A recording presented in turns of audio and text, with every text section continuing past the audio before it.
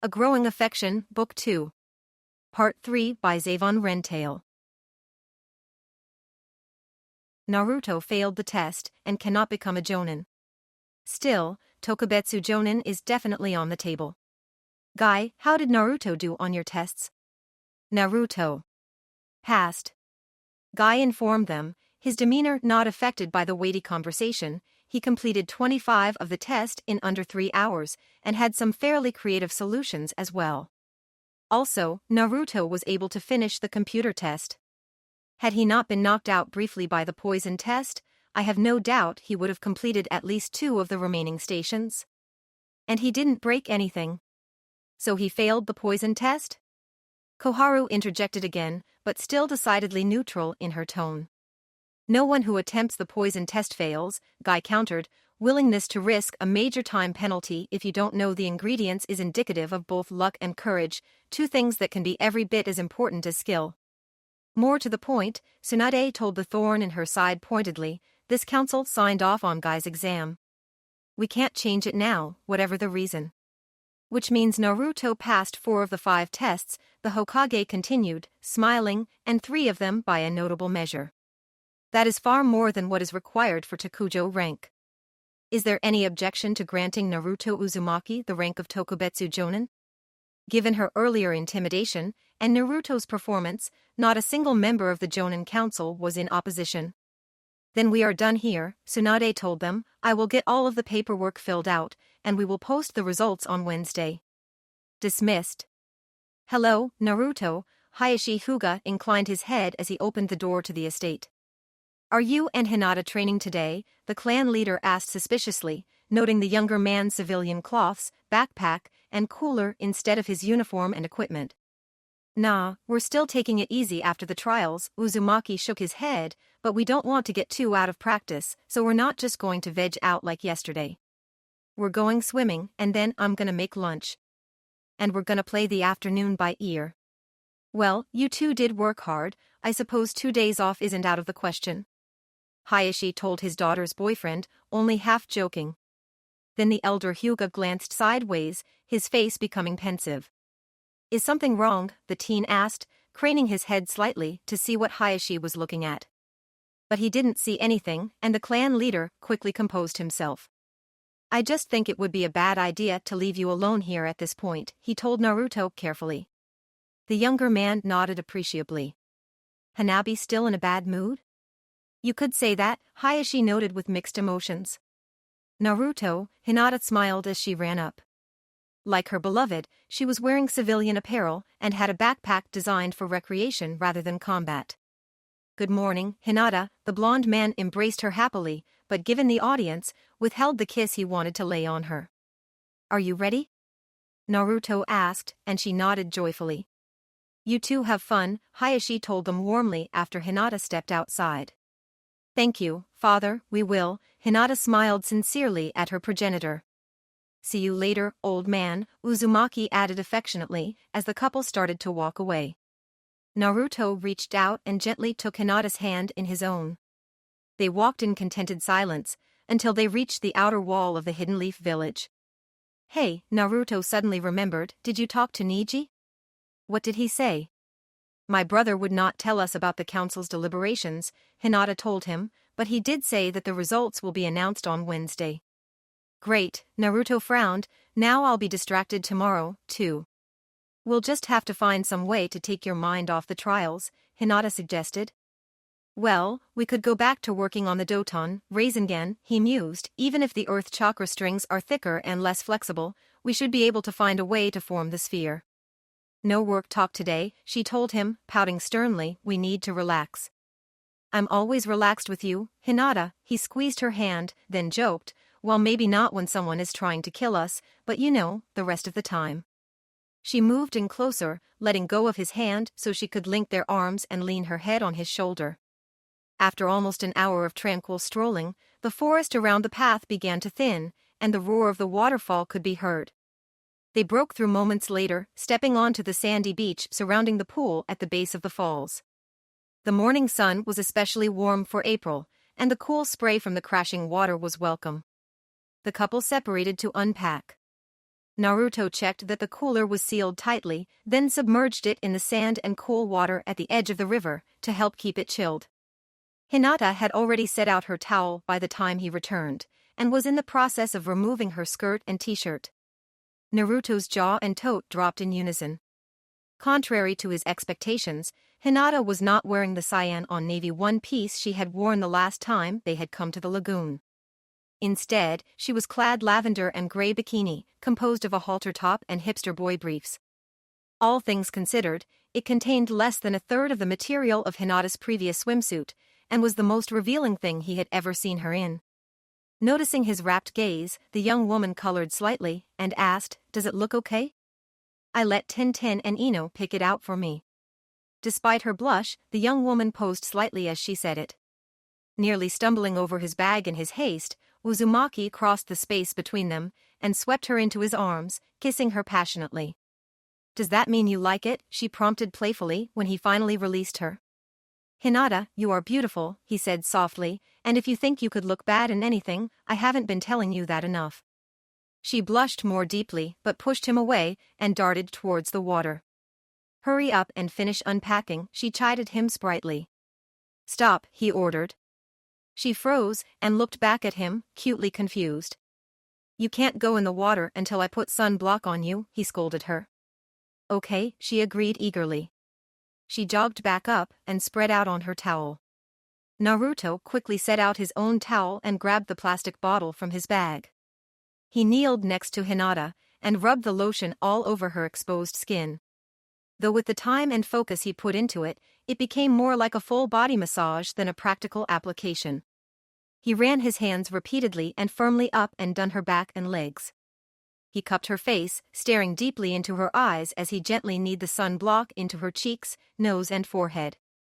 "All done," he finally announced, and Hinata let out a disappointed groan. Then she had another thought and stared at him with an expectant expression. "That means it's your turn," she informed him. "Take off your shirt." Naruto compiled, stripping off his t-shirt and laying down. She spread the oil all over his arms, face, and legs. Then she had him sit up, and pressed her bosom deliberately against his back, as she wrapped her arms around his body to apply the sunscreen to his chest. Naruto's cheeks turned red, and he couldn't suppress a lecherous grin. Only once she could no longer keep up the pretense of UV protection did she move to his back, quickly applying the lotion to his shoulder blades and moving down his spine. Having completed coating him in the sunblock, she slid to her feet and ran back towards the water. "Hinata, wait up," he scrambled upwards, but she just laughed. "No, you have to catch me," she giggled, diving forward into the pool. "So that's how you want to play it," he growled in mock anger, pounding into the river after her. Once fully submerged, he darted towards her with a hungry look. She saw him approaching and swam away. Naruto torpedoed after her, throwing out tiny puffs of wind chakra to increase his speed. In relatively short order, he caught her foot and pulled her into an underwater embrace. He kissed her intently as he pushed the both of them back towards the surface. As they broke into the air, he ended the kiss. The couple floated arm in arm for a few seconds, gasping.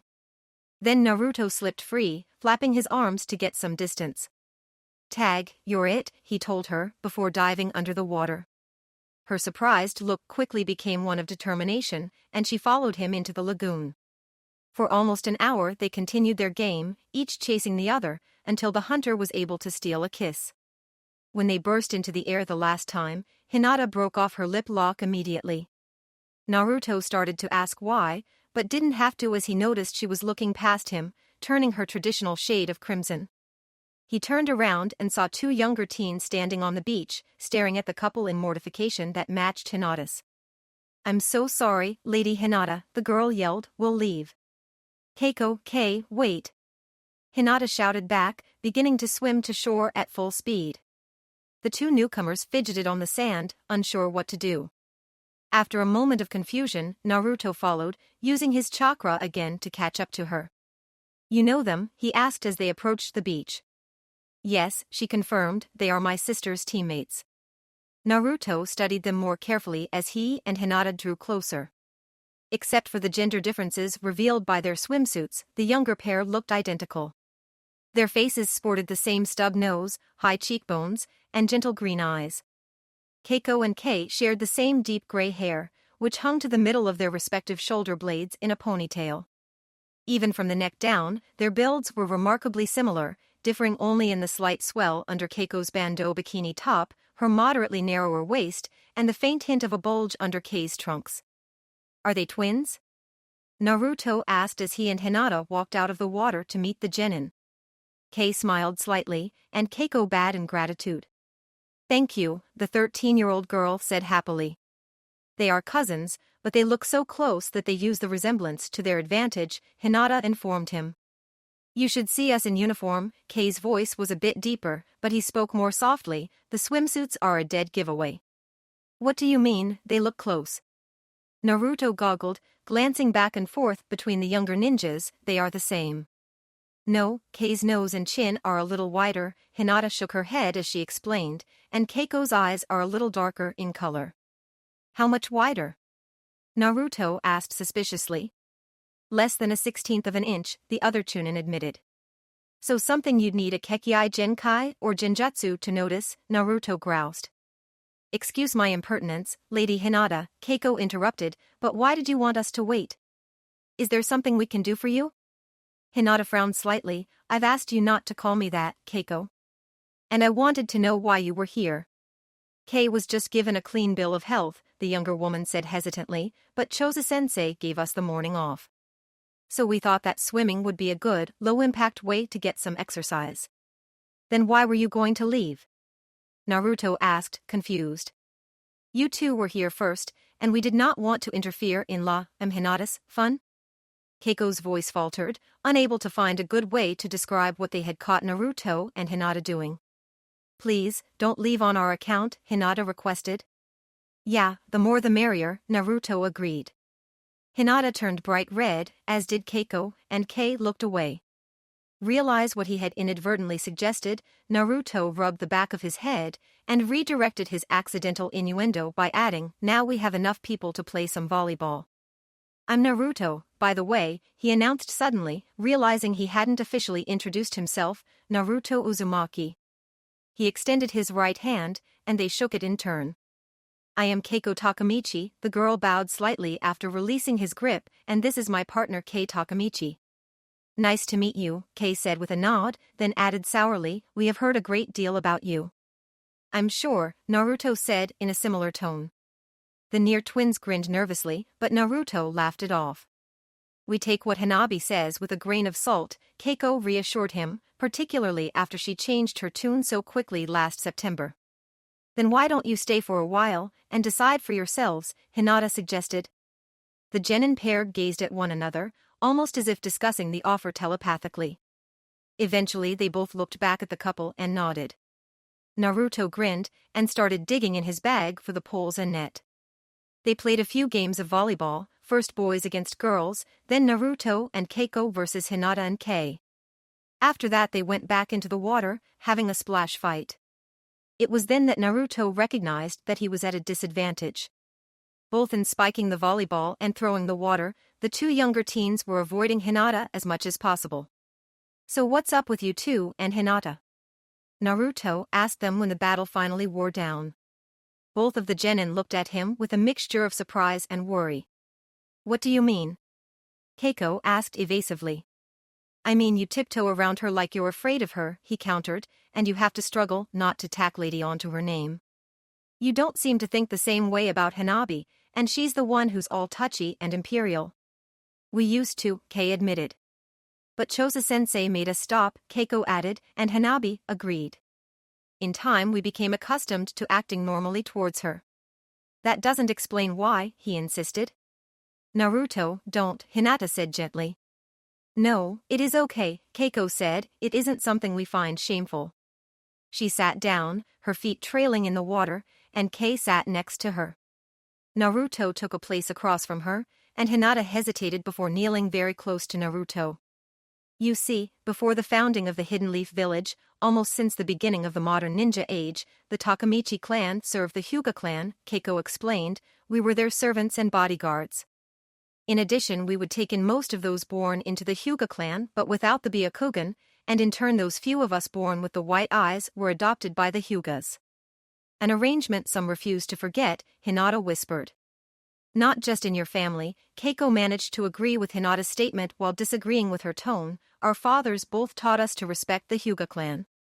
So were the Takamichis branded with the caged bird seal? Naruto asked angrily. No, it was our honor to serve. Kei was upset by the mention of the mark, but seemingly not by the suggestion it had been used on his forebears. Then what changed? The blonde man queried. Hoshi Hyuga, Keiko said evenly, she disapproved of our clan's relationship, just as you do. During the founding of the Konohagakure, she freed our clan, and asked us to join the village as equals. Some members of our clan were pleased, and the rest went along so they could stay close to the Hyugas. Over the last few generations, most members of the Takamichi clan have taken the separation to heart, Hinata added, but there are those who still display uncommon loyalty to my family. And there are a few in my family who are willing to exploit them. Which is why we are more comfortable around Hanabi, Kei spoke up darkly, her obvious intent to take advantage of us makes it easier to dismiss her as unworthy. Huh? Naruto grunted in confusion, what does that mean? The Hyuga clan was once a noble institution, Keiko said uncomfortably, though they would not allow children without the Byakugan into the clan, they helped our clan make sure they were cared for and protected. With a few notable exceptions. They were proud, but not so arrogant as they have become. And they did not use that repugnant seal you mentioned earlier. That is who our family served with pride, those like Hinata and her great-grandmother Hoshi before her. I'm afraid that they have a somewhat idealized view of my ancestors, Hinata chided them. Keiko glared at her, before realizing what she was doing and looking down in chagrin. But Kei considered the suggestion thoughtfully. Well, we're all here to have some fun, Naruto said quickly, mildly regretting starting the conversation despite the interesting tidbits about Hinata and her family, so I'm going back in the water. After a more traditional game of swimming tag and a few races across the pond, the sun had reached its zenith, and Naruto announced it was time for lunch. Hinata asked the younger teens to join them, but Keiko begged off, stating that they needed to get ready for their afternoon training. After saying goodbye, Naruto began to gather firewood while Hinata set up a ring of stones for the fire pit. When the temporary grill was ready, Hinata started the blaze with part of the first load of wood, while Naruto retrieved the cooler. He set up the cooking grid and grinned happily as he threw down the ribs and ears of corn. Hinata sat back to watch him, clearly amused. Naruto poked at the meat, smiling more as he observed the progress of the flame. I thought you didn't like cooking? Hinata asked, with just a hint of affectionate mocking. This isn't cooking, Hinata, he told her, this is grilling. Just a man and the flames, with almost none of the prep time and cleanup. If other kinds of cooking were like this, I'd probably eat less ramen. Well, maybe not. She beamed back at him, sliding closer. But as she reached out to touch him, her expression suddenly changed. With a look of alarm she turned away from him, sliding to her feet. Once she was upright, she continued her rotation. 8 trigrams palms enfolding dome, she exclaimed, knocking away the bird that was diving towards them. Jinmaki, she summoned her kota with a single word, as soon as her jutsu had ended. Hinata, why did you? Naruto rose in amazement, but his question was cut off when the hawk exploded just before it hit the water. Then he looked skyward, following her attention. Dozens of the false avians were circling them, and the first wave had already started to dive. Without a word, Hinata activated her Byakugan and shared it with her boyfriend. Naruto placed his back to hers, sharing his vast chakra reserve with her. Double vision, the couple announced in unison, protection of the 8 trigrams, 192 palms.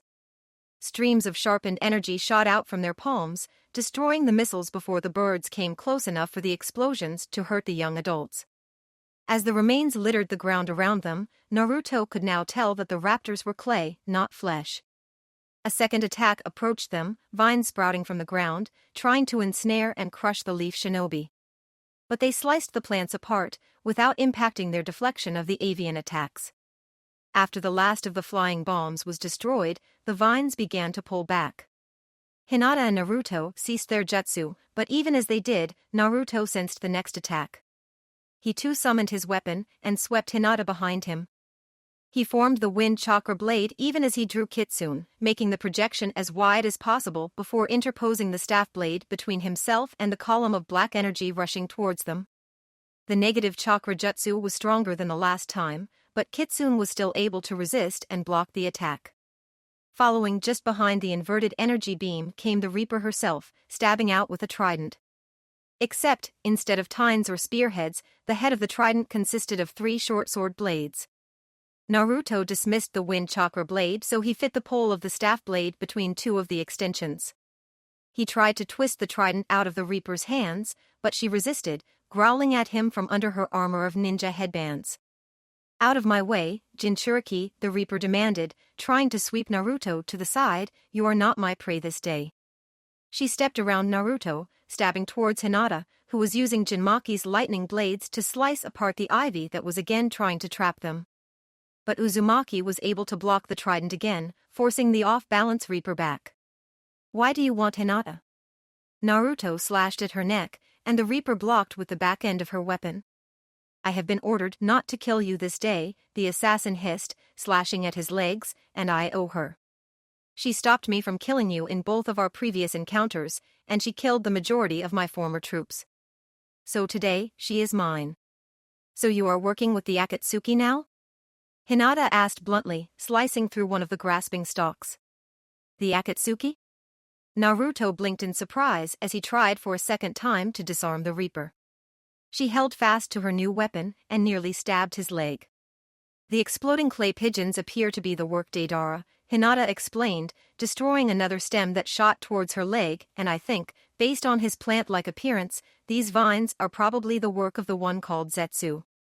"Pigeons?" Deidara shouted mockingly, landing in the middle of the pool. "You have no style." Each one of those explosives was a hawk or falcon, custom-made to have a distinct appearance and blast profile. "Why are you with the Akatsuki?" Naruto demanded, noticing the ring on his opponent's left pinky finger. "A group of evil, demon-collecting ninjas should be everything you claim to hate." "True," she answered simply, "but if their mission succeeds, they will kill 97% of the shinobi in this world, more than I ever could alone. Then I will just need to finish off the Akatsuki themselves. Besides, they have offered me training, as well as this Griffin's Claw to replace the Arc Moon Blue you destroyed." The blonde rogue slung forward his left arm, releasing 3 earthen shurikens towards Hinata. The leaf kunoichi signed in response, while still slicing at Zetsu's tendrils, exclaiming, "Raiten," spark darts. 5 barbs of lighting shot from her right hand, 3 intercepted Deidara's weapons, detonating them, while the remaining 2 raced towards the villain. But the ring-bearer dropped an unformed lump of clay into the water, and the large wave created by the explosion engulfed Hinata's jutsu, channeling its energy away. Naruto was annoyed to find that, despite his previous win and subsequent training, the Reaper was matching him. Her skills were sharper, and she was stronger and faster as well. She tripped him with the reverse end of her polearm, and before running through a set of hand signs and stating, "Doton, Meyer." The ground became soft under Naruto as he expected, but this time the mud covered a larger area and seemed to be actively pulling him in.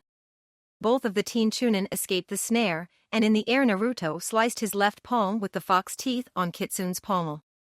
He continued to let the minor wound bleed as he landed. Blood clone jutsu. Uzumaki created 3 clones.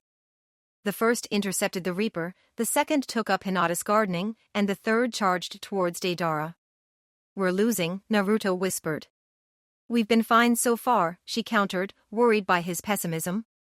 "No, they are toying with us. You've seen Gaara's reports," he explained, "about what Didi over there can do. And the Reaper is stronger now, too. She was matching me move for move, and I get the impression she isn't wasting chakra like she was last time. And Zetsu hasn't even shown himself yet." "What do we do then?" she asked. "I was hoping you had a better idea," he whispered, "but I was thinking we should have my clones distract the other 2, and then you and I double-team the Reaper. Once she's out of the way, we can probably handle Aloe Vera and Bomb Boy one-on-one." "It's a workable plan," White Zetsu agreed dubiously, as the plant man sprouted in between the couple. Naruto glanced back, and noticed the plants had wrapped up the blood clone fighting them, while the other two facsimiles were still managing to hold off Deidara and the Reaper. Both teens tried to jump away, but Zetsu followed after Naruto, while more vines erupted in front of Hinata. The dichotomous renegade stabbed out with his right hand, his fingers lengthening into thorns aimed for Naruto's exposed left bicep. The leaf ninja tried to knock them aside with kitsune, but the altered phalanges wrapped around the staff blade, holding it in place. Naruto started to create the wind blade, but before he could, Zetsu's left fingers stabbed lightly into his gullet. The Akatsuki scout shoved Naruto away just before they reached the ground. As Uzumaki tried to land, he stumbled, suddenly weak and off balance. "Naruto. What did you do to me?" the young man mumbled, trying to stay upright. "I poisoned you with the neurotoxin of a particularly rare breed of azalea," Black Zetsu said, "though it may kill the young, elderly, or infirm, most just end up in a coma for 10 days or so. But with you, we'll be lucky to get 2 days out of it," White Zetsu conceded. "It will still be enough," Black Zetsu made their body shrug. The Kyuubi's host fell to his knees, still trying to keep Kitsune up. "Naruto!" Hinata shouted again, diving forward, blades first. She managed to cut through the stalks and stems blocking her, but the opening was too small, and the edges of the cut plants tore at her skin and bikini, leaving her scraped up and close to losing her already minimal clothing. This also slowed her enough for Zetsu to kick her away, back into the next layer of vines. The roots wrapped her limbs even as Naruto fell, the weapon slipping from his grip. Hinata sent out small gentle fist chakra spikes from chakra points all over her body. However, the tiny cuts were not enough to set her free, and the greenery grew back as fast as she could damage it. She rotated her wrist and elbow, managing to slice away the stalks holding his right arm with Jinmaki. "Good," Zetsu walked over to Naruto, as the tendrils lifted him and began to cocoon him. Hinata cut her other arm free, and tried to surge forward. But her legs remained locked and she nearly fell. "I should bring that, too," the flytrap rogue's extensions swept up Kitsune, sliding it into its scabbard as the vines pinned Naruto's limp arms to his sides. "I'll be taking him now," Zetsu informed his teammates, "follow when you are done here." Mayfly Jutsu. Zetsu and Naruto vanished into the ground. Deidara nodded, launching another clay kunai at the clone fighting him. "No, Naruto," Hinata's silver eyes darted over the ground instinctively, trying to track them. The plants holding Hinata and the blood clone began to wither and collapse without Zetsu's chakra. The other two blood clones looked to their freed brother, who nodded. He used the body flicker to appear next to Hinata, and then began to teleport them both away. "What are you doing?" Hinata demanded of the duplicate once he stopped using the shunshin. After almost 60 jumps, they were more than a mile into the woods, closer to the Konohagakure. The double looked at her sadly. "There is nothing more you can do back there," he told her. "They have the real Naruto. That plant guy's technique is too fast for you to follow, even if you could potentially track him with your Byakugan. Besides, with Naruto gone, those two could use attacks that might have been too powerful and killed him too." Hinata nodded in spite of herself, trying not to tear up. "Now what?" she asked weakly. "We'll hold them off for as long as we can. But I don't know how long we'll last with our real body unconscious and getting further away," he told her. "You have to get back to the village. You have to get reinforcements." "Crap. I used up too much chakra." The clone ceased to be, and Naruto's blood fell to the ground. Hinata wanted to cry, but she forced herself up. They'll be coming soon. Hinata knew that the Reaper would not want to let her escape. She activated the hand seals, and 2 shadow clones split off, leaving trails into the forest. Then she bit her finger and spread out her blood across her digits. "Summoning jutsu," she announced, slamming her palm into the earth. In matched billows of smoke, Soul and Loon appeared. "Mistress Hinata, what?" Soul started to ask, noticing Hinata's attire and condition. But the human shinobi cut off the squirrel. "The Akatsuki have captured Naruto," the young woman explained quickly, "and they will be chasing me shortly. This information has to get back to the village, no matter what. You two split up. Take different routes and go to the village as fast as you can." "Yes, ma'am," Loon acknowledged, and rodents scampered off in different directions. With no more ideas, Hinata charged straight towards the village. The last blood clone looked down sluggishly at the charred remains of his left leg, even as the Reaper rammed her trident into his chest. The copy disintegrated into Naruto's life essence, and the ninja hunter turned towards the Hidden Leaf village. She took a step forward, but before she could leave, Deidara stopped her.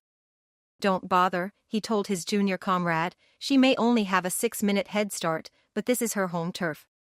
Besides, we already did our job. So if you don't want to be fighting the entire Hidden Leaf village, we need to get moving." The Reaper nodded stiffly, obviously unhappy, but followed him anyway. Was that? Rock Lee was roused from the monotony of guard duty as a familiar blur ran past him without pause. Tenten nodded, recognizing the purple and gray parts of the blur. Hinata continued at full speed straight towards headquarters. She was pouring chakra into her legs, and every few dozen steps she used the body flicker to cover an extra 100 feet instantly. Her lower limbs were sore, her bare feet bloody, and she was running out of chakra, but she didn't care. Especially now that her target was visible. "Hinata?" Sakura noticed her teammate racing up the stairs outside Ninja Ops, and surreptitiously followed. Hinata charged past Shizune, practically blowing the Hokage's office door off its hinges. "Hinata, what is the meaning of?" Tsunade roared, jumping to her feet. Shizune cringed as she stepped into the room after the other kunoichi. "The Akatsuki have Naruto," the younger woman cut her off fiercely. "Naruto?" Sakura whispered, standing outside the door. "What?" Tsunade grunted, looking like she had been punched in the stomach. Then she forced her surprise and fear away, and demanded, "Explain." "We went to the waterfall lagoon this morning," Hinata started. She took a deep breath, trying to control her emotions.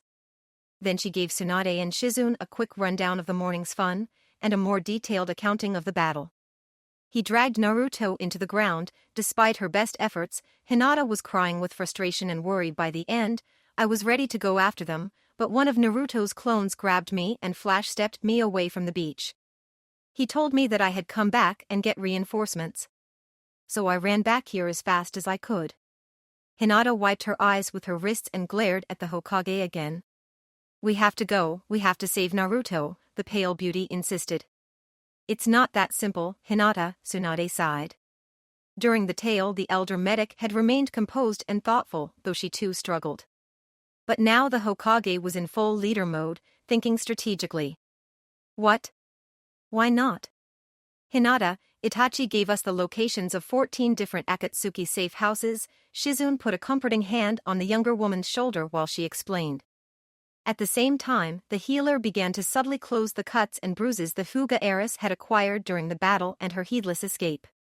"They could have been heading to any one of them," Tsunade nodded, "or none of them. On top of that, only one is in the Land of Fire. We can't just send a whole platoon into another country, it would be considered an act of war. Well, we might be able to get away with it in the Land of Air if we send Temari. The extraction takes at least 3 days, the Hokage said reassuringly, and if Itachi's report is correct, even longer if they don't have at least 9 rings. So our best bet right now is not to rush in too fast." Hinata looked down so they couldn't see her eyes. She nodded once and turned to leave. "Excuse me, Lady Tsunade," the Chunin said hoarsely, "I need to go clean up and get into my uniform." "Go ahead," the Sannin agreed. "We will let you know if we have any more questions, or if we find out anything." Hinata hurried out, not noticing that her aches were mostly gone. "I'm sorry, Lady Tsunade, I can't wait," the teenage Chunin whispered fiercely as she ran down the stairs. "What now?" Shizune asked after watching the girl leave. The Hokage did not answer in words. Instead, she took an ornate key from inside her shirt and opened the bottom left drawer of her desk. The inside of the drawer was filled with an unusual crystal, and the leader of the Leaf Ninjas invoked an elaborate ninjutsu. The protective material melted away, leaving behind only a small, black candle. Shizune closed the door and the window shades as Tsunade set the talisman on the desk. She wrapped her fingers around the chakra-laced tallow and stared intently at the wick. "I am Tsunade Senju," she flinched, hating using her surname, the 5th Hokage of the Konoha Corps. "I request an emergency meeting of the Conclave of Shadows."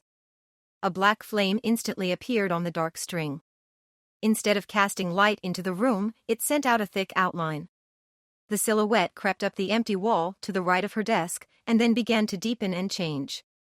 A black and gray door formed on the blank space. Once the portal was fully revealed, Tsunade stood, releasing the candle. She walked intently over to the previously hidden exit and turned the handle. As soon as she was safely in her room with the door locked, Hinata stripped off the remains of her bikini and threw it unceremoniously in the trash. She opened the top drawer of her nightstand and withdrew 2 food pills, quickly swallowing them. Though it was generally considered a bad idea to take more than 1 food pill at a time, unless you were of the Akimichi clan, Hinata ignored common sense. She was almost out of chakra, and she would need to be at full. As she began to feel her energy recover, she activated the regeneration jutsu Tsunade had taught her, trying to heal her injuries. The young woman was surprised to find that except for the deeper cuts on her feet, all of her wounds were gone. So she focused the restorative energies down into her soles and charged into her bathroom. The incensed Kunoichi took a hurried shower to clear her body of the dirt, blood, sweat, and sap from the battle and her retreat. Her chakra starting to overflow, Hinata blasted the water from her skin instead of using a towel. She quickly slid on her armored undergarments and covered her body in the reinforced silk of her shizoku. Clothed, she pulled on her stocking and shoes. Then she remembered something and opened another drawer with a look of annoyance. She extracted her backup cellular and flipped the phone open. She rapidly typed in the cancel code that would destroy her original phone, which was either still in her backpack on the beach or in the possession of the Akatsuki. She entered the second sequence to activate the spare, angrily lamenting the 30-minute activation time, during which she could only call ops. Hinata double-checked the equipment in her mission backpack and slid the new phone into its pocket. Finally, she picked up her leaf headband and started to place it around her neck. The young woman paused, staring at the blue cloth covering the back of the metal shield. She took a deep breath and placed the insignia against her forehead, tying the knot firmly into place under her braid. Hinata heard her father approaching.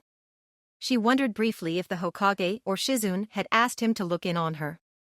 Unwilling to risk any delay, Hinata opened her window and jumped to the ground, racing away even as she touched down.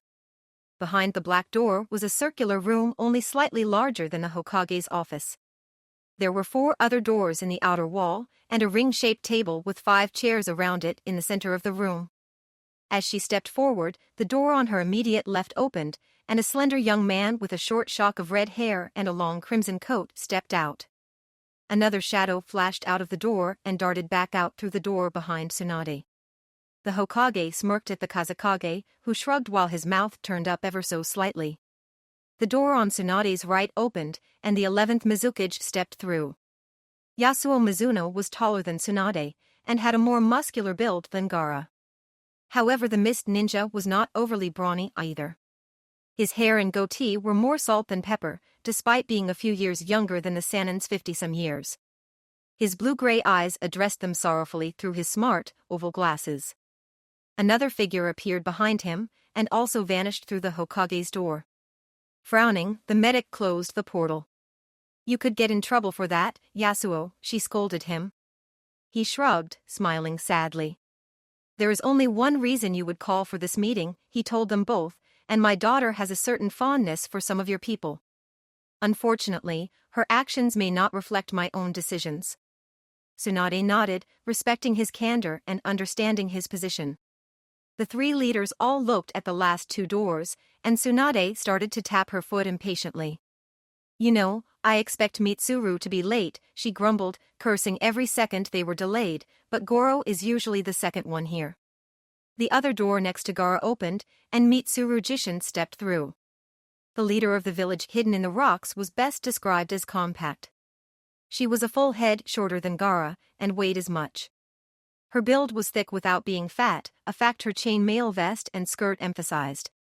The lines etched into her face marked her as being Tsunade's true age or older, but her brown hair trailed loose to the middle of her back, without a hint of gray or white. "I apologize for my tardiness," that Sachikage told her counterparts, as was her custom. Her voice was deep and had an odd echoing quality, as if she were always speaking from a cave. Then she recognized that she was not the final Kage to appear. It appears I am not the last to arrive, for once, the land of Earth Jonin added. I cannot do this alone, Hinata told herself. Itachi did not know about the Reaper, which means there should be 7 rings, if no others have been killed, plus who knows how many lesser members. And possibly Madara Uchiha as well. I'll need help. As she thought that, she remembered something else. She paused, canceling her shadow clones, before summoning Soul and Loon again. The 2 squirrels appeared before her, looking slightly confused. Mistress, I was. Soul cocked her head, noticing the human's change in appearance. I have already spoken to the Hokage, Hinata interrupted. Thank you for your help. Dismiss. The ninja rodents looked dismayed as Hinata returned them to their homes. The Kunoichi regretted being short with them, and promised herself she would apologize later. Allies, she forced her mind back on track, the more the better. She expected she could count on their friends. She was tempted to ask Kakashi and Irika, but she was afraid they would try to dissuade her.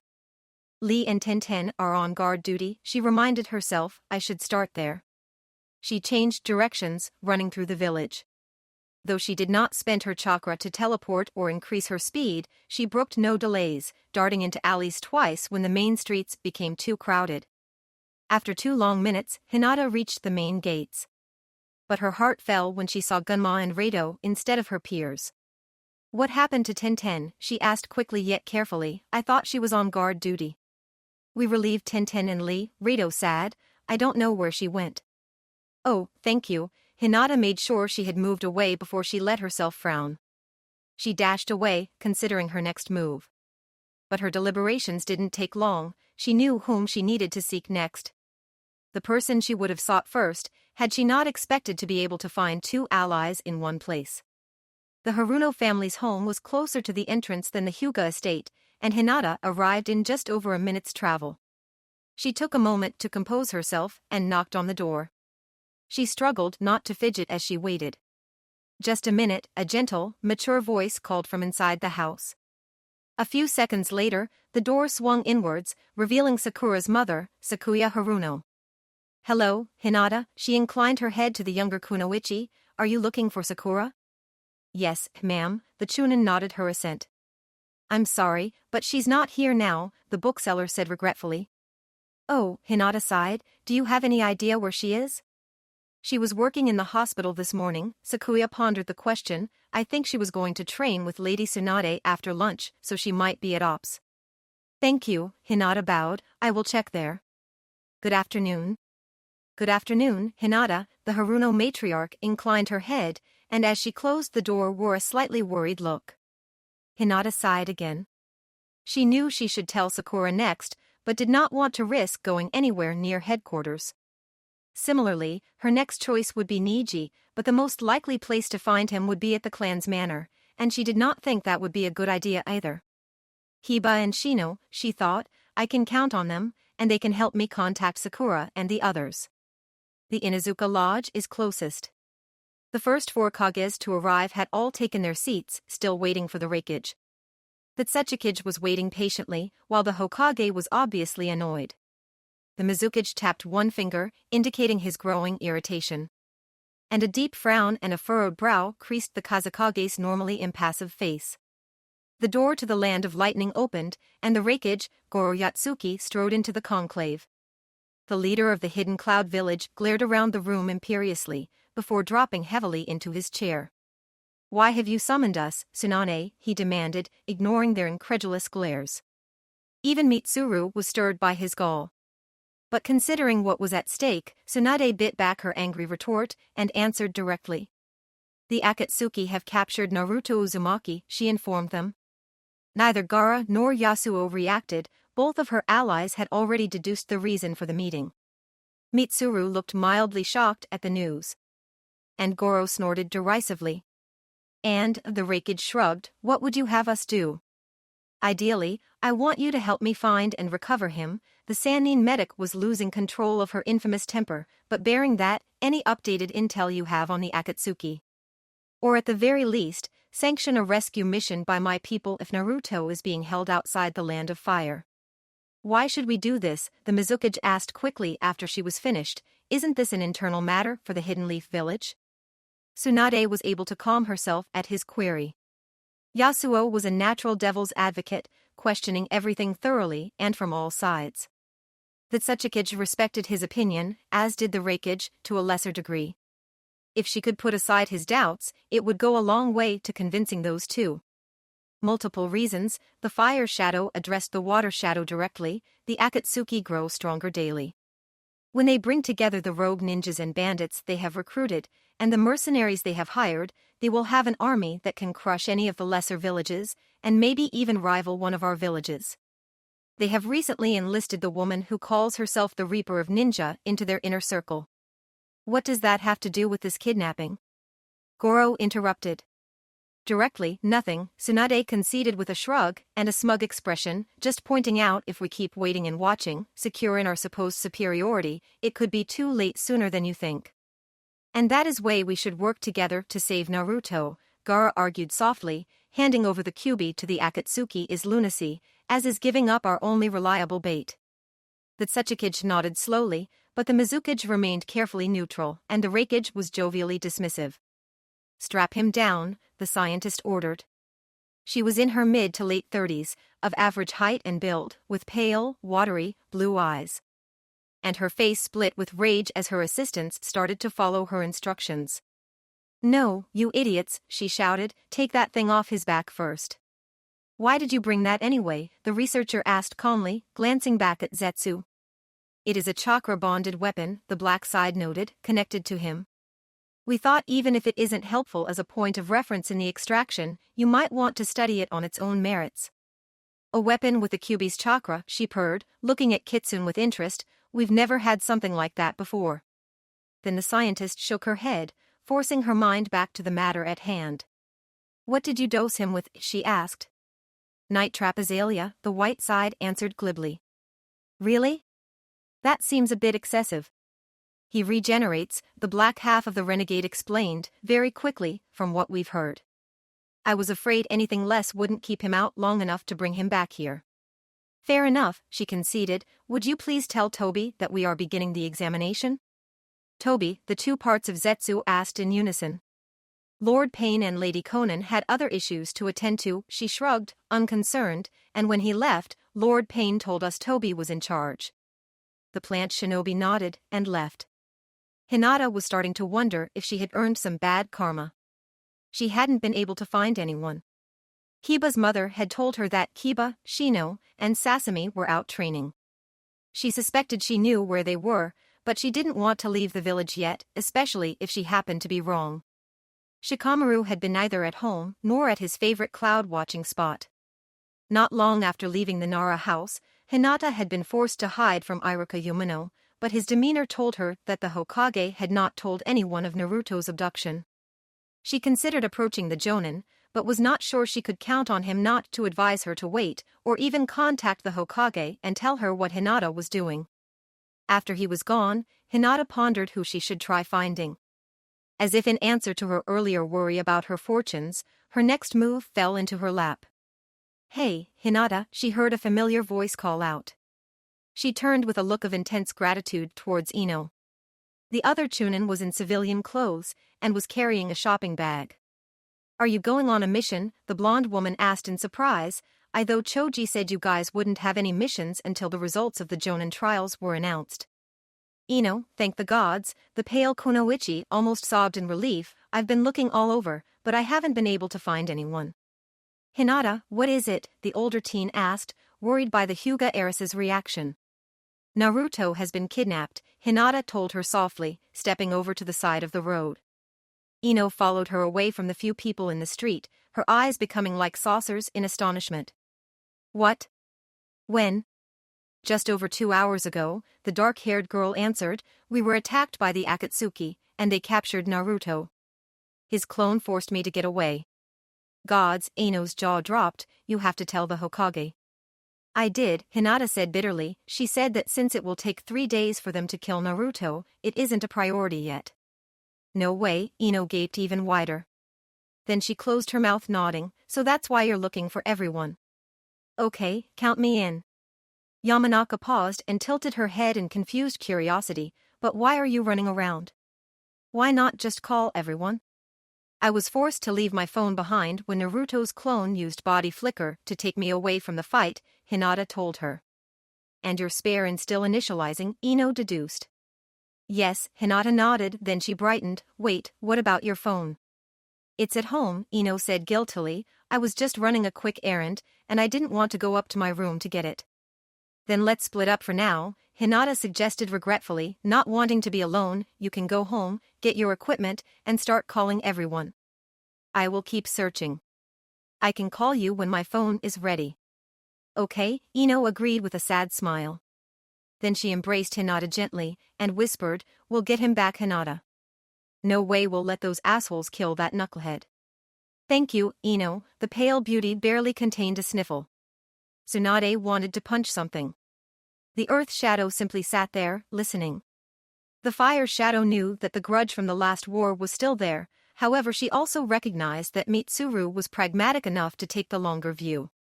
But she was not called the Avalanche for nothing.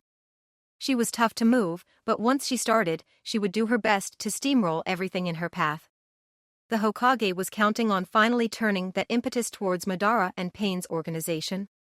The lightning shadow was a greater annoyance. He still held the Leaf Village responsible for the death of his cousin at the hands of Hayashi Hyuga 13 years prior. And aside from that, he did not appear to consider the Akatsuki as worthy of his notice. As a result, he was flippant during the entire meeting, tossing aside every bit of logic. But the Water Shadow was the one who was really making her mad. She knew he liked to make sure every issue was fully explored, taking the opposing side if he found a flaw in the original argument, whatever his personal opinion was.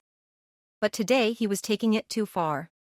She had counted on the fact that he would support her, both because of their strong alliance, and because her knowledge that he had not told the conclave the identity of the Seven Fins Jinchuriki. They argued back and forth about the merits of having Naruto's strength against the Akatsuki versus the Leaf Village having his power should the great villages go to war again. They debated the possibility that the Six Tails Chameleon, or the Seven Fins Shark, or both, had been captured. They discussed the potential to use Naruto to lure out Pain and Madara if he was rescued, as the Wind Shadow had previously suggested.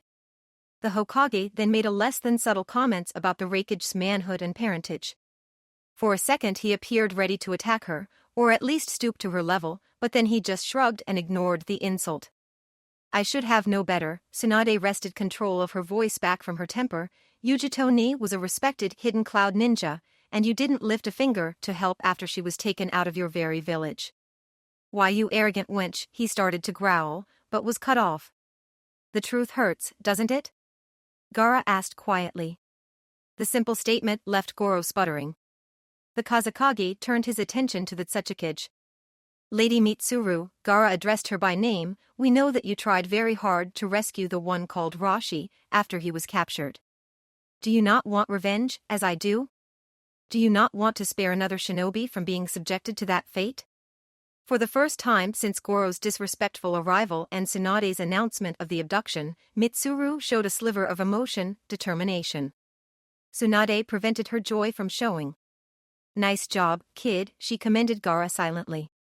Toby, the scientist, inclined her head slightly as the ring-bearer entered the lab. Though the head researcher's reaction was casual, her assistant scrambled to put the finishing touches on the chakra seal they were inscribing on the floor and walls. My, the masked renegade bent low over the leaf ninja. What a big fish they caught. Are you ready to gut him? The preparations for the 5-element seal drill are nearly complete, she said hesitantly, but there is a problem. She placed her hand on Naruto's stomach and probed with her chakra. The black 8 trigrams divination seal appeared, as did the purple zodiac seal over the top of it. There's another seal, Toby noted blandly. What does that mean? It will take much longer to drill through safely, the chakra expert answered. How long? Toby asked, seemingly worried. You told Lord Pain it would take 4 days to breach the 8 trigram seal. Does this mean it will take 8 days? He won't be happy with that. Actually, 10 to do safely, she shook her head. The zodiac seal is stronger and the interaction makes the process more tenuous. Can't you do it any faster? Toby whined, pleadingly. As I told Lord Pain, the 5 elements drill can go quite fast. But the faster I go, the more chance of the host dying or the demon escaping. I could probably break through both seals together in only 5 days, but there is more than a 60% chance Uzumaki would die, and roughly a 70% chance the Nine-Tails Fox would escape and kill us all. And what if you just broke the zodiac seal? He asked, already expecting the answer. That would only take about 4 hours, she conceded, but given how the two seals interact, there would be almost a 90% chance that the demon would escape. And then kill us all. Toby nodded sagely, noting, I'd like to avoid the killing us all part. Then I guess I'll have to unravel the seal, he continued, his voice oddly serious. You know how to do that, the scientist was amazed. Maybe? Toby reverted to his more normal tone, sounding humorously unsure. Then he spoke hard again, instructing, everyone leave. Why? She asked. Oh, in case something goes wrong, he shrugged, besides, I need my secrets. Something in his voice at the last made the normally taciturn researcher shudder. She nodded to her aides, who quickly left.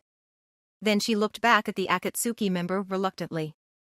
Are you sure about this? She asked, her eyes narrowing. We could contact Lord Payne. Nope, Toby countered glibly, Deidara just reported in. Hinata Fuga escaped. The Konoha already knows we have the kid, so we probably don't have a lot of time. This should only take me 10 hours, and it is safer than breaking the seal. She nodded again, and left the lab. Madara locked the door behind her, and removed both his literal and figurative masks. His red eyes stared down at Naruto's stomach, the indicators of the Mangekyo Sharingan circling rapidly from his excitement. It has been a long time, my rebellious servant, he purred. We are fighting dreamers. Takami wa Meizashir. Hinata skidded to a halt, fumbling for her phone as it started ringing. Nah. Naruto, she stammered into the receiver, frightened yet cautiously hopeful. No, Hinata, it's Sakura. The familiar voice on the other end was confused. Oh, Hinata mumbled, I guess I need to update the ringtones on my backup. Where are you? Sakura nearly shouted at her teammate, everyone is waiting for you. We're at the number 3 target range. I thought we should meet up outside the village. Get over here as fast as you can. Everyone is waiting for me, she thought as Sakura disconnected. She quickly pocketed the cellular and sped through the village towards the main gate. For the second time that day, she did not slow as she passed the guards. Call ops, Rado instructed Ganma, something's going on.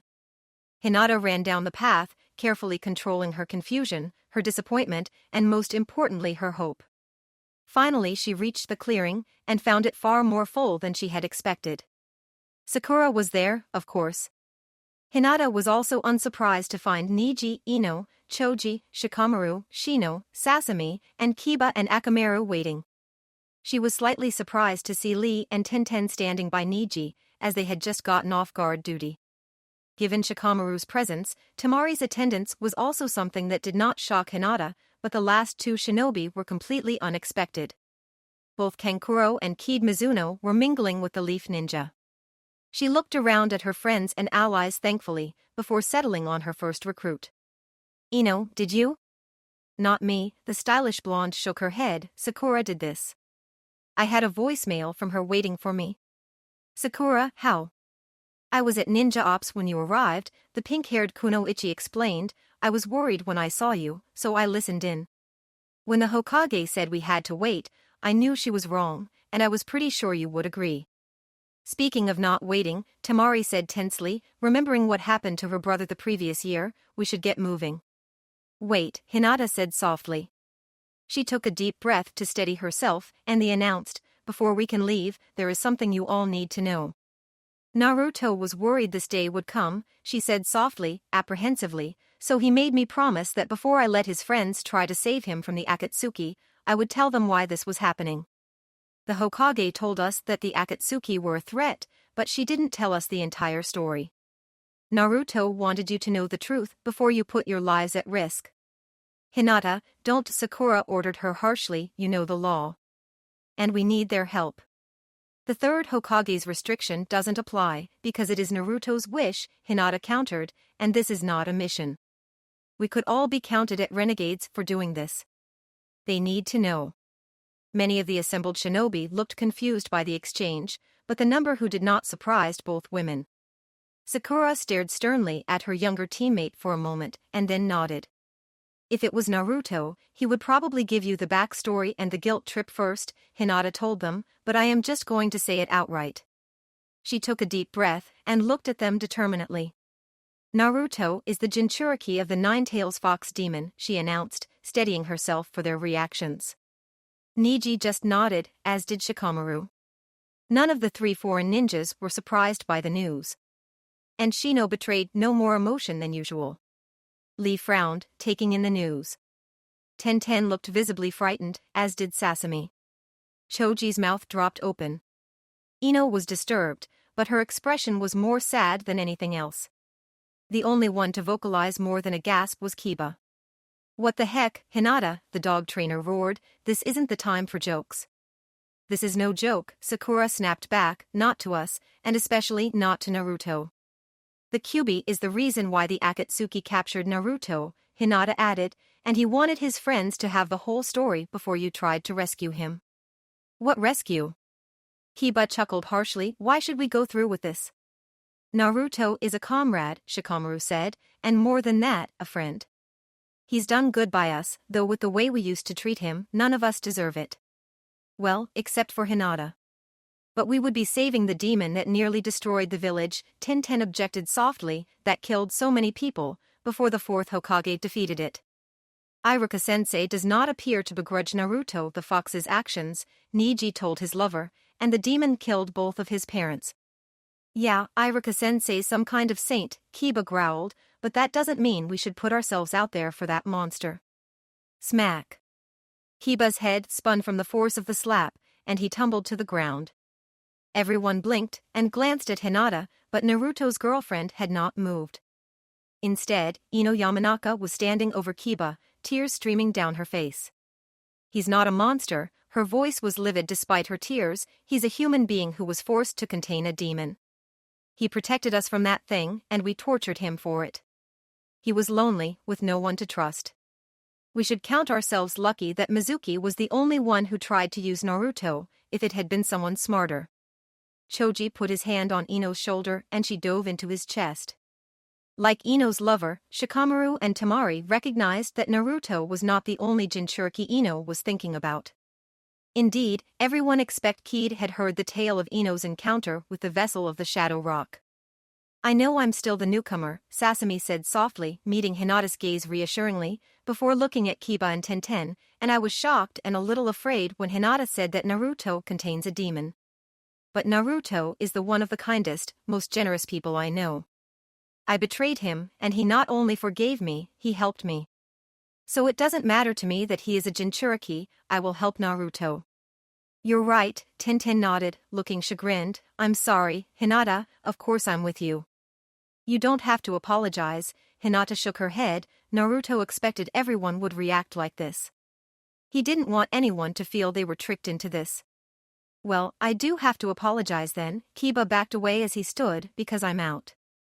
Even if I accepted that Naruto and the fox are separate, that demon killed my uncle and his wife, and my aunt. So I think it deserves whatever the Akatsuki do to it. Idiot, Neji snorted. What was that? Kiba snarled at Jonin. The Akatsuki intend to use the Kyuubi as some sort of weapon, Neji answered condescendingly. How many more will die if we let those rogues take the beast? Naruto, Temari said, Naruto will die if the Akatsuki remove the demon. Akamaru, Shino interjected, do you want to come with us? The large hound looked at his partner, and then back to Shino, barking loudly once. What? Kiba looked at the dog in confusion, why? When Akamaru was infected with the bioweapon, the insect user reminded his teammate he attacked Naruto, and despite that, Naruto defied the Hokage and risked his life to help save Akamaru. I'm sure Akamaru hasn't forgotten that either. So, even though Naruto wanted us to have a choice in the matter, Kiba grumbled, if I don't choose to help, I'm a big, insensitive, ungrateful, bigoted jerk? Don't forget you'll be helping the enemies of your village, Kankuro reminded him sarcastically. If you decide not to help Naruto, I'm sure it will make Hanabi happy, Hinata suggested innocently. A shudder went down Kiba's spine. Okay, fine, I'm in, he told them guiltily, but when I see that guy, I'm gonna slug him in the gut for not telling us sooner. 12 zodiac animals, Madara examined Hinata's seal, forming a dodecahedral web. But where did it start and where does it end? He probed each of the anchors in turn, studying how they connected and how they reacted. The Uchiha founder was forced to admit a grudging respect for whoever had crafted the secondary cage. It was perfectly balanced. Unable to find the loose thread from the outside, Madara moved to hover over Naruto's face. He pried open one of the younger man's eyes and stared deeply into it with his own red orb. Tsukiyomi, he incanted, pouring his thoughts into the Leaf Chunan's mind. Madara was amused to find himself in the middle of a vast field of flowers. He could feel the divide, with the teenage human on one side and the fox demon on the other. Uzumaki responded sluggishly to the new arrival, looking at him in confusion. "Who are you?" the blonde asked lazily. This caught the Kyuubi's attention. She lifted her head, and her crimson eyes flared. "Uchiha," she screeched, "how did you get here, you bastard? Is that any way to speak to your master?" Madara taunted. The demon roared in response and charged him. But the Sharingan user was on Naruto's side of the seal, and the net of flowers stopped the bijou. She howled again and sent her chakra crashing through the floral barrier, trying to force him out of Naruto's soul. But the raw energy had no effect. If anything, Madara appeared to drink it in and become more solid. Uzumaki blinked at them, too deeply drugged to recognize what was happening. "Why are you here, Madara?" The fox stepped back from the boundary, still livid but now more in control. "To set you free," he answered, watching closely as the web of vines retracted once again. "I need to find the key to unraveling the zodiac seal. Then my followers will be able to take you out of Naruto." "Bullshit," the demon scoffed, "you don't want to free me. You're going to take me from the kit and seal me in that statue so you can use my power. Of course. You belong to me. This little vacation has made you mouthy again, but soon I will remind you of your place." He sneered viciously as he turned and started to walk towards the edge of the field. "Look forward to it," he offered as parting shot, as he faded back to the real world. Madara lifted his head and turned back to Naruto's belly. The fox's display had inadvertently given him the information he needed. "Start with the dragon," he noted as he began to craft the hand signs that would remove the anchor and pass its links to him to continue the removal of the seal. "How do we find Naruto?" Lee asked. The assembled rescue team paused and looked to Hinata. Well, she froze slightly at being the center of attention, but remembering Naruto being pulled into the ground drove out her hesitation. "We should go to the Akatsuki base in the Land of Fire," she told them. "It is closest, and if Naruto isn't there, we can probably find out where he is." Kid and Shikamaru both nodded, but Shino shook his head. "If you don't mind, I may have a faster way," the insect user noted, taking out a miniature cage. Inside was a small beetle with bright blue eyes and a long, elephantine nose. Its shell was mottled brown and gray, but Sakura, Hinata, and Kiba recognized it anyway. "It's the Baikochu," Hinata noted. "Yes, we have been breeding her these past few years, with moderate success," Shino explained, "but this species does not live much longer than 4 years. So I thought she might like one last chance to fulfill her primary purpose." "Then we should go to the lagoon and start from there," Hinata suggested. "Why are we stopping again?" Temari demanded grumpily. "We just took a half-hour break 3 hours ago.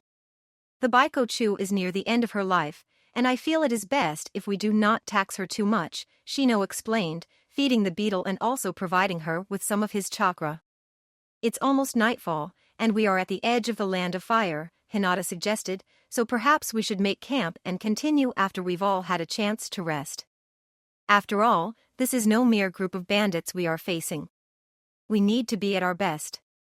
Niji and Temari both nodded. Then the 4 Jonin took charge, arranging smaller groups to find food and set up a perimeter. Somewhat conspicuously, they avoided assigning any tasks to Hinata.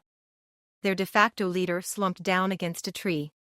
Now that she was no longer charging forward, she found it even harder to keep her emotions in check. Then a blanket was draped over her shoulders, and Tenten sat next to her. "How are you doing, Hinata?" the older Chunin asked. Hinata tried to smile, but couldn't.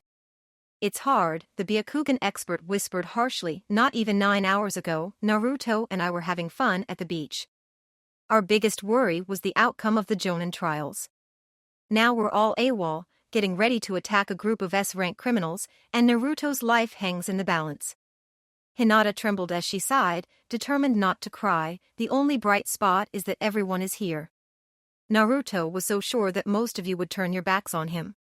It was a big shock, Tenten admitted, and I guess that explains why Naruto had it so rough. But what Ino and Sasami said is right. Naruto is our friend, and he wouldn't hesitate to do this for any of us. Get some rest, the weapons specialist advised as she stood. I'll come get you when the food is ready. Thank you, Tenten. Hinata finally managed to smile, even as her eyelids grew heavy. Are you sure about this? Choji asked Kiba suddenly. The two young men had caught a moderate-sized buck and were bringing their prize back to the makeshift camp. What about you? Kiba countered carefully. You didn't look too happy to find out Naruto is Naruto's little secret. I was surprised, the large youth conceded, but after what happened in the Sound Village, I can understand how hard a Jinchuriki can have it. And I don't have any doubts that Naruto and the Kyuubi are separate creatures, like Yori and the Rock.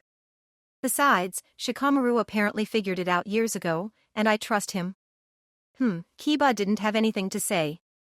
Choji, Kankuro's voice emerged from the twilight seconds before the puppeteer himself. Can you take the deer alone? I'd like to have a few words with Kiba. Sure thing, Akimichi shouldered the carcass and lumbered back towards camp. You got a problem? Kiba asked loudly, not entirely comfortable being alone with the hidden sand Jonin. Yes, I do, Gaara's older brother said directly, and Inuzuka tensed. But for Naruto's sake, I'm not going to make an issue of it now, Kankuro elaborated. I just wanted to say, if you're really not sure you want to help, turn back now. And no one will think the less of me, I suppose? Oh, no, Kankuro grinned wickedly, everyone will know just what kind of man you are. I expect even Hinata won't be able to totally overlook it. The sand ninja turned back towards the camp and started to walk away. Why are you here? Kiba suddenly asked. I mean, Naruto's not even from your village. Yeah, but we owe him, big time, Kankuro admitted.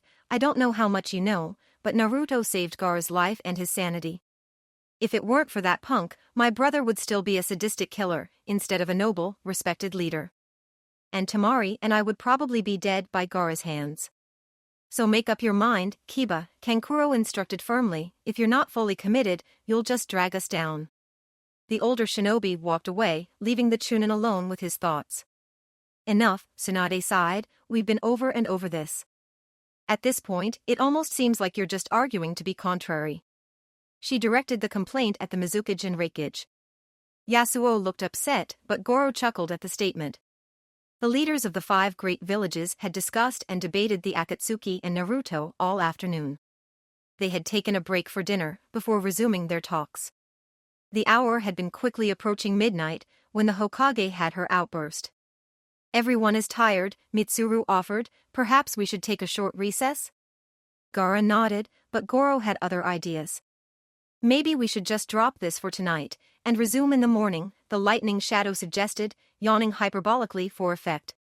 I can agree to a 15-minute break, the wind shadow shook his head, but any longer would be negligent.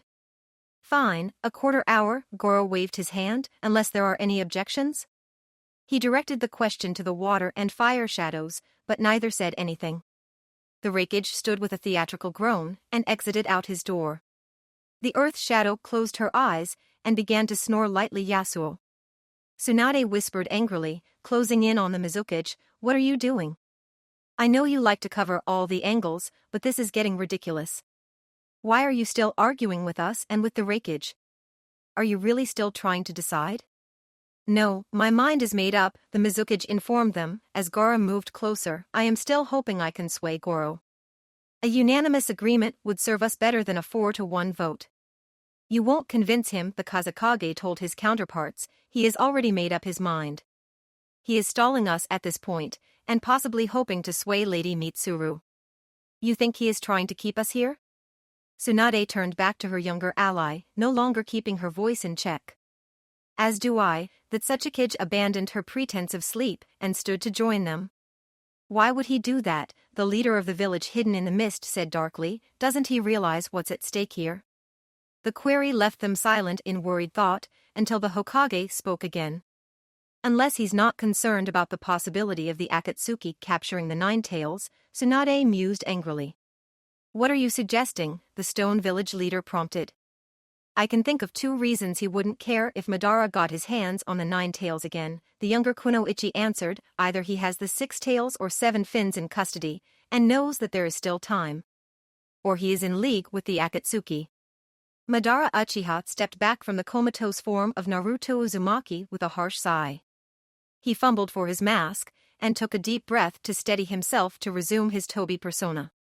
After Orochimaru's defection, he had started to second-guess allowing Pain to lead the Akatsuki, so when Sasori was destroyed and Deidara allowed Gaara to escape, the Uchiha founder inserted himself into the ringbearers' ranks under the guise of lovable Tobi.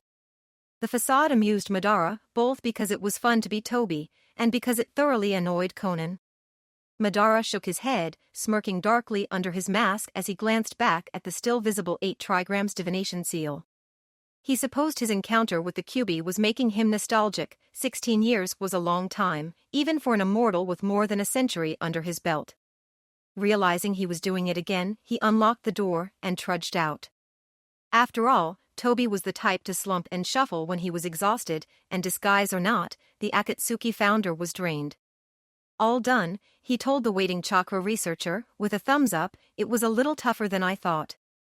Good, we'll get started on the removal, the scientist said, ushering her assistants back into the extraction room. As he turned to head back to his room for a nap, he was instead confronted by Mayuko Kakuyoku. The rogue Chunin from the land of snow bowed slightly, and delivered her report. Lord Tobi, she started, but he raised his hand to interrupt her. Mayuko, I'm tired, so can you make this quick? He yawned, and for the 17th time don't call me Lord. Or Master, or Boss, for that matter. However, I wouldn't mind if you called me Tobi Onizen or just Big Brother. Okay, Tobi, she said hesitantly, making it quick. Deidara and the Reaper returned about 2 hours ago. They are resting. Our spies in the Leaf Village report a small group of the Jinchuriki's friends have disappeared. What, that's all, he pouted. He grew slightly serious and instructed her, send out Harrier units to intercept Leaf ninjas. We need to buy as much time as we can. Yes, sir, she answered, and then darted away.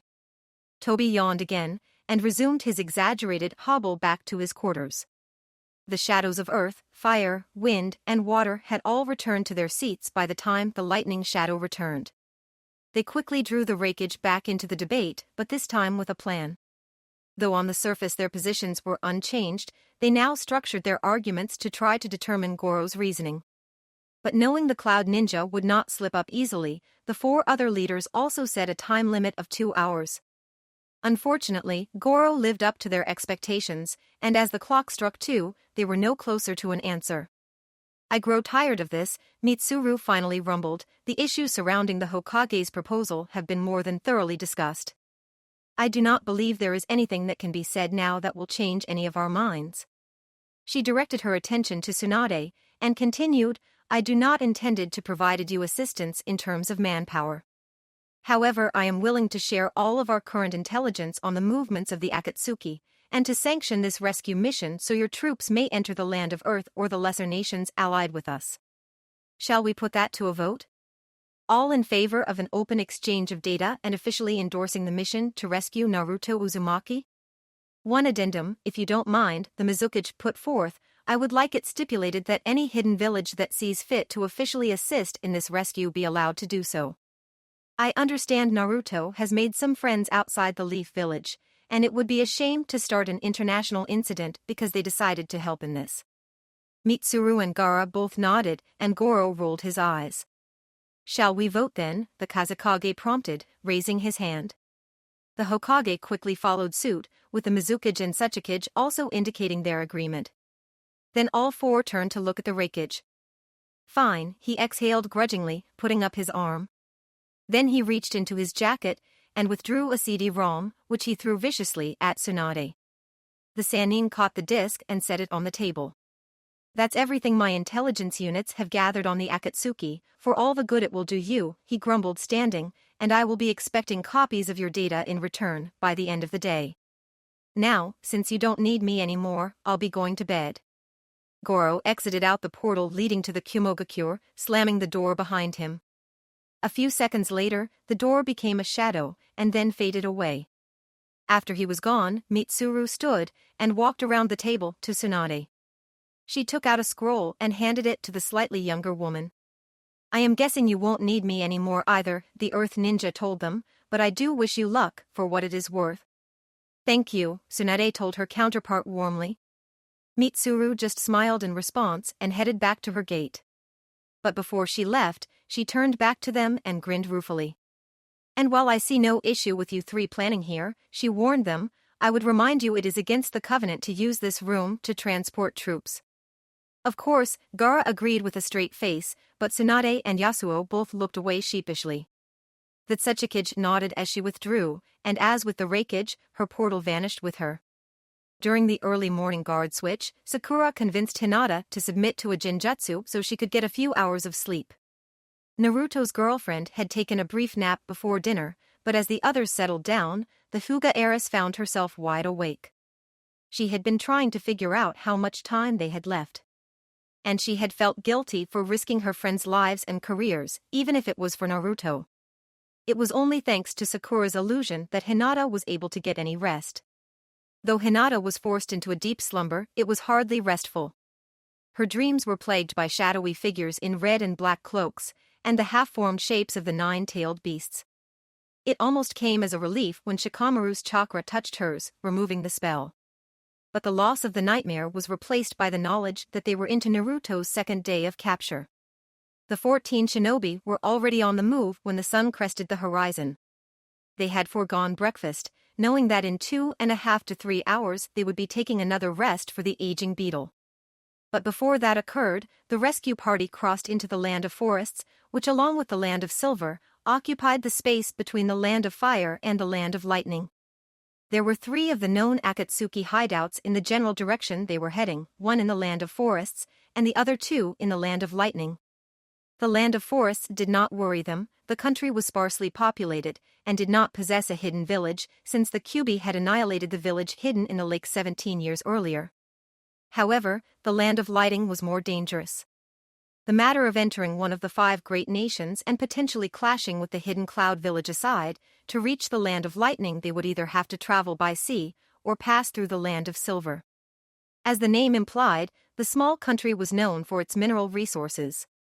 The country was guarded fiercely by the village hidden in the mines, a shinobi village known for having never lost a defensive battle. Being discovered by the mines ninjas could slow or even end their mission entirely. But crossing the sea between the lands of forest and lightning could slow them down even more. But all considerations about the difficulties reaching their goal left the minds of the ninja when a cloud of shuriken crossed their path. Following close behind were more than a dozen warriors, clad in full stealth gear. Tsunade emerged from the portal and quickly snuffed the candle. As she dropped heavily into her chair, Shizune rushed over. Lady Tsunade, her apprentice started, but the Hokage cut her off. She set 2 scrolls, a manila folder and the CD-ROM on her desk as she spoke. We have their approval, she told the younger healer, and their intel. The Mist and Sand are each sending a 5-man strike team each to assist us.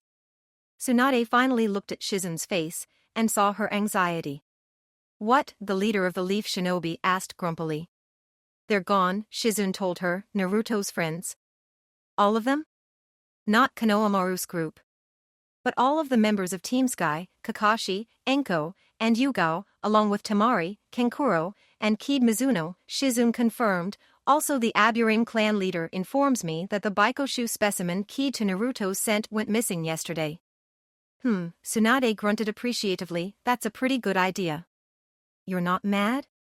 Shizune settled slightly at the Sanin's reaction. I expected Hinata or Sakura would do something like this, the Hokage answered. If I didn't want them to leave, I would have ordered the ANBU to watch them. Anyway, get their team leaders in here, and Irika for good measure. We'll send them out to intercept the kids and meet the teams from the other villages. Tsunade picked up the disc and extended it to her assistant, and then give this to the tech boys. Have them triple check it on isolated system before they start analyzing the data. I wouldn't put it past Goro to have some sort of intrusion program on there. The younger Jonin bowed and hurried out. Rock Lee wore an expression of annoyance as he disassembled his quarterstaff and replaced the individual weights back in his arm and leg bands. I was under the impression the Akatsuki were a dangerous group, he stated, but this display makes me wonder if their reputation is exaggerated. It isn't, Shikamaru shook his head. I don't know about these guys, but Haiden alone was as strong as a normal ninja squad. This was a Harrier unit, Tamari recalled the intelligence report. The Akatsuki has too many bandit and mercenary recruits for their rogue ninjas to train them completely. So instead, they give them more specialized training. A Harrier group is a 16-man squad designated to use speed and stealth to delay and distract the enemy. But they are only supposed to go up against a tradition 4-man ninja squad, so we had them outnumbered and outmatched. Shino extracted a whistle and recalled the Baikochu. The beetle had continued to track Naruto, heedless of the battle. We should have left one alive, to interrogate, Keed sighed. Next time, Kankuro suggested agreeably. We need to get moving, Sakura insisted, as their insect guide reappeared. When this group doesn't report in, they'll have our location. The other shinobi nodded, and the rescue team set out again. Lady Tsunade, can I have a word in private? Kakashi asked carefully. The Hokage had just informed the 5 Jonin of the situation and their new mission. She instructed them to go to the tech ninjas and determine if they could locate the cell phones of any of their students. As the others turned to leave, the copy ninja instead stepped closer to the Sanin's desk. Tsunade nodded and said, "The rest of you go ahead. Kakashi will meet you." "What's on your mind?" she asked after Anko closed the door. Kakashi met her gaze with an odd mixture of self-recrimination and determination. "I would like you to remove me from this mission," he said directly. "Why?" she asked, curious but also close to losing her temper.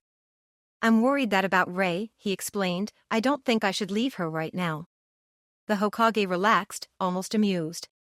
"Kakashi, I'm glad you're bonding with the girl," she told him, "but don't you think you're taking this overprotective parent thing too far?" "That's not." His denial died off, and he shrugged in acquiescence. "That's not the only reason. The Akatsuki work in pairs. If we assume that the Reaper is Zetsu's partner, then we're still one short. According to Hinata, Deidara was here, but his partner Toby was not. But what if Toby did come with them? What if he is waiting for us to get distracted and deplete our forces on the rescue mission so he can take Rei back?" Tsunade considered that. The argument was not unreasonable. It was the sort of thing the Sannin would have tried back in the day. "I want to save Naruto," Kakashi waffled, "but with those kids out there, we have already sent out a substantial force. I'm not sure I'm needed there, but I am needed here. This is the Akatsuki," she reminded him. "I doubt either of us could take on Madara single-handed, and the same probably applies for Pain. So these kids will need help they can get. The best help they can get. And time is of essence." Kakashi nodded, clearly torn. "I'll tell you what," Tsunade smirked at her own genius, "Jiraiya has been milking his injury for a bit too long. So in return for letting him stay in the hospital a bit longer, I'll have him protect Rei while you are gone.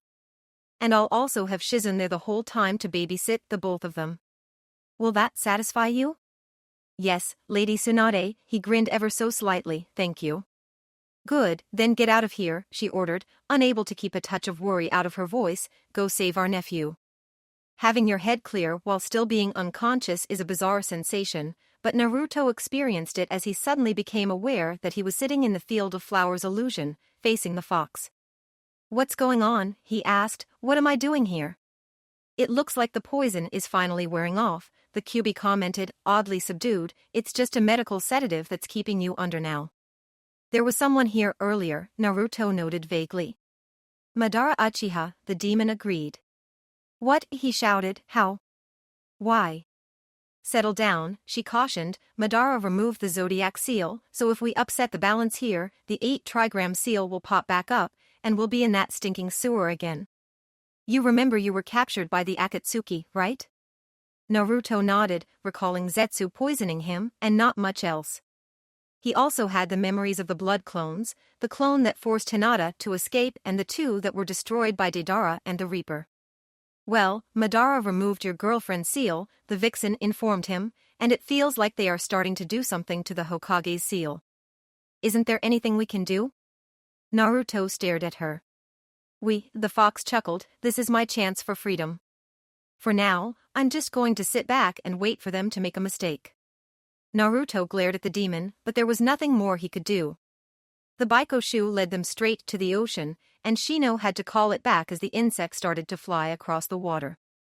Now what? Hiba asked Hinata and Sakura, trying to sound like he wasn't blaming them. We can't cross the ocean on foot, we'd run out of chakra. Shino, can you make the Baikoshu follow the shoreline? Choji asked.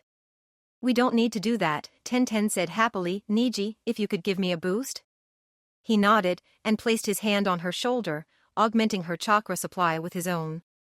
Tenten sliced her left thumb with her fingernails and then spread the blood to the digits on her opposite hand. Niji followed her as she kneeled. Ninja arts, summoning jutsu, she announced, and a large seal spread out from her hand. Then smoke erupted and a large tortoise occupied a substantial portion of the shore. The shelled reptile was not quite as large as Katsuyu or Gamabunta, but due to her natural armor, weighed as much as the toad and the slug combined. She rotated around slowly until she could see the shinobi. Good morning, Tenten, she said in a high-pitched, pleasant voice. What can I do for you this fine day? Not so fine, Kamiko, the weapons expert shook her head, though good morning anyway. We are trying to rescue a kidnapped comrade, and the trail leads across this bay. Can you transport us? Is that all? The tortoise smiled and did an approximation of a shrug, nothing easier. She turned to the water and walked into the surf, faster than her kind's unhurried reputation would have suggested. Kamiko continued until only her eyes and the top quarter of her shell were visible. Climb on, she directed, her voice bubbling out of the brine. The rescue party quickly complied. They found ridges on the top of her shell, almost like handholds. Which way? Their ride asked. Shino released the tracking beetle again. Follow that bug, Tenten answered. Okay, hold on. With a speed that easily matched their previous overland rush, the summoned tortoise darted through the water, leaving the shore of the land of forests behind. Madara finished his nap and left Tobi's room intent on finding a status update. To his slight surprise, two were waiting for him. First he saw the head scientist, and briefly made note to someday learn her name. The researcher was glaring at the person next to his door. He turned his head and recognized Mayuko, standing in a guard position outside his quarters. Both women turned to stare at him anxiously. What's up? He asked innocently. Mayuko would not let me speak with you, the scientist tattled. Well, I was asleep, so I probably would not have heard you, he told her dryly. You know what I mean, she snapped angrily, then she paled and continued worriedly, there is a problem with the extraction. What problem? Toby asked dangerously.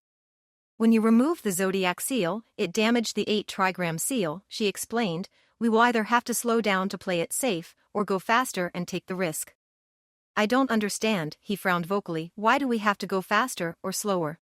Because of the damage, the risk function has shifted, she told them. There is a point where the function dips, and the risk increases severely. That dip used to be centered around 56 hours, but now it is centered around 93 hours. What's the risk? He queried thoughtfully. Right now the top of the first crest is right around 2 days, and carries a 77% chance of success, she recalled. Otherwise, if we want the 95% chance that Lord Payne signed off on, it will take more than 6 days. For now, go with the 2-day schedule. I will contact Lord Payne to confirm this, he instructed her, though the second part was a lie. Inside Toby, Madara had already made his decision. The expert nodded her understanding and hurried off. Toby turned his attention to the Shochunin rebel with a deep sigh. Was there something you wanted, Mayuko? He asked the young woman. Yes, Lo. Toby, she said quickly, I have news. And, he prompted Harrier Team Number 3 from the Deep Woods base was wiped out. Team Number 2 found them, and while they are not forensic experts, they believe the third squad was wiped out on the initial pass-through attack. The dead were all cut down, but whether that is slang or an indication of actual slashing attacks is unclear. She finally paused for breath, waiting for her superior's reaction. He pondered briefly. There are leaf shinobi who could potentially take out an entire Harrier squad in a single attack. Given the current situation, the two Hyuga teens and Tenten spring to mind. If the Kazekage's sister is with them, she could do so as well, the renegade teen from the Land of Snow suggested. He looked at her directly and continued, we need to determine who we are facing. Instruct the remaining Harrier teams that their priority is to determine the members of this rescue team. They are not to attack until they report back descriptions of the enemy shinobi. Is there anything else? No, sir, she said, bowing, before disappearing. He thought about it after she was gone, and wondered if the specialized bandits would be up to the task. After over 4 hours on the water, just after noon, the giant tortoise dropped them off on an empty shore in the Land of Lightning. Tenten thanked the reptile profusely, before returning her home.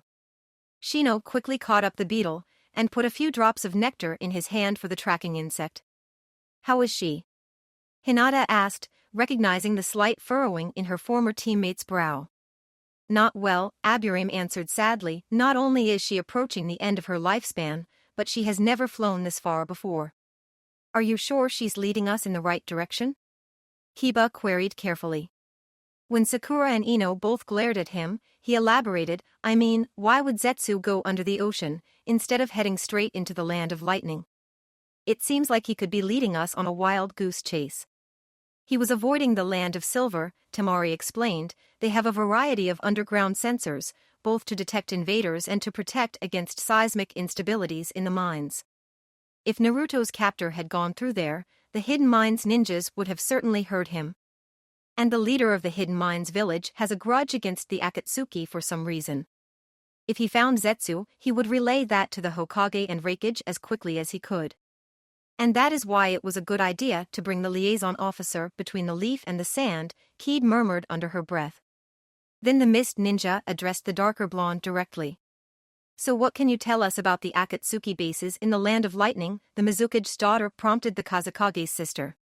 Not much, Tamari looked apologetic. The Cloud Ninjas have not been very forthcoming with information, and neither the Konoha or Suna have been able to get anyone close. I know that Stratosphere is the base close to the Hidden Cloud Village, while the Canyon of Dawn is in the mountains further north, near the western shores of the Land of Lightning. Beyond that, they are a mystery. Is the Baikochu ready? Sakura asked, anxiously.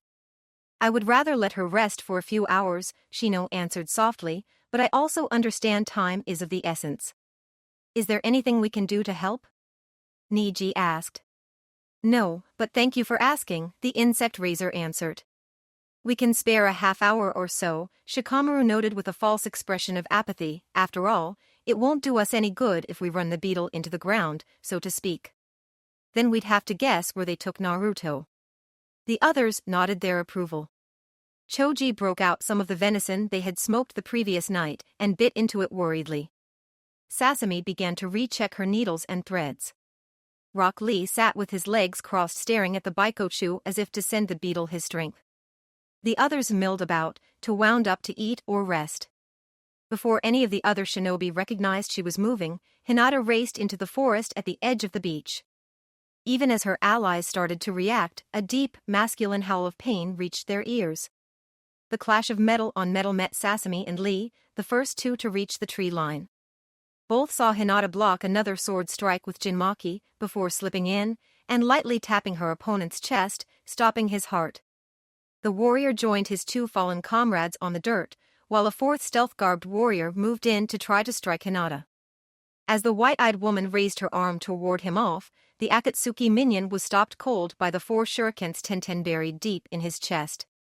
Sasami locked up a fifth enemy, anchoring him between 2 nearby trees with her threads, but mindful of Keed's earlier warning, she left the cord slack enough that they neither throttled the converted bandit nor sliced into his skin.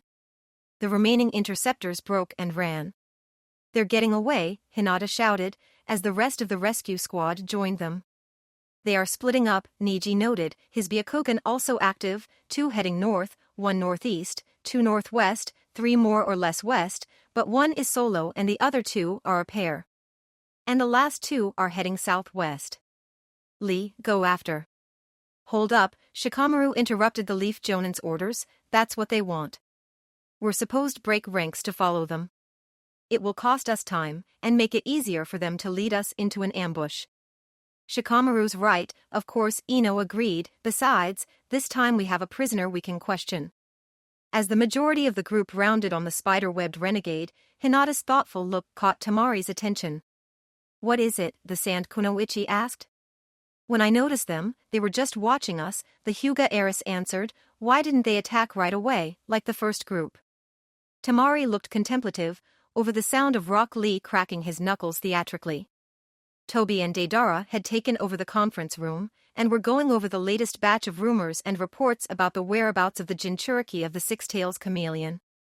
The former hidden grass Kunoichi was particularly hard to track. Her demon afforded her the power to change her shape at will, indefinitely, and without expending any chakra.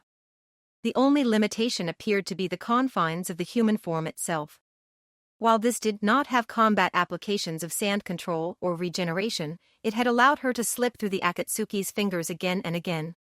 They set aside a report of a woman in the land of Earth who lost weight and suddenly changed her hair color, but before they could look at the next file, Mayuko burst into the room. The young woman wore an expression of both fear and expectancy. Lord Toby, Lord Deidara, in her excitement she forgot to leave the title off Toby's name. We have a report from the 4th Harrier team from this base. They lost 5 men on the southern seaboard, but the survivors have sent back a description of the rescue team. Based on what they saw, we know who most of the attackers are. And? Deidara demanded. Toby mouthed the word most, but didn't interrupt his hot-headed partner.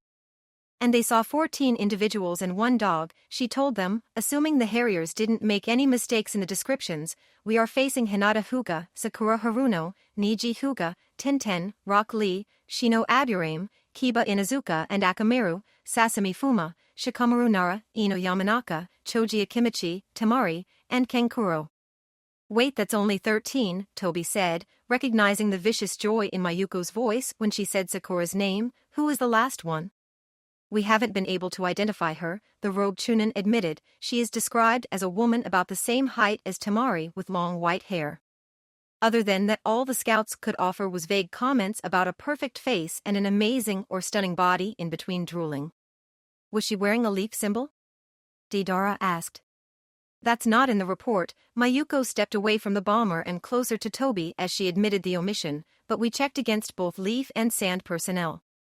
Go check against Miss Shinobi, the explosive artist ordered. That sounds like it could be the face herself.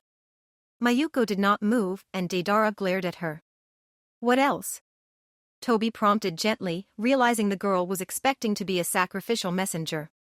But she was skilled, and Madara found her crush on his alter ego both useful and entertaining, so he was not about to let Deidara kill her.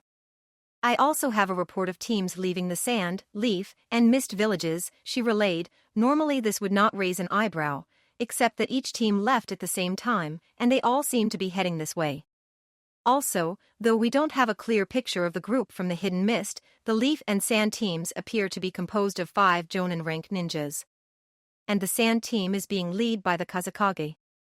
Reinforcements, Toby concluded. This could be problematic, with our forces spread so thin.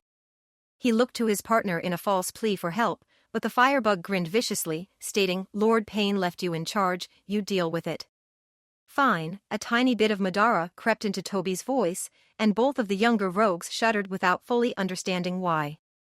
Mayuko, send word to Stratosphere and Deep Forest, he ordered firmly, his fake personality restored. I want them to send whatever reinforcements they can.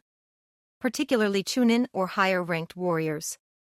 Strip those 2 bases down to minimal operating personnel. Then direct all Harrier groups to the midpoint between where Niji's group was spotted and this base. Their job is to hold the first rescue team off for as long as they can, in any way they can. The young woman nodded and hurried out. You are taking this too seriously, Deidara admonished after the girl had left, having just enough respect for Toby not to chastise him in the presence of an underling. Yeah, those kids are close, but they're just that, kids. A bunch of Chunin and a couple of Jonin. That group is still at least 4 hours away, and the real threat is almost 16 hours behind them. Longer if the Harriers can do their jobs. You don't get it, Toby shook his head. Rank doesn't necessarily equate to strength. One of those Chunin even figured out a way to kill Haiden. On top of that, those kids are all Uzumaki's friends. They'll fight tooth and nail to get him back. Plus we have to defend the demon god statue while it is here for the extraction. Which gives me an idea. Well? Choji asked as Kid returned to the rest of the group. She readjusted her shizoku, so it did not reveal so much of her cleavage or bind so much at her waist. The seductress did not fail to notice Kiba and Kenkuro's interest, but she changed her costume from interrogation mode to combat mode nonetheless. He didn't know much, she informed them, he was just a low-level flunky. They have Harrier groups scouring the countryside for us, with orders to report back on who we are. He was sent out from the Canyon of Dawn base, but he can't confirm that's where Naruto is. He did say his home base was on high alert, but so was the Land of Forest's base when they were in contact with that hideout. Was? Tenten frowned, past tense? Did you kill him? No, I just hit him with a cocktail of drugs and jinjutsu to erase his mind, the mist ninja answered. Unless someone releases him from the illusion, he'll spend the rest of his life thinking he's a fisherman. Sasami recovered her threads, and the former bandit slumped to the ground, asleep. Shino released the Baikochu again, and the team took off after the tracking bug. Gaara's team is going to try to meet us when we reach the Land of Forests, Kakashi informed the team, hanging up his phone. We'll take a break then, since the Sand Ninjas are moving double time to catch up. And the Mist team will meet us southeast of the Hidden Cloud Village. Do we still have a trace of Shikamaru's phone? Guy queried boisterously. The 5 Jonin were running in a wedge formation, Kakashi leading in the center, with Irika and Enko on his left, and Yugao and Guy on his right. Yes, the copy ninja nodded, they are about 5 miles inland in the Land of Lightning and moving north. It looks like they are heading for the base the Akatsuki call the Canyon of Dawn. The next attack occurred 3 hours later, just after the rescue team had taken another break for their aging tracker. After that, the groups of retrained bandits struck frequently. Every hour or two the team was accosted by a Harrier squad, or in one case 2 squads together. Though they proved no match for Naruto's friends, the rogues served their purpose, slowing and tiring the teens. By nightfall they had barely reached the edge of the mountain range containing the Akatsuki base they hoped held Naruto Uzumaki. This led to a brief schism in the group as to whether they should continue or make camp. Hinata and Sakura wanted to continue, while Kankuro, Kiba, and Choji advocated resting. Even Ino, almost as gung-ho as Naruto's teammates, wanted to take a break.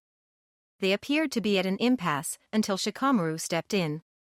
The genius Chunin pointed out that the longer they waited, the more chance the Akatsuki had to prepare their defenses and to send more cannon fodder out to fight them. Given Shikamaru's well-known sedentary nature, the arguments carried additional weight and the others relented. The canyon was an extinct riverbed, winding its way through the mountains in a generally east-to-west path. The ninjas continued for another hour, until well after the sun had set. Then they encountered a split in the chasm, 3 separate paths each still leading more or less east. Now what? Sasami asked carefully, not wanting to start another debate. We need to scout ahead, Lee announced. Perhaps someone can send out some shadow clones? We should conserve our chakra. Shino shook his head. I will send out my forerunners to determine which path is correct. The others all settled to wait, while Shino sent a handful of bugs down each ravine. Except for Hinata, who paced, her Byakugan active to watch for the insect's return. After watching her for a few minutes, Sakura walked over to Hinata and gently grabbed her rival's shoulder to stop the white-eyed woman. Hinata, you need to relax, the medic advised strongly. You want to be at your best, right? Don't waste your energy or your chakra. But we're so close, the pale beauty retorted, I can feel it. All the more reason to take advantage of this break, the pink-haired explained, then she frowned commandingly, or do I need to put you to sleep again? That won't be necessary, Niji interceded, Shino is done. Aburim collected his spies, and assimilated what the insects had seen. The others gathered around him to wait for his news. So which one is it? Ino asked when Shino finally lifted his head. All of them, the insect user answered flatly. Each chasm proceeds for 8 or 9 miles, before being blocked by a heavy wall and gate. Beyond that they widen, and eventually merge again after another 5 miles. Not far beyond that there is a large fortress built into the base of an old waterfall cliff. Presumably that is our goal. So what do we do? Temari asked Hinata, turning their attention back to their inconsistently acknowledged leader. Split up or take one route as a team? We break for 6 hours, Naruto's girlfriend decided, split into 4 watch teams so we can each get a few hours sleep. Once we're recovered, we'll split up and hit them while they're sleeping. The field in their shared mindscape rumbled, and Naruto glanced around in concern. What was that? He blurted out. The Hokage's seal is starting to crack, and it is absorbing the remnants of your little girlfriend's seal. As the demon answered, Naruto realized he could see the metal bars separating them once again, though only dimly, and the rest of the garden remained unaltered. In fact, I'm thinking, the Kyuubi growled dangerously. Then her body began to contort, and the humanoid form of Naruto seemed to pull herself out of the fox's body. His feminine doppelganger still wore the armored bikini she had created in the Hidden Sound Village, and she stalked slowly towards the barrier. When she reached it, she carefully stuck her arm through, but there was no reaction. As I thought, both versions said in unison, the damage allows a small piece of me to move without triggering the seal. But just how small? The female construct's red eyes began to glow, and a tail of red chakra erupted behind her. Still nothing in the environment changed. She slowly drew in more power, creating a second tail, and then a third. At this point, there was another minor quake, and the spirit paused. Then she started to create a fourth tail, but the seal reacted. The smell of flour was replaced by the stink of the sewer, and the bars turned solid, and began to narrow the gaps between them. The Kyuubi quickly sent the energy back to her main body, reverting to 2 tails mode. Hinata's prison stabilized, though neither the smell nor the bars completely returned to what they had been before. With a nasty grin, the demon girl slipped between the rods and addressed the stunned Naruto directly, and without her original form speaking.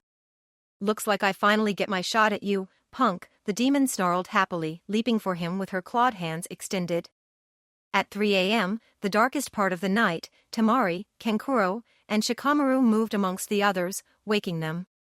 The rescue party had found an indentation in the wall of the ravine, deep enough to almost qualify as a cave.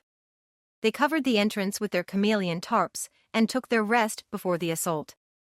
After they were all roused, the shinobi took a few brief minutes to awaken and prepare. So what's the plan? Hiba asked openly, seemingly resolved at last. They had finished taking down the makeshift camp, and were ready to deploy. Team Enko and the Sand siblings will take the north path, Hinata told them. Team Yuga Hikid and Rock Lee will take the south path. Niji, Tenten, Sakura, and I will take the middle path. Try to stay hidden as long as you can. Remember, our goal is to rescue Naruto, not to fight the Akatsuki. Each shinobi indicated his or her understanding, and they split up as ordered. Hinata's team darted down the middle gully, sticking close to the wall despite the thick blanket of night. After the first few minutes of cautious advancement, Niji suddenly broke the silence. Hinata, may I ask how you determined these groups? He asked in a controlled whisper. I wanted to keep a certain balance, she replied just as quietly. I made sure each team had one of the 4 jonin. And since Sakura, Ino, and Shino are all fully qualified medical ninjas, I chose so that one of them was part of each group. Finally, except for Lee, I kept the squads together to preserve teamwork.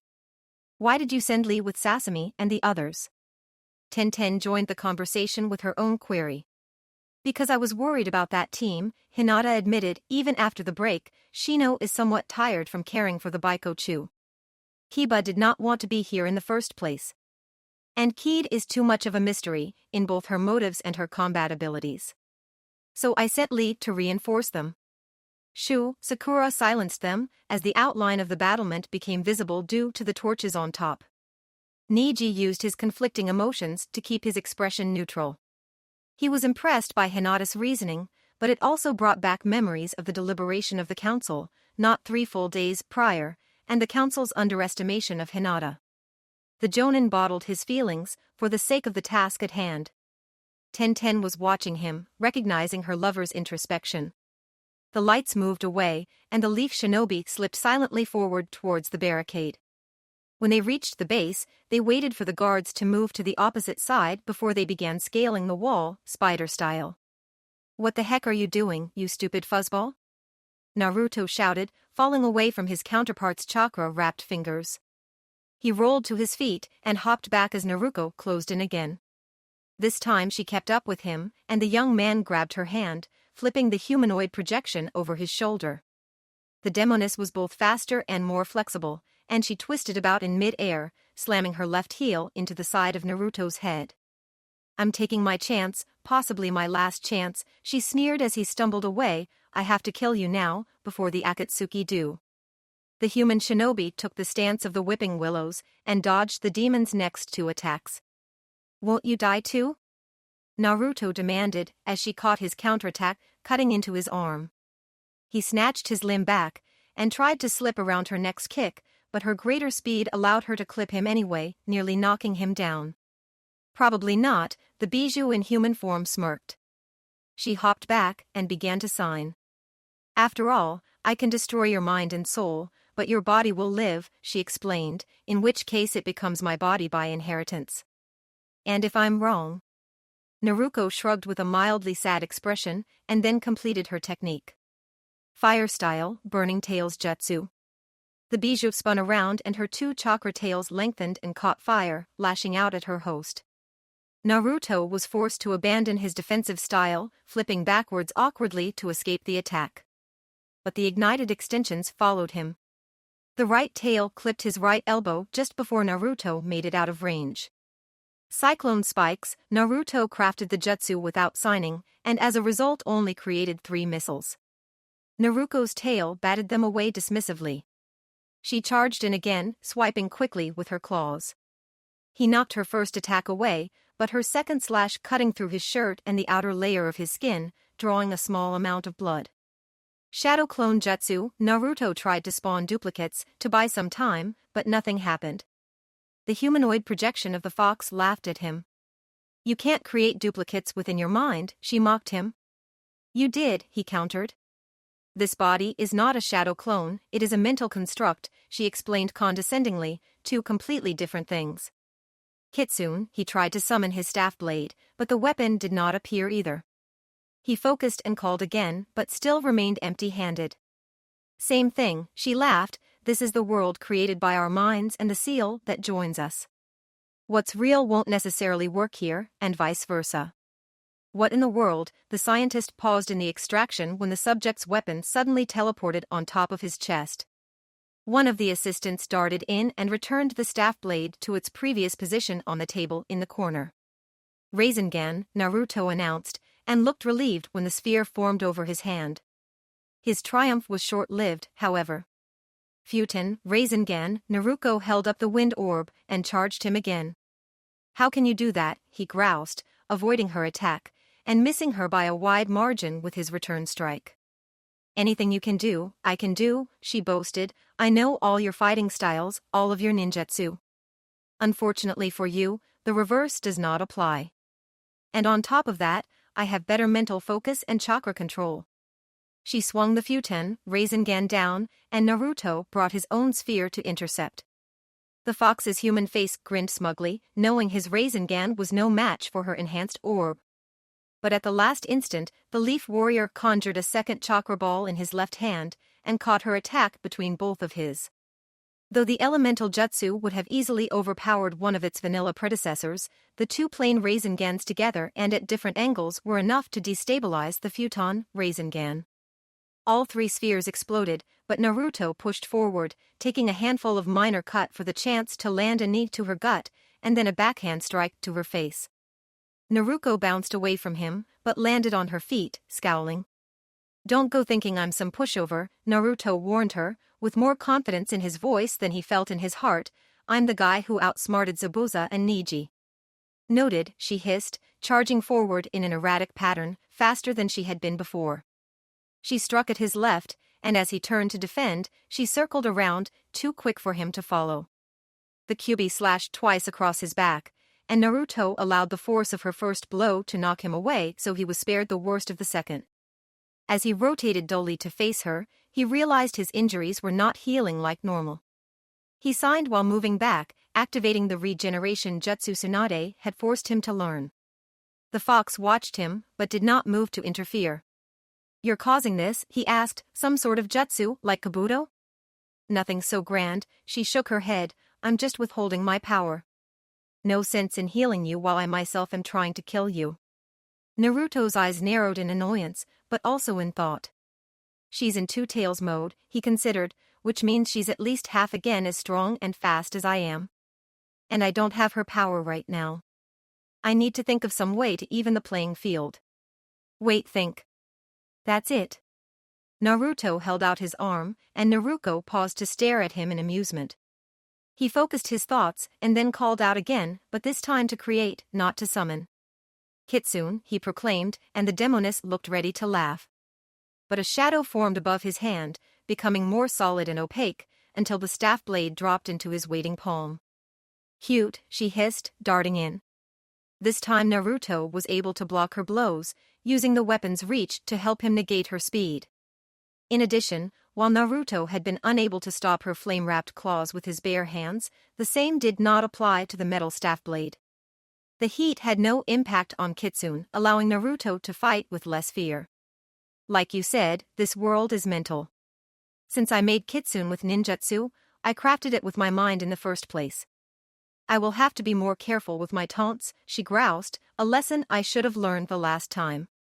She caught his downward stroke with her wrist, and though Naruto winced, there was not the breaking sound he was hoping for. He spun back for a horizontal slash, but he was still slowed by closing cuts in his back. The demoness was able to jump over the attack while launching a roundhouse kick at his head. Uzumaki leaned back so her foot harmlessly passed over his head, but she shifted her body as if she expected this, and caught Kitsune's pull. She had almost freed the weapon from her container's grasp when he manifested the wind blade, forcing her to let go. As a result, both of them ended up off balance and they stumbled apart. When Naruto straightened, he found his gender swap duplicate beaming at him in vicious happiness. "For a few minutes, I thought you were going to make this easy," she told him, he fingers and nails growing into even longer claws, and the lightning of Ranshinsho mingling with her fire chakra. "But it looks like you are going to make this tough enough to be fun, but not enough to be a real threat," she continued, "just the way I like it." Naruto frowned as he cinched his grip on the cerebral version of Kitsune, and then took the offensive.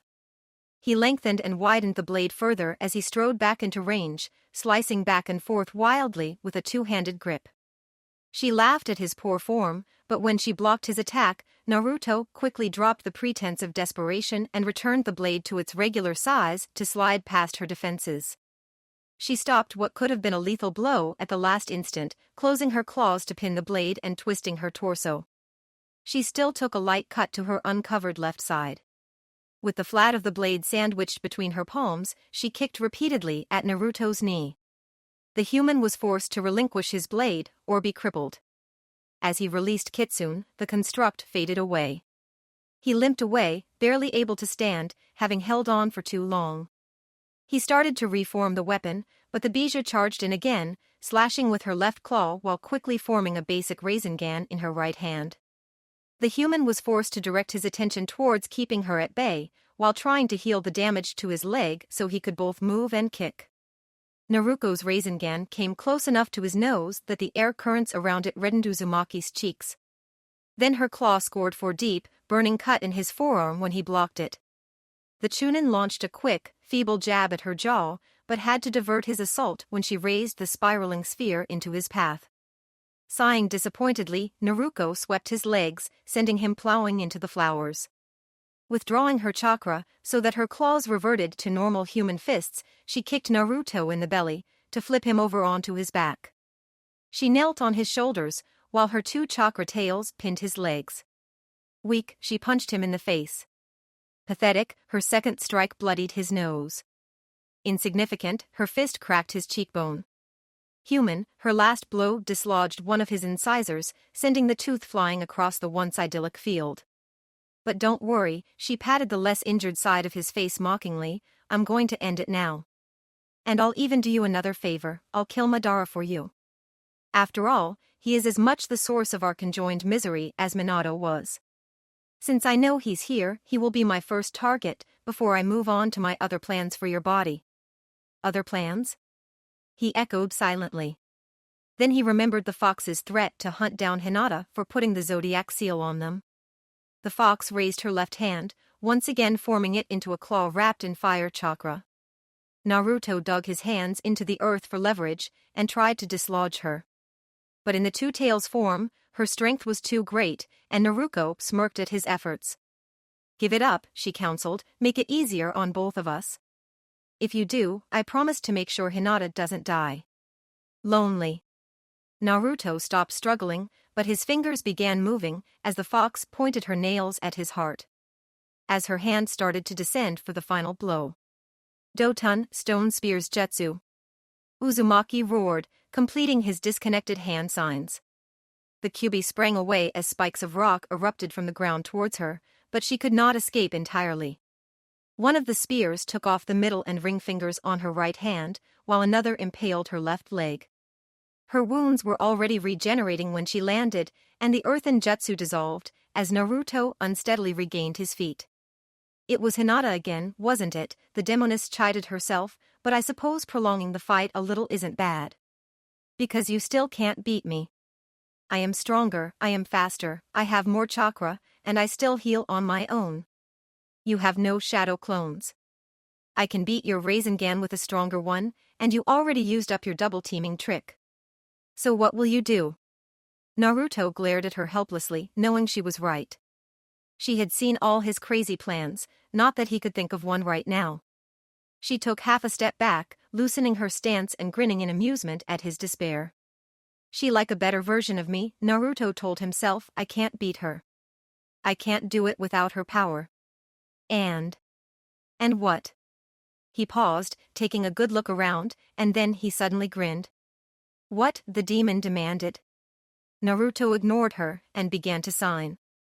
Tatsu, Inu, Tora, Ushi, Saru, Kitsune.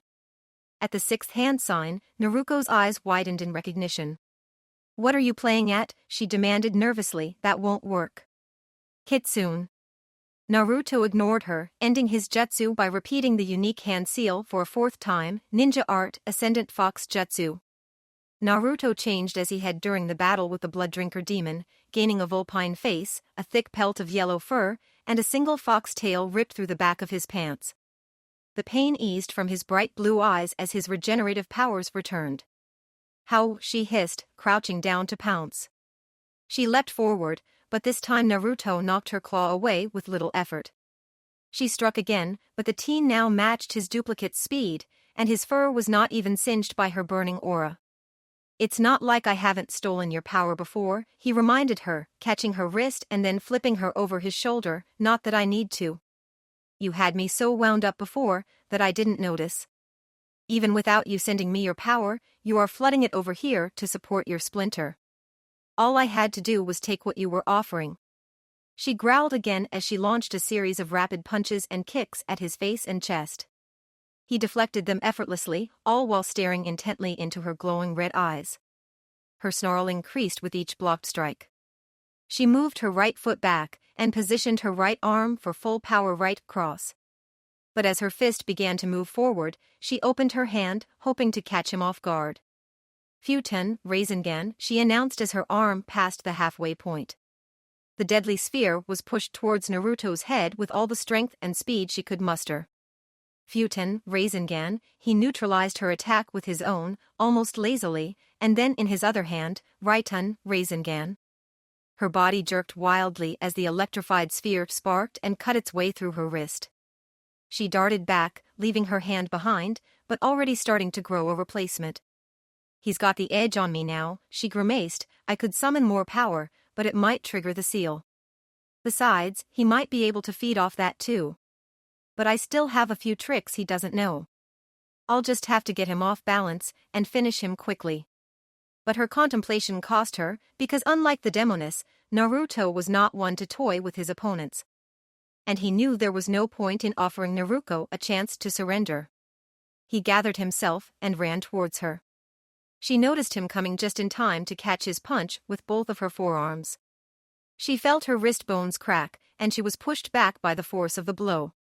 She barely leaned away from the snap kick Naruto aimed at her chin. But as she fell, she was also signing. Katen, scorching kunai, she announced, and a half-dozen knives of fire sprang at Uzumaki. As the human dealt with the constructs, she continued to craft hand seals for a more powerful technique. Double art, magma river jutsu, she yelped as she hopped back twice. Fire and earth chakra combined, changing the ground into a stream of superheated liquid rock, quickly flowing towards the teen. Naruto jumped to the side, but Naruko directed her right hand towards him, and the river of lava spread in his direction. The young man continued to dodge the spirit's attack, but she was pushing him towards the cage, with no safe place to escape. "Do you like my ultimate technique?" she asked, mockingly. Naruto's back was nearly pressed against the cage, and the molten earth was closing in. He could feel the heat, and knew that if this were real, he would be having trouble breathing. "Goodbye," Naruko waved with her left hand, while directing the magma to surge over him with her right. Naruto jumped straight up, and she laughed at his weak response. Until he raised his right hand above his head, and a sphere of silver chakra began to form over it. The orb grew, and then flattened. "No, you can't," she screamed, even as Naruto reached the apex of his jump and started to fall towards the lava. "Futon, Raisin Shuriken." The disc hurtled towards her, and by the time she ended her jutsu and was able to try to dodge, it was too late. The technique engulfed Naruko, shredding her mental body. "How?" she croaked, as the energy creating her limbs broke apart. "It wasn't that hard," he said gently, as the ground started to harden underneath him. "This form unifies our chakra, which is why I can form the Futon or Raiton Rasengan without clones. I have more power and less meddling from you. On top of that, this mental world lacks many of the drawbacks of the real world." The last few hairs that the fox had used to form her duplicate drifted down, finally free of the Raisin Shuriken's field. Naruto landed in the filthy water, back in his normal form. The destruction had eliminated the last of the garden. With her shadow's destruction, the fox had stopped broadcasting her energy. Without free access to her chakra, Naruto had become unable to hold on to his vulpine transformation. He turned to face the bars with a triumphant grin, but the demoness was not looking at him. Instead of the giant shadow he had always seen before in the fourth's prison, the fox retained the smaller, definite shape she had worn in the garden. She faced away from him, ignoring petulantly. "Sore loser," he called out, mildly annoyed. "You didn't win," she growled back. "You're still going to die, and I will still be returned to Madara's domination." Niji placed the body of the last sentinel next to the other four, and then Tenten activated a ninjutsu that caused the stone rampart to absorb the corpses. Hinata moved to the inner edge of the wall, using her Byakugan to search the dim for any guards on the ground below them. Seeing no one on the inside of the fortification, she signaled her teammates. The four teenage warriors slid down the inside of the wall, landing on the dry riverbed in nearly silent puffs of dust. The quartet paused to make sure they had not been noticed, and then darted forward. Before they had covered half of a mile into the widening gully, the electric lamps high on the walls burst to life, illuminating the canyon like the noonday sun. The leaf ninjas were all blinded by the sudden, intense light. They turned towards a crunching noise that approached them, taking defensive positions and blinking to clear their eyes. By the time their vision had recovered, part of the glare had been blocked by the shadow of the 70-foot-long feline, stalking slowly towards them, ready to pounce. Due to the presence of Akamaru, and to a degree Rock Lee, the southern team was unable to simply climb over the wall. Instead, Keed had distracted the ground-level guards, convincing them to open the gate so she could enter. As soon as she did, Lee and Sasami rushed in and disabled the Akatsuki minions. The rescue team raced through the bastion before they were noticed. After they were past the wall and well on their way down the ravine, they heard the doors slam shut, and the portcullis descend. "What smells like swamp?" Kiba whispered as they tensed for an ambush. He received his answer when lights flared to life in canyon, revealing a turtle even larger than the one they had ridden on the previous morning. Except this reptile had 3 whip-like tails lashing excitedly behind it. "Do you remember the original plan?" Toby asked Deidara. Original plan, the artist wasn't sure what his partner was talking about. We were capturing the tailed beast to use directly, Toby reminded, not this nonsense about using their chakra for a massive jutsu.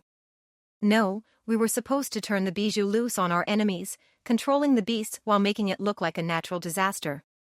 That way we could kill our foes, and gain goodwill and money by stepping in to fix the problem. A much more reasonable plan, wouldn't you say? Toby, you're not.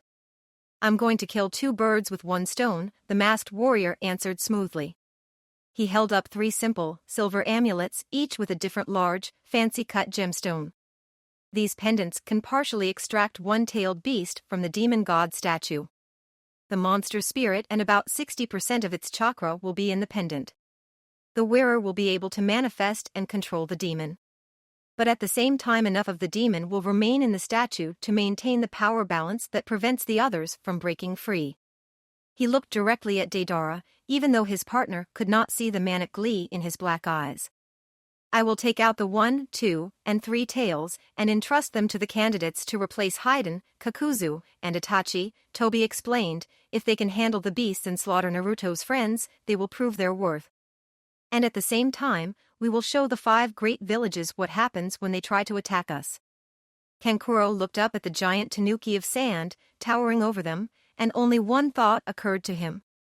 Oh shit. The 2 tails cat demon looked like the incarnation of deadly grace to the leaf ninjas. Her gigantic form was sleek and toned like a panther, muscles rippling under her skin with every movement. White-hot flames flickered and pulsed across her soft blue fur. Her 3-foot-long claws dug into the stone floor of the ravine like it was soft dirt. The feline's fangs were longer than Niji was tall, perfectly straight, painfully sharp, and completely unmarked. Her deep yellow eyes watched them, her slitted pupils almost a vertical line in the brightness of the floodlights. At the same time, her ears swiveled around, searching for the sounds of any creature she might not be able to see. The expression on her face was incomprehensible to the teens, but her posture seemed to be completely at ease, her hackles were not raised and her twin tails hung flaccid behind her. The 2 tails cat took a deep breath, blue flames shimmering in the corners of her mouth. After filling her lungs, she spit out a cone of cyan fire at the 4-leaf shinobi. The teenage warriors scattered to avoid the inferno. Hinata activated her improved Byakugan, and both she and Niji studied the demon's chakra. The 4 ninjas spread out as they had been trained, knowing that if they separated, at least they could divide the monster's attention and prevent her from attacking more than one of them at a time.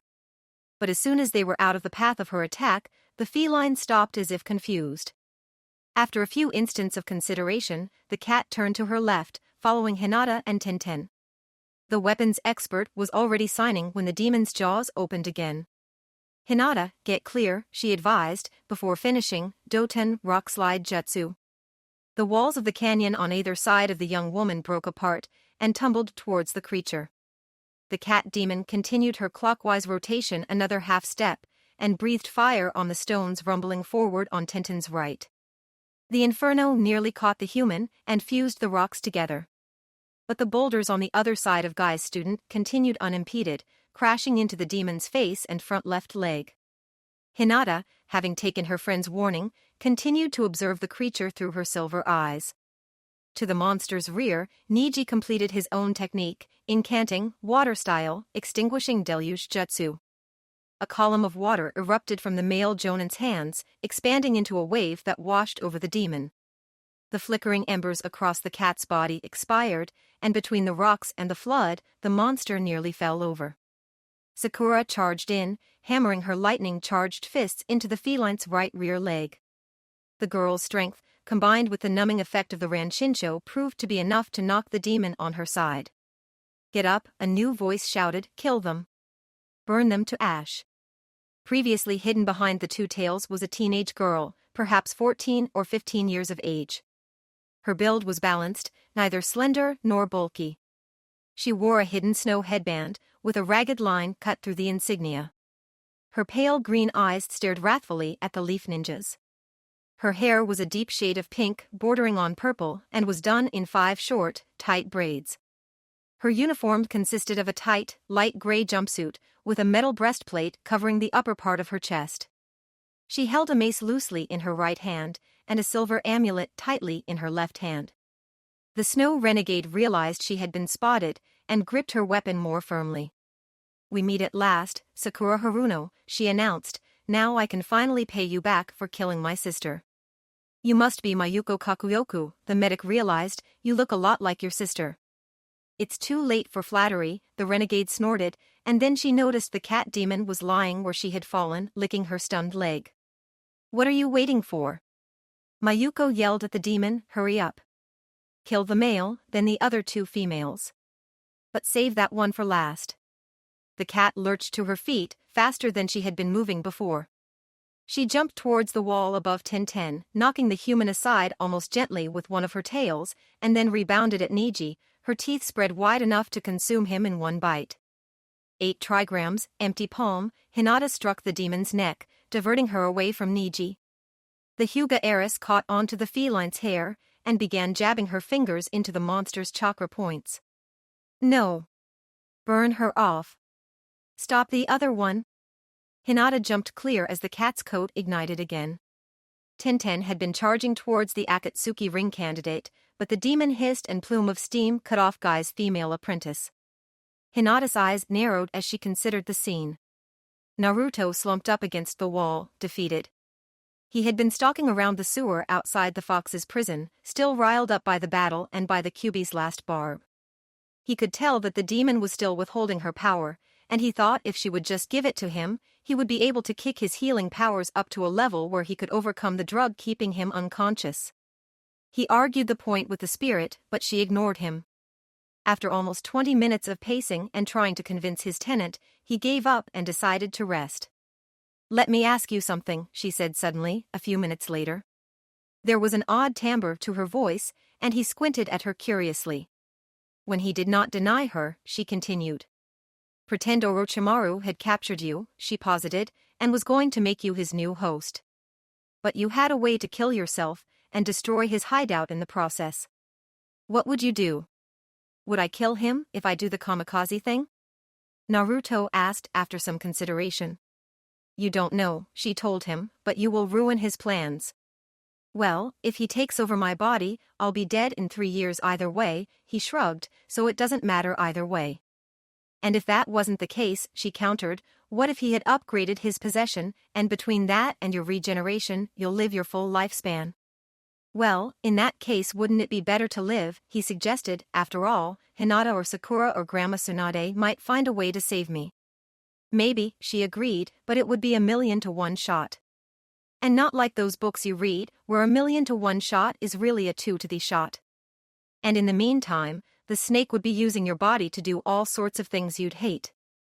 Basically, would you rather die on your own terms, or live as a slave to someone you hate?" she simplified.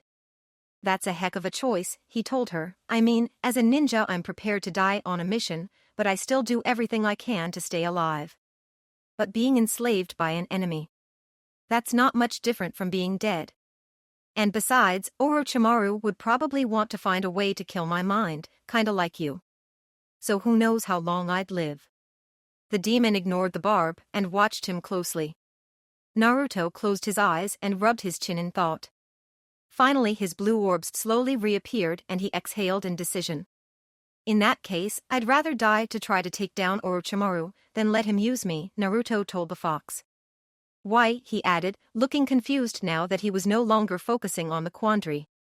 "That's what I thought you would say," the fox nodded her head, before turning away from him again.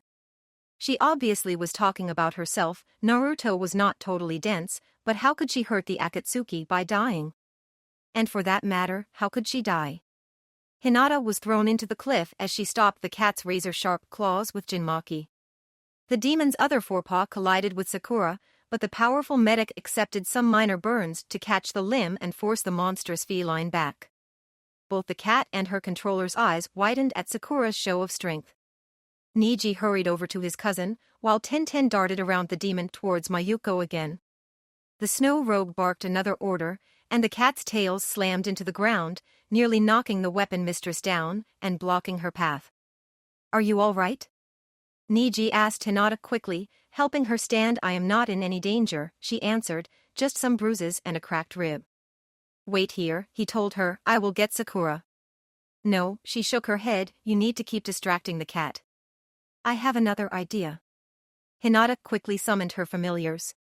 She dispatched Sol to fetch Sakura, and Loon to help keep the feline's attention. Niji nodded to her, and then followed the male squirrel. Hinata returned to observing the battle as she clutched her injured side. She had downplayed the damage she had taken from hitting the rocky wall, and she knew that Niji could see just as well with his Byakugan. But she felt there was something else going on here, and she wanted the chance to observe from a distance for a few moments. Loon darted in, unnoticed by the demon or her handler, at least until he drew a kunai-shaped short sword from under his sash, and stabbed the cat in the paw. The feline yelped, more from surprise than pain, and she turned to look at the new annoyance. But the black squirrel was already scampering away, and his action gave Niji an opening to hit the cat with another water jutsu, dousing the monster's flaming fur once more. Sol reached Sakura at that point, whispering her message to the medic, before drawing her own blade and joining the fray. Mayuko continued to bark orders at the cat, while Tenten remained intent on reaching the demon's mistress. Like fighting the porcupine, Sakura noted, as she began to knit Hinata's injured bone, only about 20 times worse. No, Hinata shook her head carefully, so as not to disrupt the jutsu, the two-tails cat is much more dangerous than that, or at least she should be. What do you mean? The medic queried her teammate. With the fires out, Sol was able to climb up the demon's right front leg and slash at her shoulder. The cat shook the albino squirrel off, and was nearly knocked over again when Niji and Tenten hit her with tandem earth jutsus. It looks like the cat isn't really trying to hurt us, Hinata suggested, sounding slightly dubious of her own assertion. If this is not trying to hurt us, I'd hate to see that demon get serious, Sakura said darkly, moving to the second crack rib that Hinata had tried to conceal. No, she is doing exactly what she is told, and no more, Hinata explained in a whisper, and when she is able, the demon appears to be bending Mayuko's orders to avoid hurting us. Like every time Mayuko orders her to go after Tenten, the cat does so immediately, even if she is in a position to kill one of us. As Hinata offered that, Sakura looked back and was treated to a live example. The cat was preparing to unleash another gout of flame, this time at Hinata's summoned allies. But then Tenten used her shuriken string jutsu, and the hidden snow renegade again yelled for the demon to defend her. The cat stopped her attack, and absorbed the mass of blades with her left rear leg, even though she could have blocked while still attempting to barbecue the ninja rodents. Why is the demon doing that? Sakura wondered. I don't know. Maybe whatever process they are using to control her limits her will, Hinata suggested, or maybe she resents the Akatsuki. It doesn't matter much, the healer noted, we're basically at a stalemate right now, but it won't last forever. Eventually the cat will put one of us out of commission, and it will be all downhill from there. That is why we need to find a way to turn this hesitation to our advantage, Hinata noted, watching the cat again. As expected, the Leaf and Sand teams had met in the Land of Forests, and had continued after a short break. Just before nightfall, the allies had rendezvoused with the Mist Shinobi, just north of the Hidden Cloud Village. By 2 hours after midnight on April 22nd, they had reached the entrance to the canyon. The Nine-Tails Fox Demon rose slowly, almost majestically, and walked to the bars of her cell. She sat down and stared intently at her Jinchuriki. What? Naruto fidgeted, uncomfortable. Are you going to attack me again? Unfortunately, that wouldn't work, she said sadly. I haven't been able to figure out a way to prevent you from assuming that hybrid form of yours. Then are you committing my face to memory, before you get stuffed in that ugly statue and become Madara's slave again? I hate you, she told him simply, after a moment of thought. It goes without saying that I detest your species. You should be the servants, the playthings of my kind. Instead, you imprison us in rings, in statues, and in your own bizarre bodies. You spread across this world like a fungus. But you hold a place of honor, she paused in her calm rant, glaring at him. If I could, I would burn your limbs off, centimeter by centimeter. And then I would eat your organs one at a time until you were begging for death. And once you did, I would let your body regenerate and start the process over from scratch. And? Naruto tried to sound unimpressed. And despite that, I don't totally despise you, she admitted. Naruto shuddered, wondering what she would want to do to him in that case. You have provided me with amusement, a few interesting experiences, and some annoying yet compelling insight, she informed him. Naruto rubbed his eyes in confusion. He could have sworn the fox looked smaller. You are the best of the 3 Jinchuriki that I have been consigned to, not that that is saying much, she complimented him in a backhand fashion. There are times I think we almost understand each other. So what is the point of all this? Naruto continued to look uncertain. The point is, the fox seemed amused by his naivete, and saddened as well. Right now I have to choose between you and Madara. Madara Uchiha, the creature I hate most in this world, the one I despise completely, or Naruto Uzumaki, the helpless pup who had kept me trapped for more than 16 years. As things sit now, you could not escape even if I sent you all of my power, she answered his earlier inquiry. The jutsu they are using to extract me is altering our perception of time, and the way our powers mix. I have already tried send power to your body, and they increased the dosage of the drug to match. And since you cannot access your body, how much power I can send it is limited. The Kyuubi was definitely smaller now, just a shade over 20 feet in length. Then I guess you don't have a choice after all, he noted in resigned defeat. No, there is one way, she shook her head, one way to potentially escape the Akatsuki, and to thwart Madara's desires forever. The demon was shrinking noticeably at that point, she was barely larger than he was. At the same time, Naruto realized he could feel the jutsu drilling through the seal, and the sedatives coursing through his blood. He felt truly clear-headed for the first time since waking up in their mindscape. And then he took a step back in fear as the 5-foot-long fox demon walked cleanly between the bars, her 9 tails twitching nervously. Goodbye, Naruto, she said hatefully yet fondly. I wish you good luck, but only because I don't want this to have been a waste. The demoness crouched down and then pounced at him. Naruto crossed his arms before his chest to block the expected attack. But instead of colliding with him, the Kyuubi no Kitsune became insubstantial and passed right through him. Naruto felt a new, powerful warmth infuse his chest, even as he spun around to look for the demon.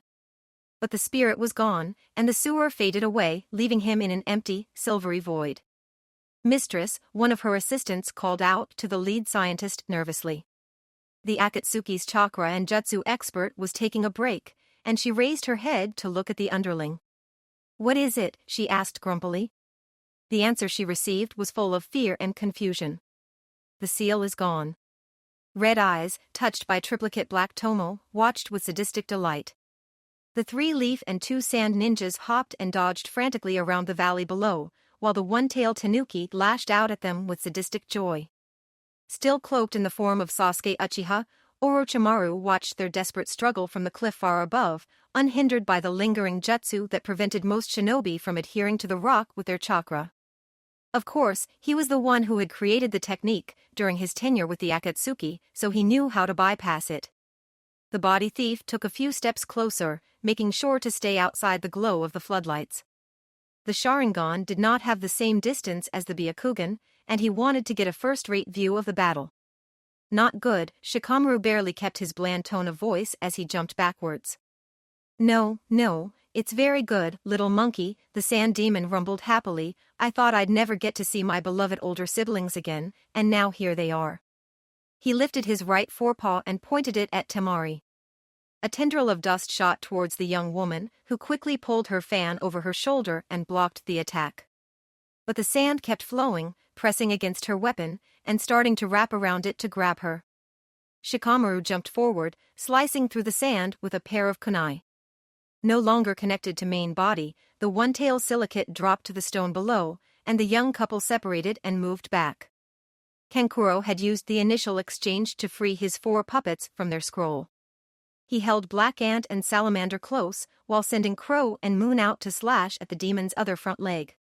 Though they were able to dislodge a few small lumps of sand, Shikaku just looked down at them with joyful disbelief, and then kicked them back at their controller. You two are the smart ones, the puppeteer shouted at his sister and her boyfriend, as he forced his marionettes back to their feet. What's the plan? Don't look at me, Shikamaru groused in response, you two know more about this monster than we do. What even works on it? I'm guessing earth and lightning jutsus are out of the question. Temari nodded, while Ino barely avoided the tanuki's tail. Choji punched with his enlarged fists, but the sand absorbed the impact almost gently, and Shikaku snorted. He sent out a blade of sand, which the big Chunin rolled away from, however in the process he took a deep cut in his left shoulder. Lightning does nothing, the elder blonde agreed, neither does fire. Earth jutsus can knock off parts of Shikaku if the technique is powerful enough, but it's much easier to do with wind. And a large enough water jutsu can slow him down, but doesn't hurt him. Then what do you suggest? Shikamaru grunted in annoyance. Wind and water attacks until we can escape, she shot back, unless you know a sealing expert? Yeah, 2 of them, the genius smiled ironically, but neither one is here. Wait, why doesn't fire work? Ino asked. She had finished tending to Choji, and the both of them narrowly dodged another giant kick. He's a desert spirit made of sand. Kankuro couldn't keep the touch of mockery from his voice, a little heat doesn't bother him. But what about a lot of heat, the leaf Kunoichi countered. Both Sakura and Hinata told me that during the sound liberation, Kankuro fought Gaara by fusing his sand into glass, which Gaara couldn't control. Can Shikaku control glass? That could work, Temari admitted, with a hopeful glance at Shikamaru. But her boyfriend didn't share her optimism. Yeah, but where are we going to get enough fire power to fuse this guy solid, he asked. You guys are from the land of fire. Kankuro yelled, aren't your leaders always rambling on about the will of fire? You should know all kinds of fire arts. Not us, Choji shook his head ruefully. Ino and I both know a few minor techniques, but this team is mostly earth style, with some water thrown in. What about you? I'm air, and Kankuro is earth, the elder sister added. We need Kiba or Tenten, Shikamaru complained, or even Shino. Are you done down there? The Bijou asked, and they all suddenly realized he had not been attacking. Because I'd like to get back to killing you now, Shikaku's statement seemed to be directed at the 5 teens, but the monster kept looking back over his shoulder at the wall. Amusing though it was to watch them try to formulate a plan, Orochimaru had a different reason for returning to the Canyon of Dawn. So, reluctantly, he turned his attention away from the fight against the demon, and continued down the valley at a brisk trot. The leaf renegade saw a burst of blue fire rise above the edge of the middle passage, and splash of green water flow over the southern ravine, and he shook his head in shocked amusement. The snake summoner would not have expected Pain to unleash 3 of the Bijou to guard one base. But there could only be one reason such a large group of leaf and sand ninjas were attacking this fortress. The Akatsuki had finally captured the Nine-Tails fox. The thought worried him slightly. He wondered how close his old allies were to completing their plans. And then he immediately started run through his mind ways to use this to his advantage. He had already allowed the leaf to have Itachi's final report on the Akatsuki's movements. Though he wanted the conflict to continue, he could not think of a way it would benefit him to rescue the boy. And killing him was too much of a risk, the demon might escape. Orochimaru passed a few dozen mid-level Akatsuki soldiers, apparently backup in case the invaders escaped the monsters. None of the retrained bandits looked up, confident that no one could bypass that particular defense. I guess they didn't think I would come back, Orochimaru whispered to the soul of Sasuke Uchiha. But the trapped teen did not acknowledge him, and the rogue Sannin returned his attention to his infiltration. The entrance to the citadel was just ahead, and the snake angled downward on the wall until he reached the bottom of the ancient lake bed. He crept along the wall, his skill rendering him invisible to all but the sharpest eyes. Not that anyone was looking in his direction. Outside the massive steel doors was a familiar face. Deidara watched the 3 chasms with a look of annoyed indifference. Orochimaru padded forward, passing within 8 feet of his former ally. He wanted to laugh, wondering how someone with a total lack of stealth and perception ever became an elite ninja. The serpent briefly considered murdering the explosives expert, but decided now was not the time to play. He was there for a reason, and getting discovered this early would only hinder his goal. Instead, he did something else he knew the Akatsuki believed to be impossible. He used the body flicker technique to bypass the door, reappearing inside the entrance hall. The leaf trader brought the floor plan of the building up from his memory, and started plotting the most likely places his target might be. Ino hit him with your best water techniques, and then Temari, tear him apart with your wind, Shikamaru ordered, throwing 3 kunai at the demon. Each knife had a paper bomb around its handle, and the explosions blasted off sections of Shikaku's stomach and left rear leg. Its tickles, the monster tanuki giggled, and his tail swept over the dislodged sand, reabsorbing it. The two women quickly began to follow the genius's direction. Ino launched into a string of hand signs, while Temari summoned Kamatari to double her wind power. "What about us?" Choji asked. Kankuro nodded his agreement for the sentiment. "There isn't much we can do right now," Shikamaru told him. "Defend the girls, and if you have any paper bombs, try to help take him apart." But he also caught Kankuro's eyes and indicated the Jonin should close ranks. "What?" the Sand Warrior whispered as they closed ranks around Temari. "Suiten, Hand of Waves." Ino completed the technique and fired a jet of water at the demon. His light brown material absorbed the liquid, turning darker. The leg she hit moved sluggishly, and the lash of sand he sent after the kunoichi in response only scraped Choji's arm slightly when he intercepted it. "There is no way the Akatsuki would just turn one of the bijou loose," the apathetic Chunin answered the puppeteer's question. "They have to have some way to prevent the demon from escaping, or maybe even a way to control him. And I'm guessing whoever is holding that leash is close by. While we keep the One-Tails busy, you find his handler." Kankuro nodded with an impressed grin, and darted away from Shikaku's outstretched paw, towards the opposite side of the ravine. "Double-cutting whirlwind," the Kazekage sister proclaimed, as she swung her fan and her weasel familiar swung his scythe. Translucent blades of wind chakra shot towards the lowest of the bijou, slicing clean through his left front leg. The monster collapsed, but he fell on the disconnected sand, pulling it back into his body and reforming the destroyed limb. "Suiten, Hand of Waves." Partial expansion jutsu. Ino drenched Shikaku again, and Choji hammered the monster down with both enlarged hands. The demon's body pulled in Akimichi's fists and started to crush them. The large warrior cancelled his jutsu, returning his limbs to normal size before the demon could render them unusable. Despite his quick action, Choji's fists were moderately injured. "This would be a lot more fun if I was at full strength," the demon complained, as he sent spikes of sand after Temari, Shikamaru, and Kamatari. As the wind chakra experts were engaged in crafting another jutsu, Shikamaru had to push Temari out of the way, and then he scooped up Kamatari in his arms as he dove to the side. But the delay cost him, and the Cloud Admirer took a serious hit to his back, stripping skin and muscle nearly to the bone. The shadow user landed in a crouching position, taking the strain to his legs to avoid falling on his damaged back. "Shikamaru!" Ino shouted. "I'm fine, stay there." "Keep up the plan," he ordered her, gritting his teeth through the pain. Kamatari hopped down, but looked back at the injured human. "Thanks, kid," the weasel offered.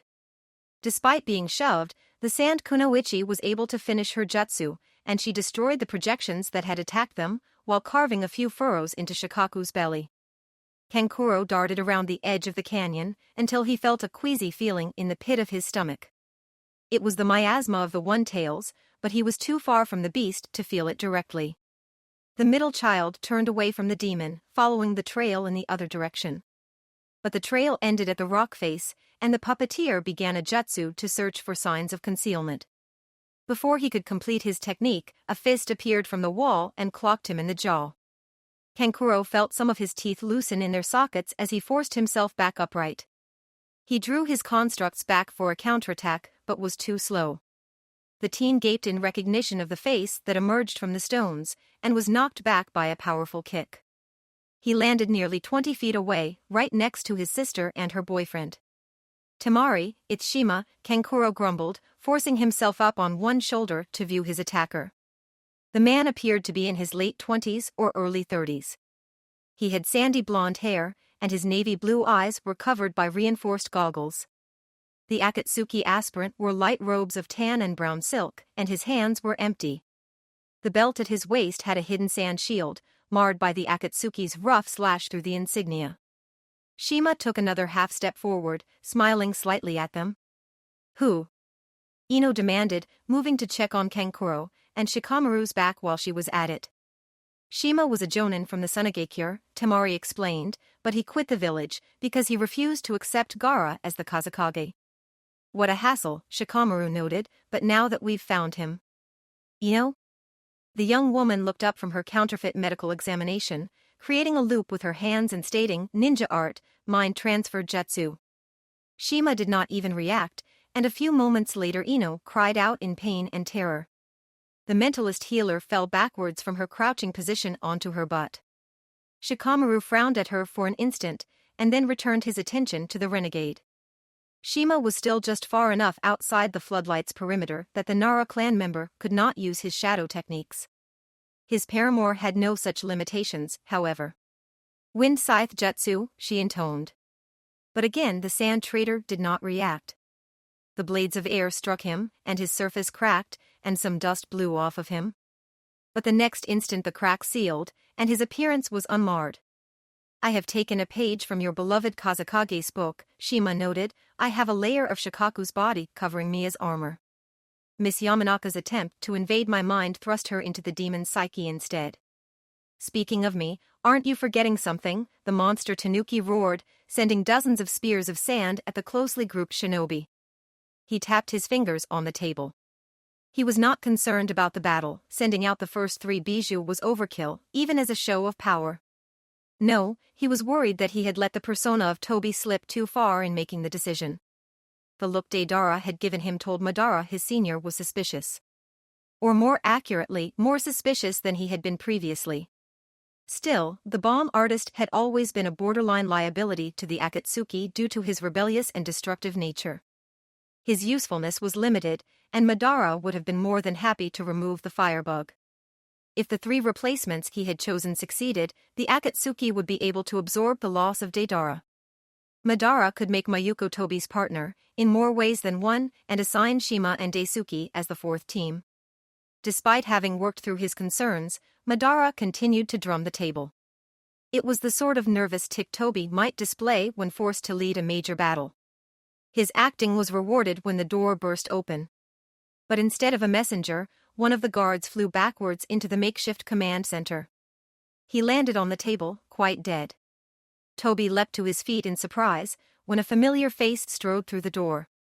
"Orochimaru-senpai," the masked ninja asked in confusion, upon seeing Sasuke's face, "what are you doing here?" The stolen Sharingan observed him for a moment, and then the invader burst into laughter, Orochimaru's voice issuing from Sasuke's lips. "Is this his last revenge, trying to trick me into confronting you?" Orochimaru asked himself, or was he truly unaware of how close his target was? "I don't know where Madara is," Itachi shuddered in pain, as his brother's hijacked face leaned in close. "If I did, one of us would already be dead." "But you have a suspicion," Orochimaru purred. "I heard your whole conversation with my old friend. You must think you are close, to want to stay undercover at this late stage of the game." The double agent wanted to tell the snake where he could go, and what to do when he got there. But another part of him, the very Uchiha part, wanted revenge against his villainous ancestor at almost any cost. "Toby," Itachi finally relented, "he was inducted into the rings with no testing. And Lord Pain tries to hide it, but he always defers to Toby or agrees with his plans. I think Toby is Madara's mole, inserted in our ranks to keep a closer eye on us." "Good boy," Orochimaru congratulated him, "and now as promised, your reward." "Amaterasu. You can drop the act, Madara," Orochimaru said conversationally. "That doesn't fool me. I recognize your movements, especially now." He tapped the left side of his borrowed face right next to his red eye. "You already have the Sharingan active?" Madara mocked, dropping the pretense and removing Toby's spiral mask. "Did you have that much trouble getting here?" "Oh no," the snake shook his head. "I have trained this body to the point where the first stage of the Sharingan is my default mode. I actually have to expend chakra now to suppress it when I need to look normal." Madara looked impressed in spite of himself.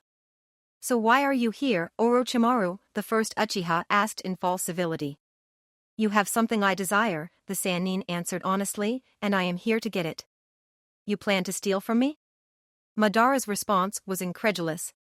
"Not steal," the former ring-bearer countered evenly, "it is knowledge that I want you to share, and I am prepared to offer something of value in return." The Akatsuki leader's eyes widened, and he indicated his former ally should continue. "You possess the one thing I want most in this world, the secret of immortality. It is the main reason I acquired this body." Madara blinked in amazement, and then his face turned dark. I don't think so, the immortal countered. Aside from the fact you killed the last two members of my family, I don't need the competition. You abandoned your family decades ago, Orochimaru disagreed smoothly, and what competition? You want to rule the world, and I want to master every jutsu, and we both want to see the Konohagakure core burn. Our goals are not incompatible. Madara shrugged to concede the point, but his face still looked deadly. Nevertheless, there is nothing you can offer that is worth sharing that power.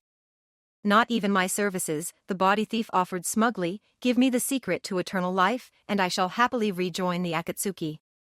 Having an immortal ally with my knowledge and power could only benefit you. As if I could trust you, Madara said coldly, his eyes boring through the snake, but for the sake of the current operation, I will allow you to go in peace. Leave. Now that is a problem. Orochimaru was unperturbed. His eyes transformed, the tomo transforming into daggers pointing at his pupils. If you will not share this power with me willingly, I will have to extract it from you, by any means necessary. The sound of birds filled the room, and the whites of Madara's eyes turned jet black. Salamander and Black Ant tumbled free from the attack. Salamander's compartment opened when it hit the side of the valley, spilling out Temari, Shikamaru, and Kamatari. After Ant stopped rolling, his doors were quickly pushed open from the inside, and Ino extracted herself. Expansion jutsu, roaring with rage, Choji grew until he was roughly the same size as the demon. He charged forward, body slamming Shikaku into the wall, knocking the sand monster away from Kankuro. At the same time, Kamatari pragmatically began to send wind blades at the Tanuki again. Shikaku sent more barbs of dust at Choji, who took a few hits but was able to shatter most of them with his enhanced strength. The one-tail struck out again, shaping his paw into a hammer, and knocked Akimichi into the battlements. As Choji pulled himself to his feet, he coughed once, and blood wet his lips. With the enlarged human temporarily disposed of, the demon fired gobs of sand at the weasel, willing to briefly lose control of the silicate to try to eliminate the small annoyance. The other three shinobi rushed over to the puppet wielder. As they approached, Shikamaru recognized the remains of Crow, shattered into 1,000 pieces.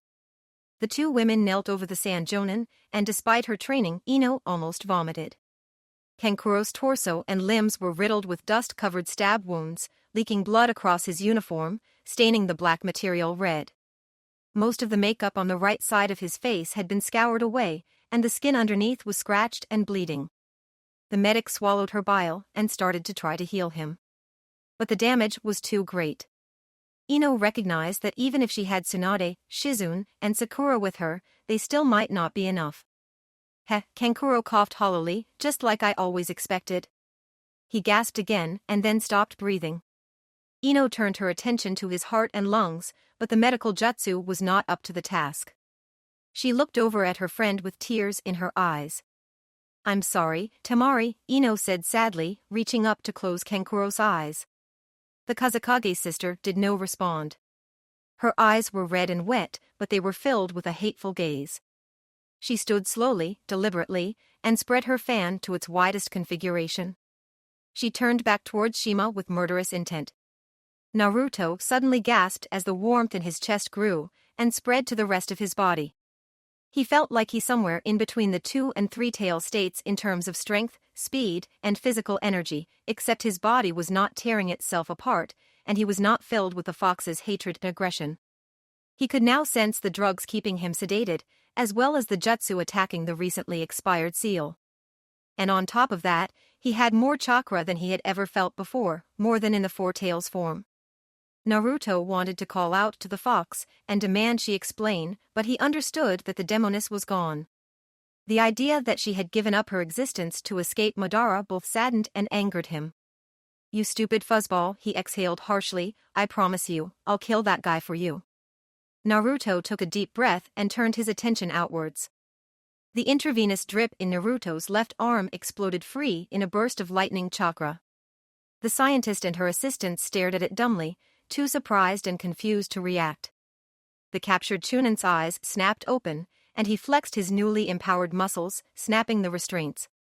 As Uzumaki sat up, one of the underlings finally recovered enough to produce a kunai and stab at the teen. Naruto caught the older shinobi's arm and tossed him easily into the wall with a sickening thump. As the three remaining subordinates attacked, Naruto raised his hand, summoning Kitsune with a thought. He parried the first two strikes, and then killed or disabled the closest attacker with a ringing blow to the side of his head. The remaining two researcher ninjas fell in rapid succession, and he turned to their mistress. The Akatsuki's expert was cowering in the corner, her eyes wide with terror. "Please, don't kill me," she begged. "I'm not a ninja, I just study chakra and jutsu." He studied her dubiously, but finally lowered his staff blade. "Where is Madara Uchiha?" he demanded. "What? The founder of the Uchiha clan?" "But he died 80-some years ago," she stammered nervously, thinking he had been driven mad. "He was here with me earlier." Naruto didn't buy her protests. "Tell me where he is." "That's impossible," she argued. "My team and I have been with you the whole time. The only other people who have been in this room with you were Zetsu and Tobi." Naruto believed her desperation and turned to leave. He grabbed a lab coat hanging near the door, deciding it was slightly better than running around in his swimsuit. Then he looked back at her, deadly serious. "Run," he suggested, "this place won't be here much longer." She nodded vigorously as he exited the lab. But as soon as the door was closed, she grabbed her phone and punched in Tobi's number. "Please answer," she begged, her dread lightening to mere worry.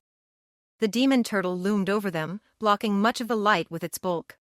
The three tails opened its mouth slowly, and disgorged a small pond's worth of brackish water at the shinobi.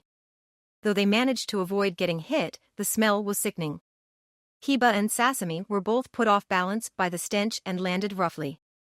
Shino and Lee were already reacting as those two recovered, but Ki beat them all.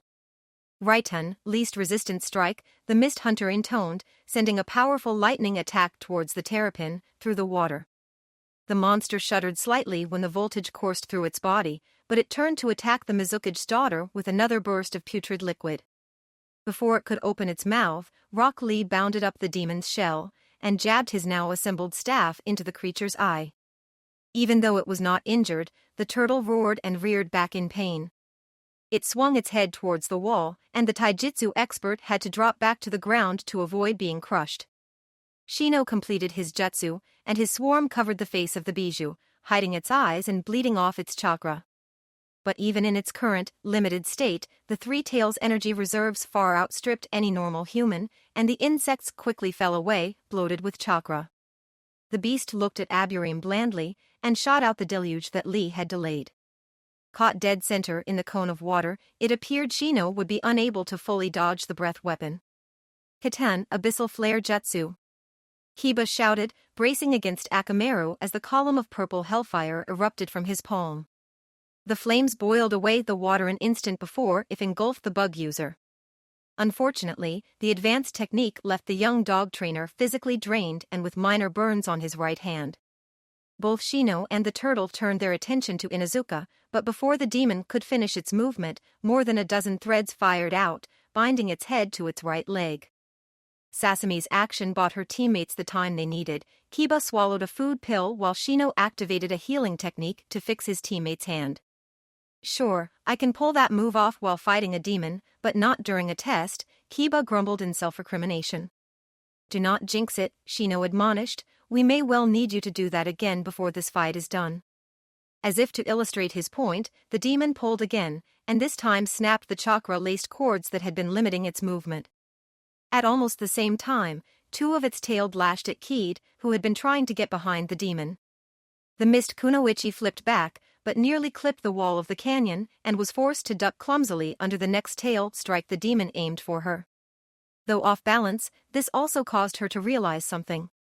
"Lee," she shouted for his attention, narrowly avoiding the flailing extensions, "the demon can't see me back here behind its shell. That means there must be someone else guiding its actions. Find him."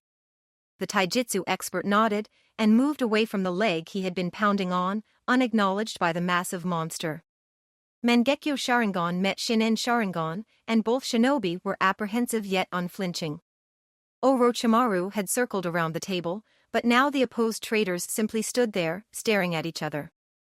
The Chidori still chattered around the invader's left hand, while Madara appeared unarmed.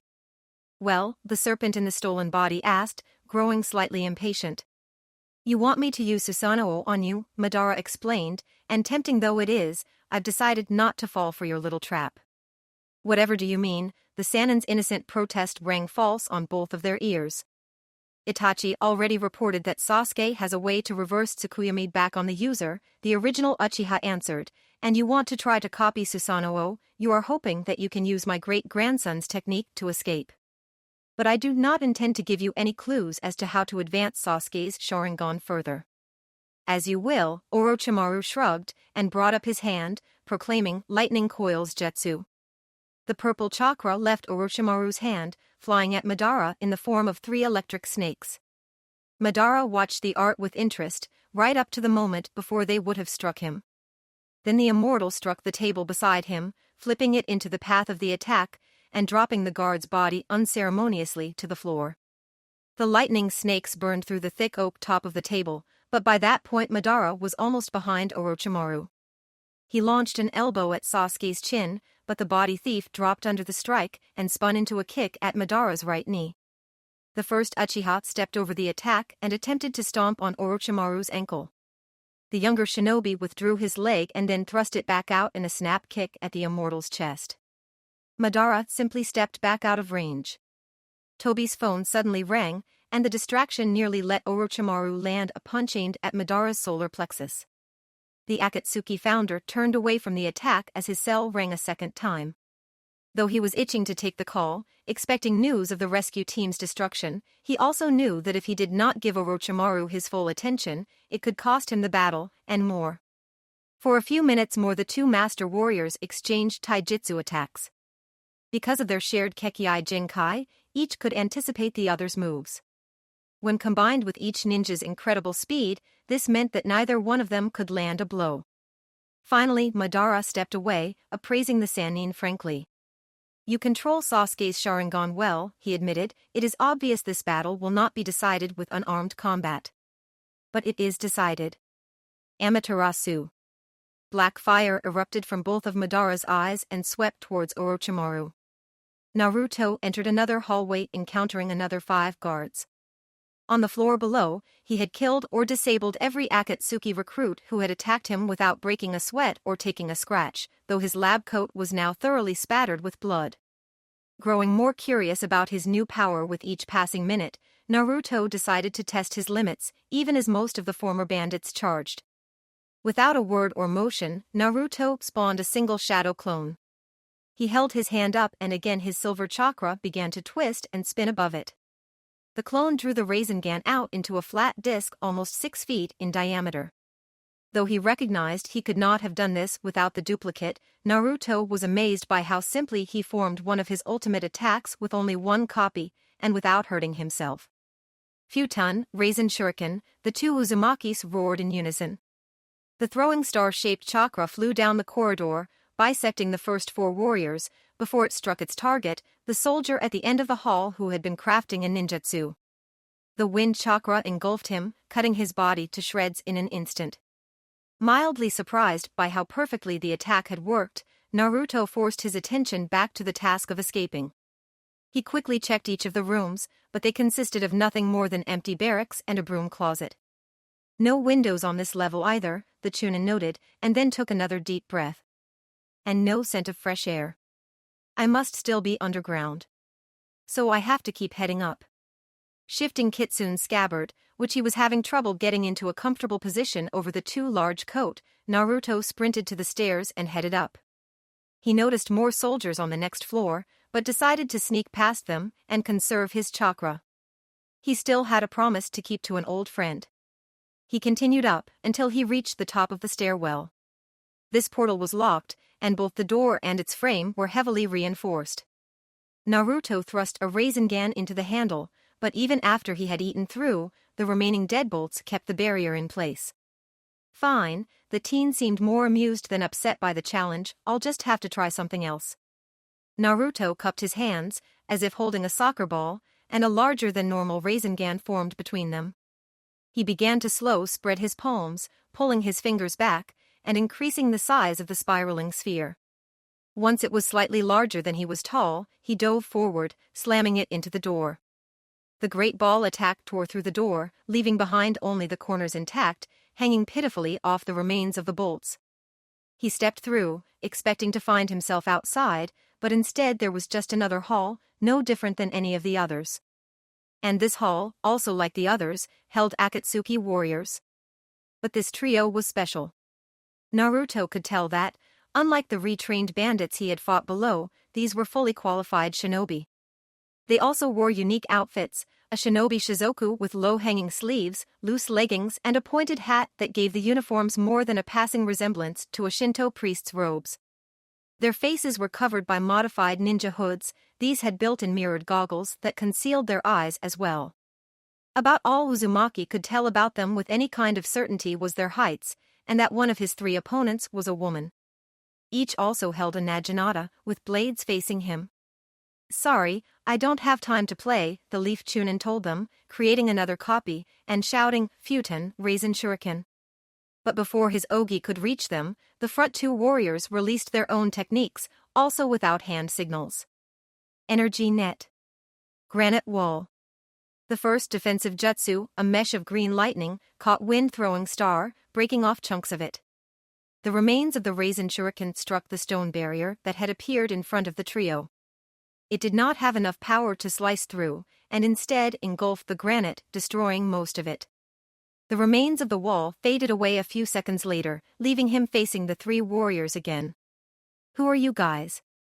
Naruto asked, impressed in spite of himself. "We are the acolytes of pain," the man in the back answered, his most trusted bodyguards and spies. "Well, good luck fighting in here with those polearms," Naruto smirked as he drew Kitsune. But the ninja who had spoken leaned his curved spear into his left elbow and began to sign. "Ninja Arts, Arena of Destiny," he announced as the blonde teen started to step forward. Instantly, the hall began to grow wider and longer. The ceiling was replaced by an empty sky, and the dark gray stones of the walls and floor became a light brown sandstone. Pain's soldiers spread out, still keeping their weapons trained on him. "Remember, we mustn't kill him," the female reminded her colleagues. "Lord Pain values the fox above our mere lives." "Too bad for your boss, the Kyuubi is gone," Naruto said, his tone mocking, but also slightly saddened. As he put aside his emotions and turned his attention back to them, Naruto was gripped by an unfamiliar sensation of wrongness. It took him a few seconds to understand what it was, and when he did, he almost tentatively laced his fingers together around the staff blade's hilt. "Release?" Naruto said questioningly. To his great surprise, the arena around him vanished, returning him to the original hallway. Except it was still 4 times the width and 3 times the length and height it had been previously. Naruto frowned, disappointment covering his surprise at even a partial success. The first acolyte charged forward, bringing his naginata down in an overhand strike. Naruto blocked the attack easily, and tried unsuccessfully to remove the rest of the illusion. "Wait, if you can swing that around like that, the room must really be bigger." Naruto realized the unnatural feeling was gone even as he said that, "The genjutsu is just to keep your opponents off balance while you create a larger space in which to fight." Naruto whistled, impressed that the masked man could combine such a powerful ninjutsu and a genjutsu into a single art. But he did not remain awestruck for long. "Sorry, really I don't have time to deal with you now." Uzumaki slid past the 2 warriors attacking him, appearing instantly next to the ninja maintaining the spatial jutsu. As he slashed upwards with Kitsune, the wind chakra blade appeared, and he carved through the Akatsuki warrior's weapon and deep into his chest. Fast, the other male soldier broke his prior silence as his comrade's body dropped to the floor, returning the hall to its original size.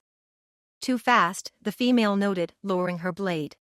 Instead, she quickly launched a dozen hands seals before stating, "Dual Arts, Eye of Thunder Jutsu."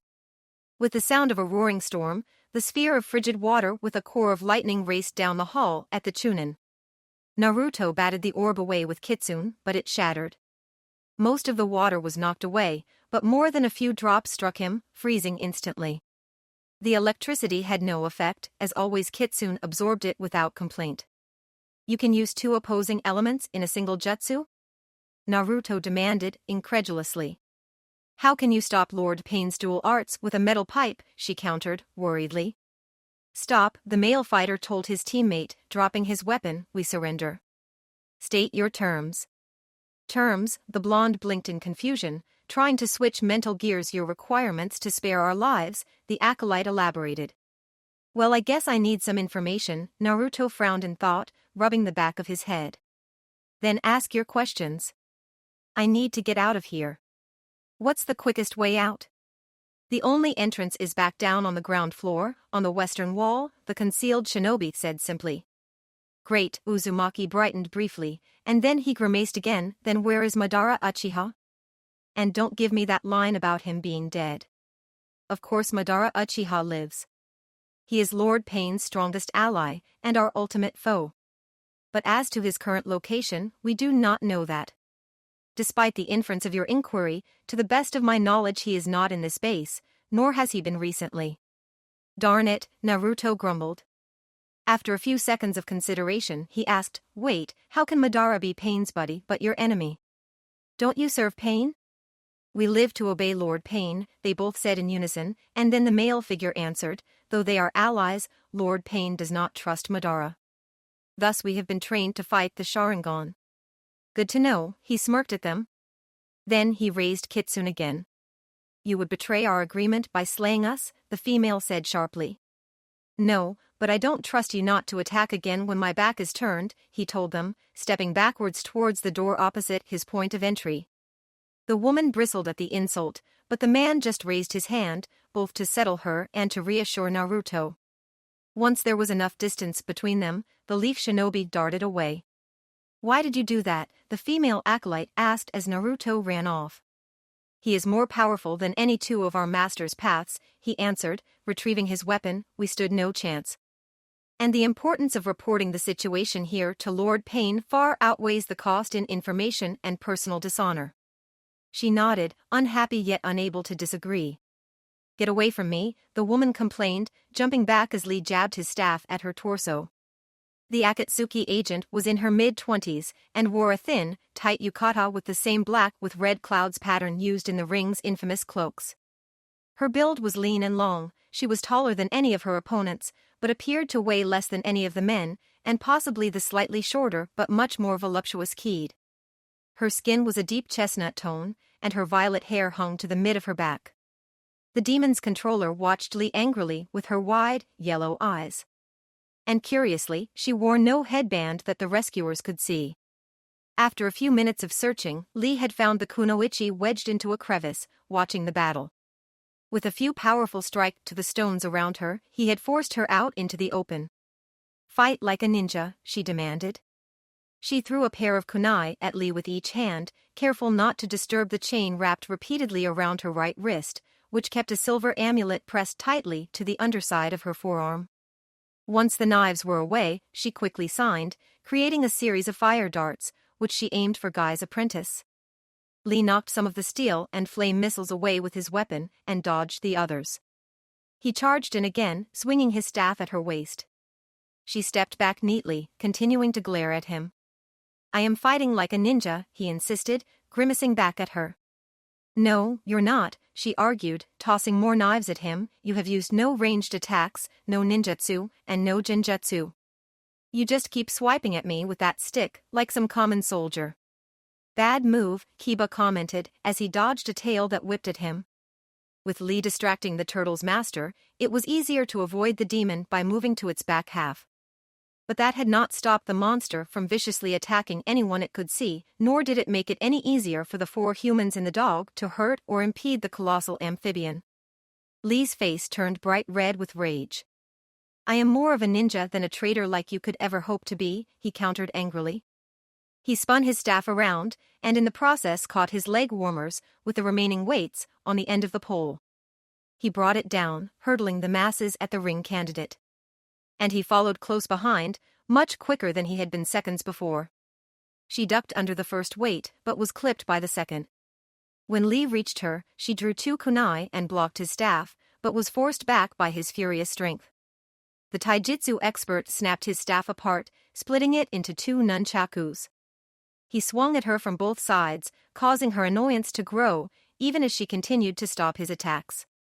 The three tails caught Keed in one of its tails, and began to crush her even as it moved to dash her up against the wall of the ravine. Akamaru jumped up, and bit hard into the extension, causing the demon to release the hidden mist kunoichi. Hiba caught her in mid-air, and set her down on her feet as they landed. "I'm okay, thanks," she panted before he could ask, and they were both forced to dive away as the turtle began to hammer blindly at the ground behind him with the three legendary appendages. On the other side, Shino had managed to rouse his chakra-drunken insects. The bugs had digested the demon's energy, and were able to send part of it back to their master. In turn, Shino used that chakra to power the constant stream of low-level fire jutsu to keep the monster's attention on him. But his combination of draining and attacking was still only a minor annoyance to the bijou. "Are you almost done?" Shino asked, a strain in his calm voice. Sasami darted back and forth under the turtle, barely avoiding its tree trunk-like legs. "Just a little longer," she panted back, "sorry." Katun, grasping Inferno Jutsu, was the insect trainer's only response. Even filtered by his tiny allies, the Three Tails chakra pained him to use. A small part of his mind wondered if Naruto felt like this. Shino's hands were wrapped in fire, and the flames expanded until the chakra hands were 10 times the size of Aburim's natural appendages. He grabbed either side of the terrapin's head, forcing it just far enough to the side that its next stream of water missed both Shino and the temporarily exposed Sasami. The turtle pushed back, its water chakra surging around it in a pure form that destroyed the human's jutsu. It turned its head back towards Shino, spreading its jaws wide, its rank breath washing over the leaf warrior as it built up its next load of spittle. Amaterasu erupted from Sasuke's left eye, but it was no match for Madara's assault. However, the opposition bought Orochimaru enough time to complete his counter-attack. Hayaton, Ice Prison Jutsu, the serpent intoned, keeping his black fire trained on Madara and slowly backing away as the stronger Uchiha's blaze began to overwhelm his. "What are you going to do?" the Sannin taunted, as the frost crept up Madara's legs. "You could destroy my jutsu with your Amaterasu, except you would have to look away from me. But once you are trapped, I can just move out of eyeshot. Are you sure you don't want to just give me the secret of your immortality?" The founder of the Akatsuki whispered something, unheard over the roar of the flames and the crackle of the ice. "What was that?" Orochimaru asked as he took another step back. But Madara did not need to respond. His Amaterasu suddenly stopped, but before Orochimaru's flames could reach him, the air in between them began to spiral inwards. Sasuke's power was sucked in, and his body was drawn off balance. The frozen water imprisoning the first Uchiha also cracked and broke away. After the rupture finally closed, Orochimaru was able to lift his stolen head again. Madara was standing over him with a mild smirk. "I said Kamui," the Sharingan master answered. "Tsukuyomi," Orochimaru countered. The dark world formed around them, and on either side of Orochimaru now stood Hashirama Senju and Hoshi Hyuga. Madara stared at his sister and the first Hokage impassively, blatantly unimpressed. Hoshi darted forward, her fingertips striking Madara. And Hashirama's Mokuton caused saplings to shoot up around Uchiha, sealing his legs. But the red spirals in the Shinin Sharingan flared brilliantly, and the illusion dissolved. "Did you honestly expect that to work on me?" The Akatsuki leader shook his head, his tone of voice surprisingly free of recrimination. Despite his reaction, Madara was mildly shaken by the vision, but he could not allow his enemy to know that. Unfortunately, his attempt at bravado cost him. "No, I didn't," Orochimaru agreed viciously as he stabbed Kusanagi into Madara's chest. The immortal noticed the attack just before the sword struck, too late to completely avoid it. He hopped up and backwards, just far and fast enough that the grass cutter struck the bottom of his left lung, instead of impaling him through the heart. Madara was able to push back, pulling his torso free from the blade before the snake could expand the weapon and pin him to the wall. "I understand you don't really know any weapons," Orochimaru taunted him. "In your time all one had to do to become a jonin was to defeat or be acknowledged by another jonin, so you were never forced to broaden your skills. Fortunately, that doesn't apply to me." "You make it sound like that matters." Madara straightened, allowing the blood to flow freely down his robe. "This wound is not enough to hinder me. And now that your surprise is spent, you will fare no better with that blade than you did with taijutsu. Orochimaru slashed out in response, but Madara subtly dodged. Even changing the length of his blade to counter his opponent's dodges or avoid his blocks did not allow the serpent to land a blow on the immortal. The true Uchiha moved simply and without wasted effort, refusing to counterattack. Instead, he absorbed his enemy's skill with each swing, making it easier to evade with each missed strike. But his avoidance served another, greater purpose. The deep stab was hurting more than he had let on, and he had spent a great deal of chakra on the sustained Amaterasu and the Kamui. He wanted to give Orochimaru time to wear himself down, while his wound started to close. Though immortal, Madara did not heal substantially faster than most other shinobi. So he had also activated a minor wound-sealing ninjutsu. If the snake summoner would continue this swordplay a few more minutes, Uchiha expected they would be back on equal footing. Orochimaru slashed and stabbed artfully, but his mind was racing. Hitting Madara with Tsukuyomi and summoning Kusanagi had been a desperation move. The amount by which the first Uchiha Sharingan outclassed his own stolen Kekkei Jinkai was stunning to the Sannin. He had not been expecting Madara to be able to produce Amaterasu from both eyes, though in retrospect it should not have been too much a surprise, given the fact Itachi and Sasuke manifested the black fire in different eyes. But what really frightened Orochimaru was Madara's casual use of Kamui. He had heard of the attack through his agents in both the Akatsuki and the Hidden Leaf, however he thought Kakashi had created the technique. Kamui? Are you reduced to stealing jutsu from the likes of Kakashi Hatake? Orochimaru taunted, hoping to distract Madara or gain some information. Madara avoided the first bait but bit on the second. Hardly, the Akatsuki leader was dismissive. Kakashi did not create the Kamui, he simply manifested it in Obito's left eye. I can use all four of the Mangekyo Sharingan techniques, Tsukuyomi, Amaterasu, Kamui, and Susuri. Until Itachi, all of my descendants only acquired 2 of those powers when they unlocked the second level, 1 per eye. But Itachi was able to use all of them except for Kamui. And I had hoped in time he would gain that ability too. What about you, Orochimaru? Madara turned the verbal assault back, even as he slid around another stab at his chest. Have you been able to unlock any powers besides the 2 Sasuke already had? Do you have the Kamui or the Susuri? When the serpent didn't answer, the true Uchiha smirked. I didn't think so. How can you ever expect to gain the 3 powers of the Shinin Sharingan when you cannot even master the Mangekyo level? The younger renegade frowned and redoubled the speed and power of his attacks. Shikamaru, there was a touch of pleading under Tamari's anger. I need you 3 to hold off Shikaku for 10 minutes. Can you do that? I won't promise anything, Tima-chan. He refused to lie, but we'll do everything we can. Thanks. Kamatari, help them. The weasel, who had landed near them while dodging the sand demon's attacks, nodded and returned to sending blades of wind at the tanuki's legs. Choji shrank back to his original size as he painfully dragged himself to his feet.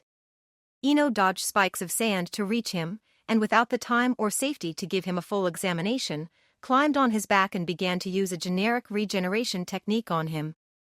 Akimichi's cracked ribs and bruised lung began to heal even as he jumped away from another stab from Shikaku, still carrying his girlfriend. That's enough, Ino, he told her after a close scrape. I'm fine and we need you back on water duty. The dry night air, and the One-Tail's frequent disconnection of his components, was quickly evaporating any slowness and softness from his attacks.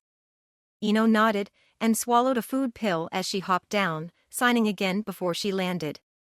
Unable to use his shadow techniques against such a large opponent and out of paper bombs, Shikamaru joined her, though his Suiton arts were simpler and less powerful. Choji extracted his mace from the seal on his belt buckle. Though his weapon was far more substantial than most of its kind, resembling nothing so much as a metal baseball bat shoved through a large steel pumpkin, the demon snorted in mirth when he noticed it.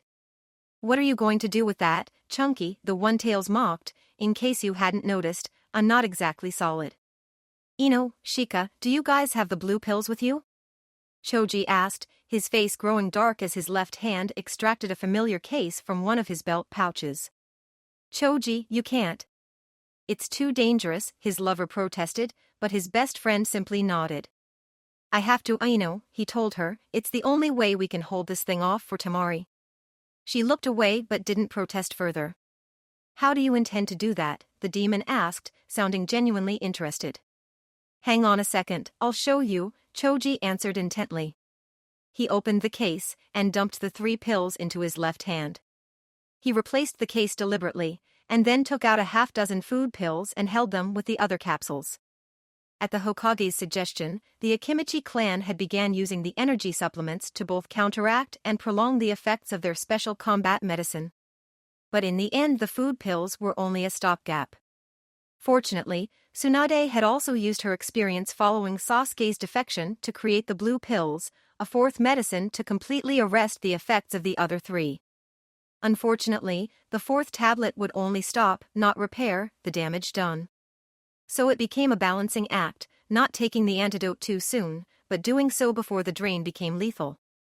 As a result, Choji gave the blue pills to his teammates, relying on them to administer the counter-agent if he passed out before he could take it. Choji faced the demon and half-raised the medicine to his mouth. Expansion jutsu, he shouted again, and as he grew his weapon swelled to match. Once he was about 20 feet tall, Choji popped the green pill and the first 2 food pills into his mouth and swallowed. At 40 feet in height, he gingerly selected and consumed the yellow supplement and 2 of the tiny brown capsules. And when he reached a full 60 feet tall, he dumped the now minuscule last dose into his mouth.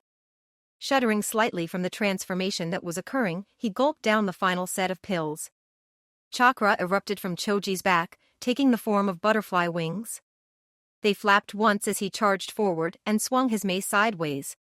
For a moment, the demon's face registered surprise, an instant before the sand tanuki rocketed into the barricade. The giant Chunin followed and struck a powerful overhead blow, hammering the bijou into the ground. Shikaku lifted his left front paw, but Akimichi swung his weapon sideways faster and tore the granular limb free, sending it flying. The monster growled as his tail darted out, touching his severed appendage to reabsorb its components. Not bad, kid, the demon admitted grudgingly, but at the rate you're dropping body mass, I doubt you can keep it up for much more than a few minutes. Who says I have to? Choji shot back, panting slightly. Tamari raced forward in an uneven zigzag pattern, using her speed and wind chakra to try to keep Shima guessing. She darted past him and whirled around to send a compact column of air at him with her futon, straight-line jutsu. His armor absorbed the attack, and he was only forced to lean slightly into the localized gale force winds. She folded her fan and charged at his back, stabbing at the base of his spine. The unique weapon chipped the hardened sand, and Shima rotated counterclockwise to catch her weapon before she could retract it to strike again. He continued his spin, pulling Tamari off balance while with his free hand he launched a right cross at her nose. The young woman dropped and slid to the side, barely managing to wrench her fan out of his grasp. She turned her fan over, using the momentum to slap it into his left shoulder. The renegade shuddered slightly, and again his armor cracked briefly and then resealed itself. Doton, Stoneclaw's jutsu, she said without signing, and 2 thin hands extended from the earth and caught his ankles. With her target trapped, she swung at his neck with the edge of her fan. But he snapped the rocky limbs holding him easily and stepped back out of range. Then he moved back in and caught her weapon between his arm and his side, wedging it tightly so she could not free it so easily as the last time. Tamari, your pitiful excuse for a sensei had failed you, he lectured. This is how you use an earth jutsu without hand signs. Doton, ripping embraced jutsu. For clawed arms erupted from the bedrock, and instead of simply holding Tamari, they began to tear at her clothes and flesh. Air burst, she countered, doing enough damage to the talons that she was able to escape, but not before they carved some deep furrows into her legs. In her retreat, she was forced to release her fan, unable to extricate the weapon. But this left both of her hands free to form the seals for a new, complex technique. Futon, dueling vortices, she announced as Shima began to walk towards her again. Under his arm, her fan snapped open. After struggling to hold the wind stirrer, he dropped it quickly as a cyclone emerged from each of the outer struts. Tamari rolled forward, retrieving her weapon and using it to direct the now 10-foot-tall tornadoes towards her brother's killer. The renegade dodged back as the twin twisters converged on him. His expectations were not met, however, and the whirlwinds skirted by one another without touching, and circled back around on him again. He prepared to dodge again, but the kunoichi was ready for him. Futon, straight-line jutsu, she said again, flipping over her fan to create the linear burst. Again the attack failed to pierce his armor but disrupted his movements, this time just long enough for the tornadoes to hit him. For the first few heartbeats, the opposed whirlwinds tore at him, shredding his shield grain by grain. After that long second, the cyclones merged and catapulted him straight up, nearly to the up edge of the canyon. He tumbled awkwardly through the air before smashing hard into the ground.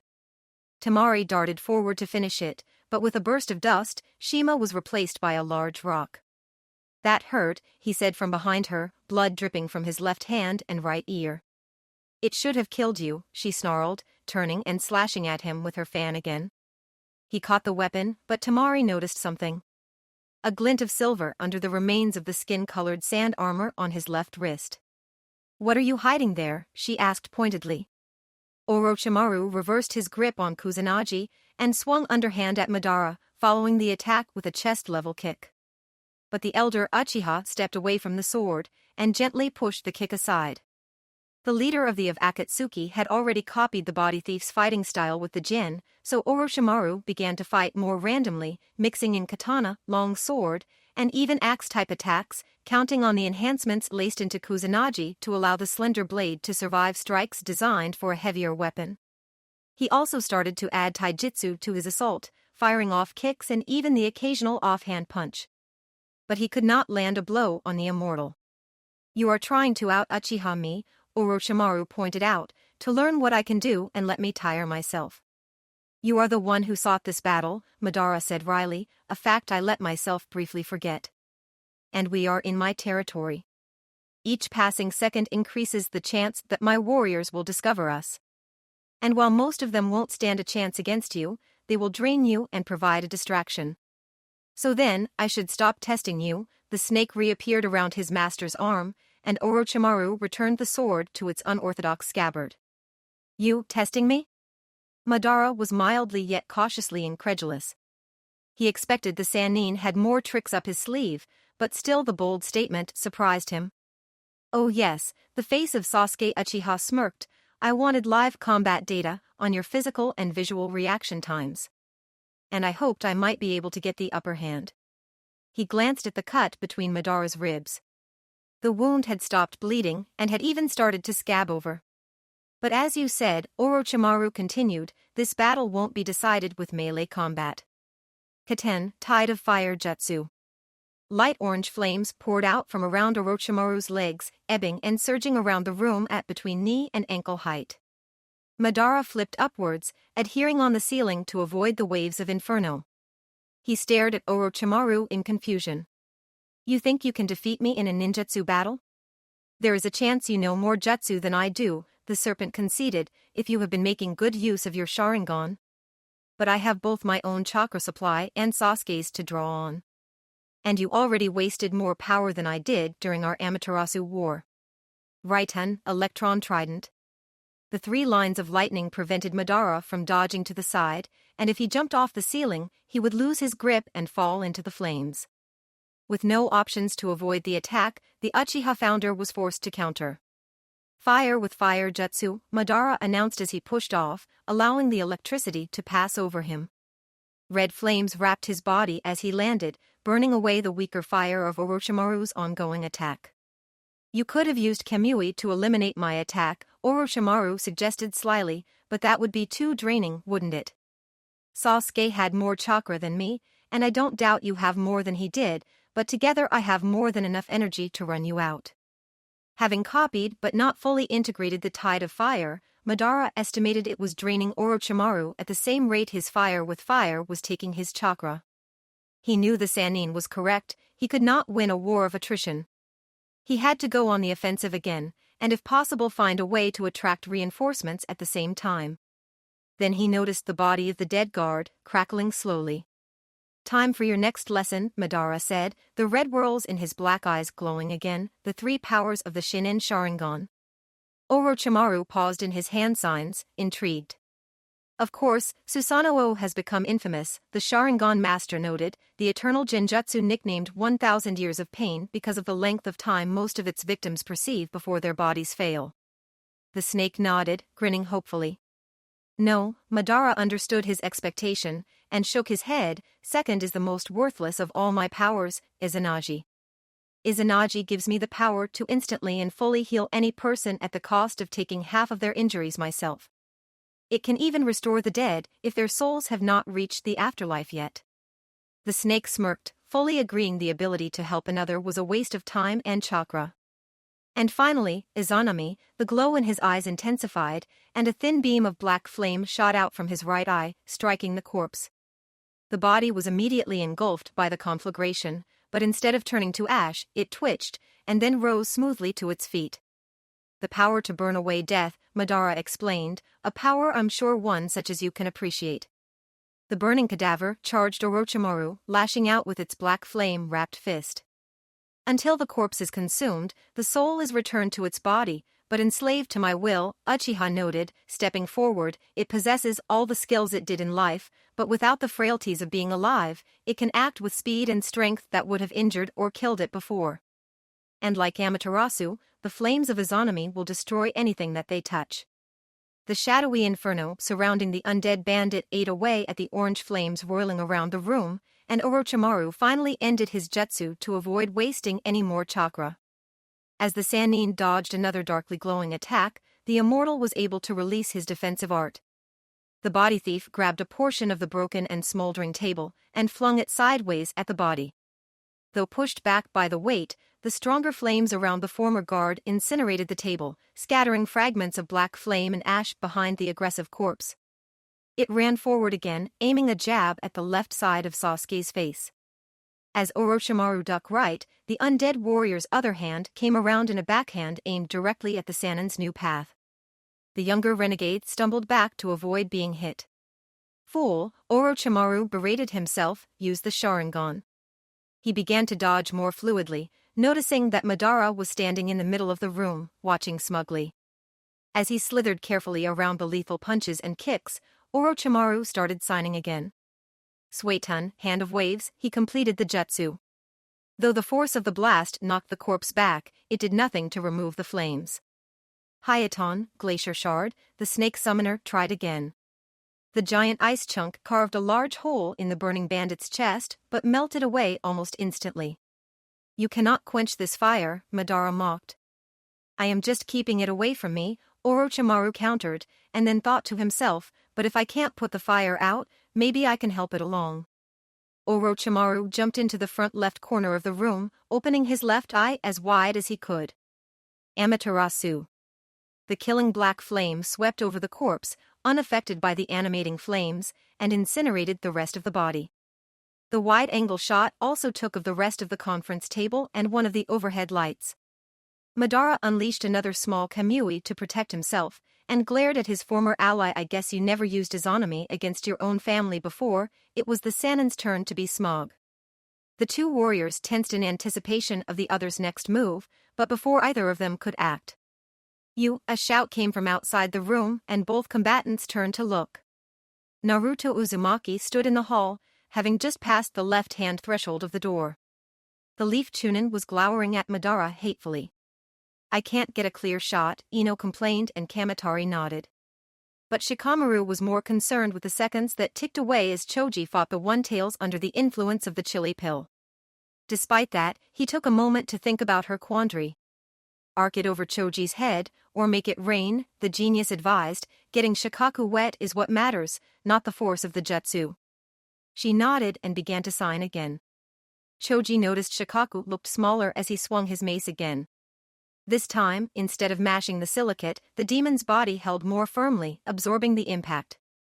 The One-Tails rose up on slightly more human-shaped back legs, bracing his tail up against the barricade. His forelegs changed as well, his left paw becoming a battle axe while his right became a spiked ball. The giant Chunin swung again, and the demon caught the weapon on his axe, before swinging his morning star. The force of the blow pushed Choji back a few feet and the spikes punctured his armor and the outer layer of his skin. He's compacting himself, Shikamaru shouted, to increase his strength and resilience. But it should also slow him down. Except we don't really have the space here for Choji to take advantage of his increased speed, the shadow user reminded himself, and he's already starting to run out of steam. He has 78 more seconds, and then we'll have to give him the antidote. Get a move on, Tima-chan. With Choji keeping Shikaku focused on him, the silicate armor around Shima was reforming at a snail's pace, much to the Sand Renegade's dismay. The traitor could no longer count on the protection or the increased strength as Temari stabbed and slashed furiously with her fan. She took a swipe at his right temple, and when he blocked with that arm, she turned her weapon over and jabbed the butt end into his belly. The breath was expelled from his lungs. He tried to kick her away, but she caught it on her fan and pushed him back instead. He started to sign, but she swung her weapon again, and he was forced to break his hands apart to avoid having both shattered. Unfortunately, this was exactly what the kunoichi wanted. She snapped open the slats and turned the fan parallel to his body. Wind Scythe Jutsu, she announced, and Shima was too close to dodge. The air blade flashed out, severing his left arm just below the elbow. He howled in pain as the limb fell away, and with it the silver talisman.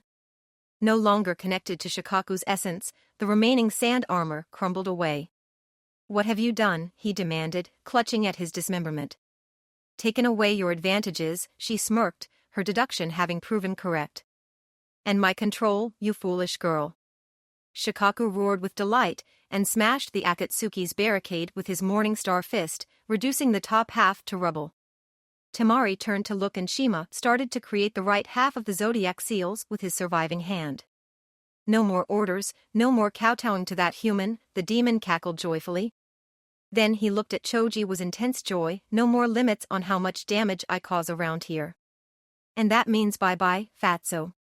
Spikes of sand exploded wildly from the tanuki, digging into the granite walls and floor of the extinct river, destroying a handful of the lights. Choji tried to dodge backwards and block with his mace, but he was slowing down from the physical drain of the 3 pills. A few of the spikes dug into his chest, and he lost control of his expansion jutsu. The now slender Chunin fell through the air as he returned to normal size. Doton, Stoneclaw's jutsu, Shima incanted, and 6 hands of rock emerged from the ground to grab the distracted Temari. He lunged for his arm, but the sand genius's limbs were not caught, and she swung her fan again.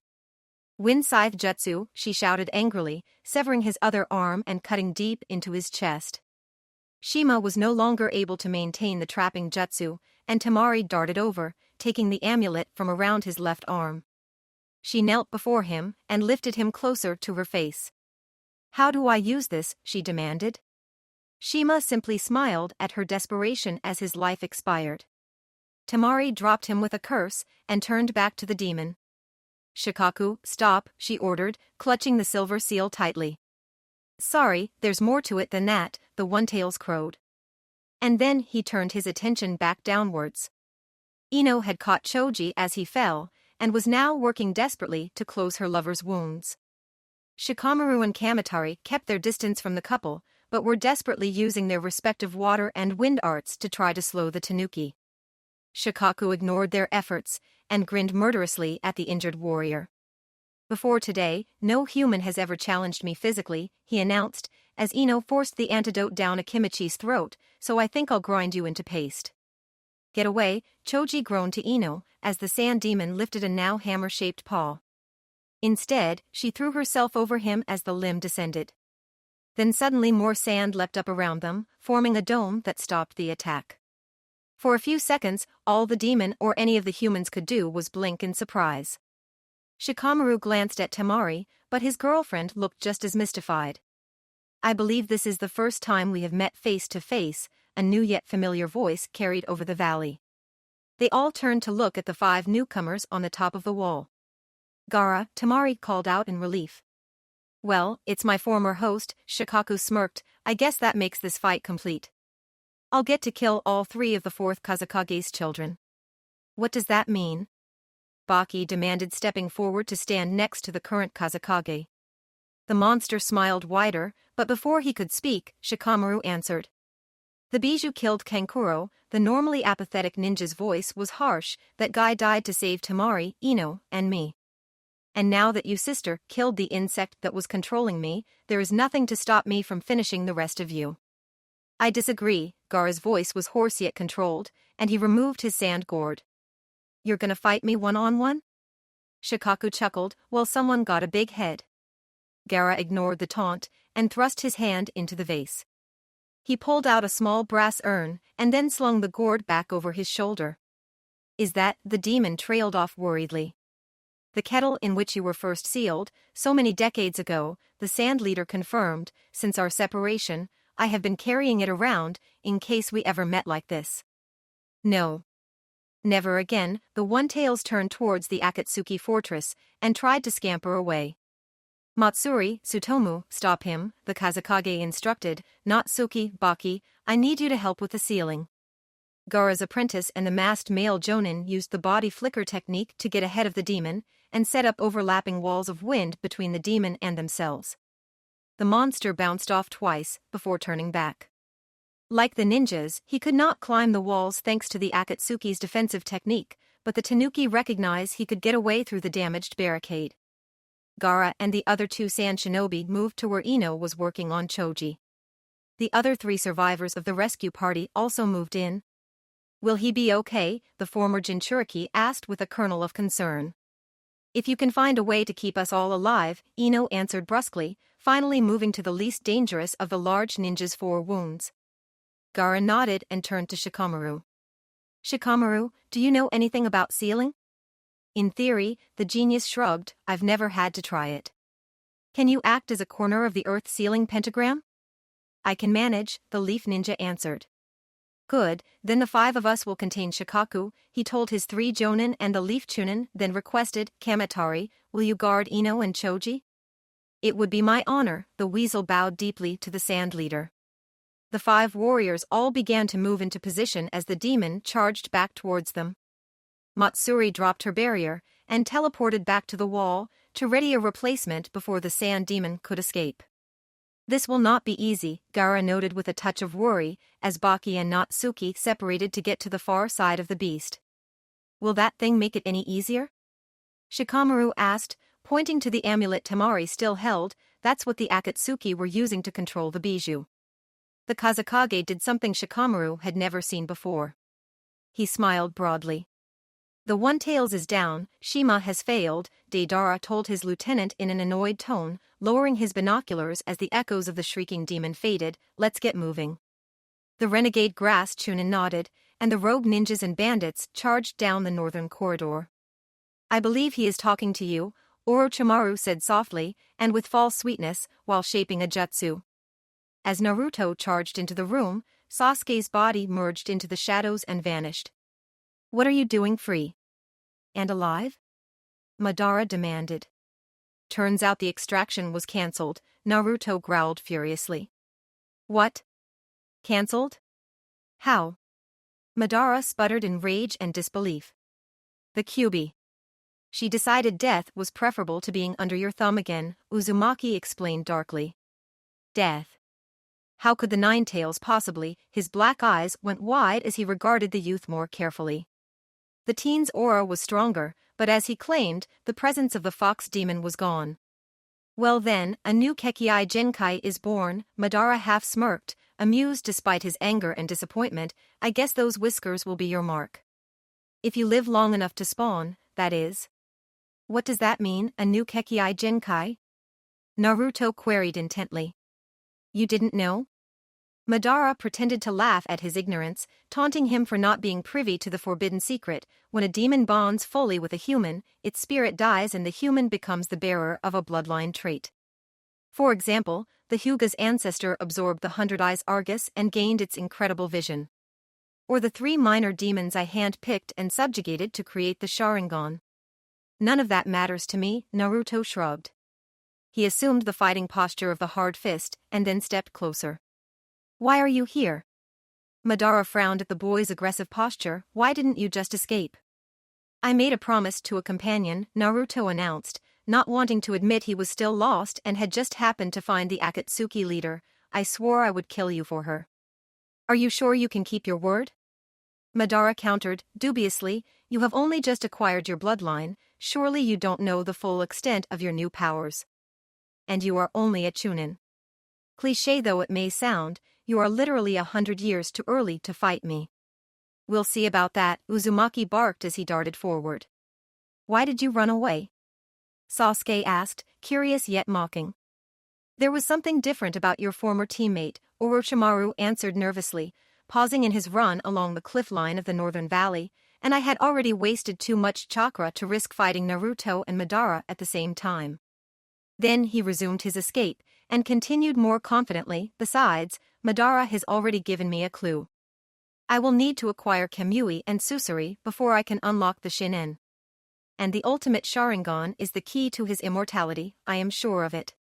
Tenten stumbled as Mayuko's ice jutsu trapped her legs, freezing them together. Now, kill her. Burn her, the hidden show renegade ordered. The fight had continued on the same track. Knowing they could not kill the demon, and might not even be able to incapacitate it, the six-leaf warriors darted around the demoness, splitting her attention while trying to get close to the monster's controller. Meanwhile, Mayuko had noticed the cat's literal interpretation of her orders, and had started using jutsu on her own, to try to create situations the Bijou could not subvert. Finally, the Akatsuki aspirant was able to tag her primary aggressor, immobilizing the weapons mistress while all of her allies were on the far side of the monster feline. Loon was the closest, and the ninja squirrel bounded towards the kunoichi. Suetun, fire hose jutsu, Niji intoned as the cat's mouth opened. But the high-pressure jet of cold water did not deflect the demoness. Sakura barreled into the two tails, burning through the left shoulder and sleeve of her uniform to try to turn the cat aside. Still the Bijou was undeterred, and the blue flames began to roar down her throat. Byakugan art, primordial chakra jutsu. Hinata slammed her palms into the riverbed. Her chakra pulsed into the ground, merging with the energy of the stones and flowing towards the cat as a visible stream of magenta power. The jutsu struck the feline's right rear leg, and instantly the magenta energy lit of her chakra network, making it visible to even those without the Byakugan. The monster's head snapped up, yowling in pain as her inferno shot harmlessly into the air. After she recovered, the demoness turned her head back to glare at the Hyuga heiress. That hurt, echoed through Hinata's head. The words were powerful and angry, but also contained just a touch of whining. I know, I'm sorry, the pale beauty found herself thinking, but I had to save my friend. The cat's eyes widened in surprise. What are you waiting for? Mayuko shrieked again, finish her before. Her words died as the male squirrel shattered the ice holding Tenten's legs with his short sword. After a quick thank you, Guy's student began to run again, both to escape and to help get her blood moving again. You heard that, the cat stared at Hinata as she languidly swiped at Tenten with her paw. And you heard me, the human agreed. She could see all of her allies through her Suijin Byakugan, and as none of the others were reacting, she understood she was the only one hearing the Bijou.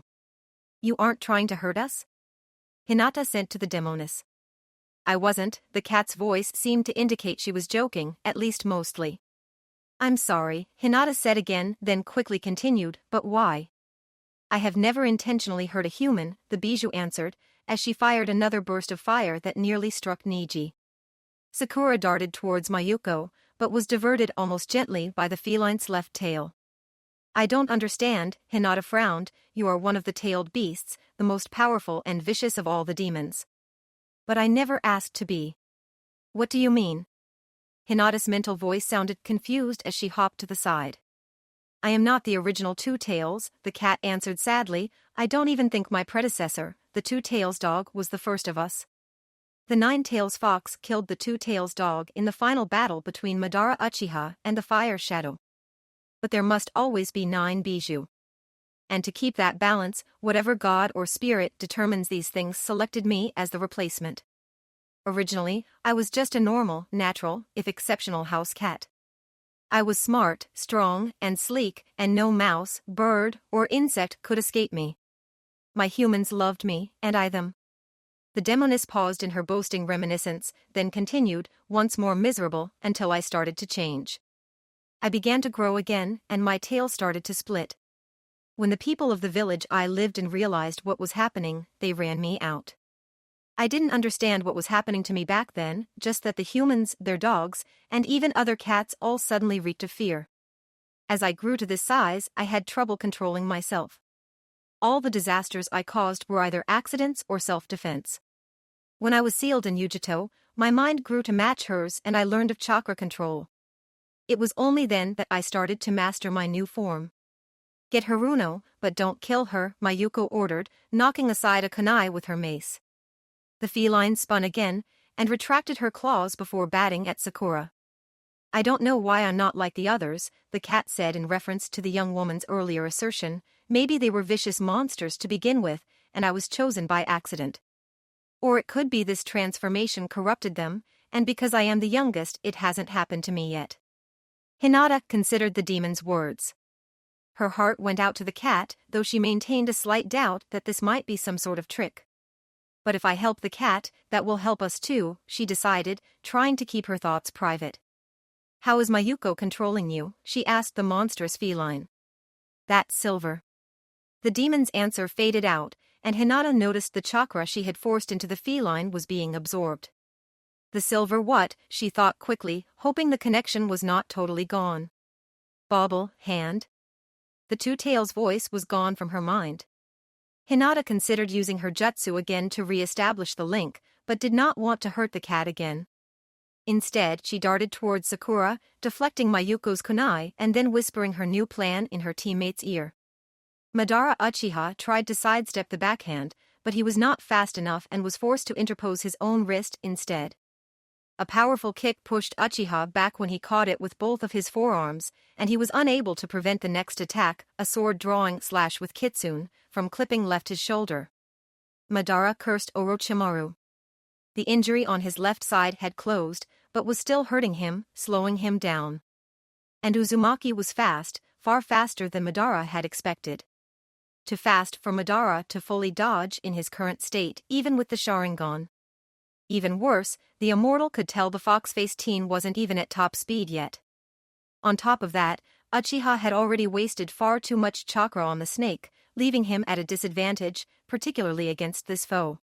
He could use 3 of his advanced Sharingan techniques, maybe 4 if he pushed his body to the danger point. And that was assuming he didn't use any normal jutsu.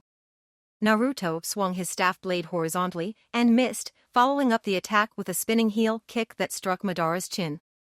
This seemed to awaken the Sharingan user. He glared at the younger man, and this time his anger was personal rather than academic. Madara caught Naruto's left arm when the teen punched again and turned it a wrist lock before kicking Naruto in the belly. Uzumaki's breath exploded out of his lungs, and his feet lifted off the ground for an instant. Though off balance, he swung kitsune, using Madara's painful grip for leverage. The Akatsuki founder pulled slightly before letting go, and Naruto tumbled forward. He pushed off, rolling past the first Uchiha, landing on his feet behind his opponent. Naruto waited for Madara to turn, allowing his body to sort itself out.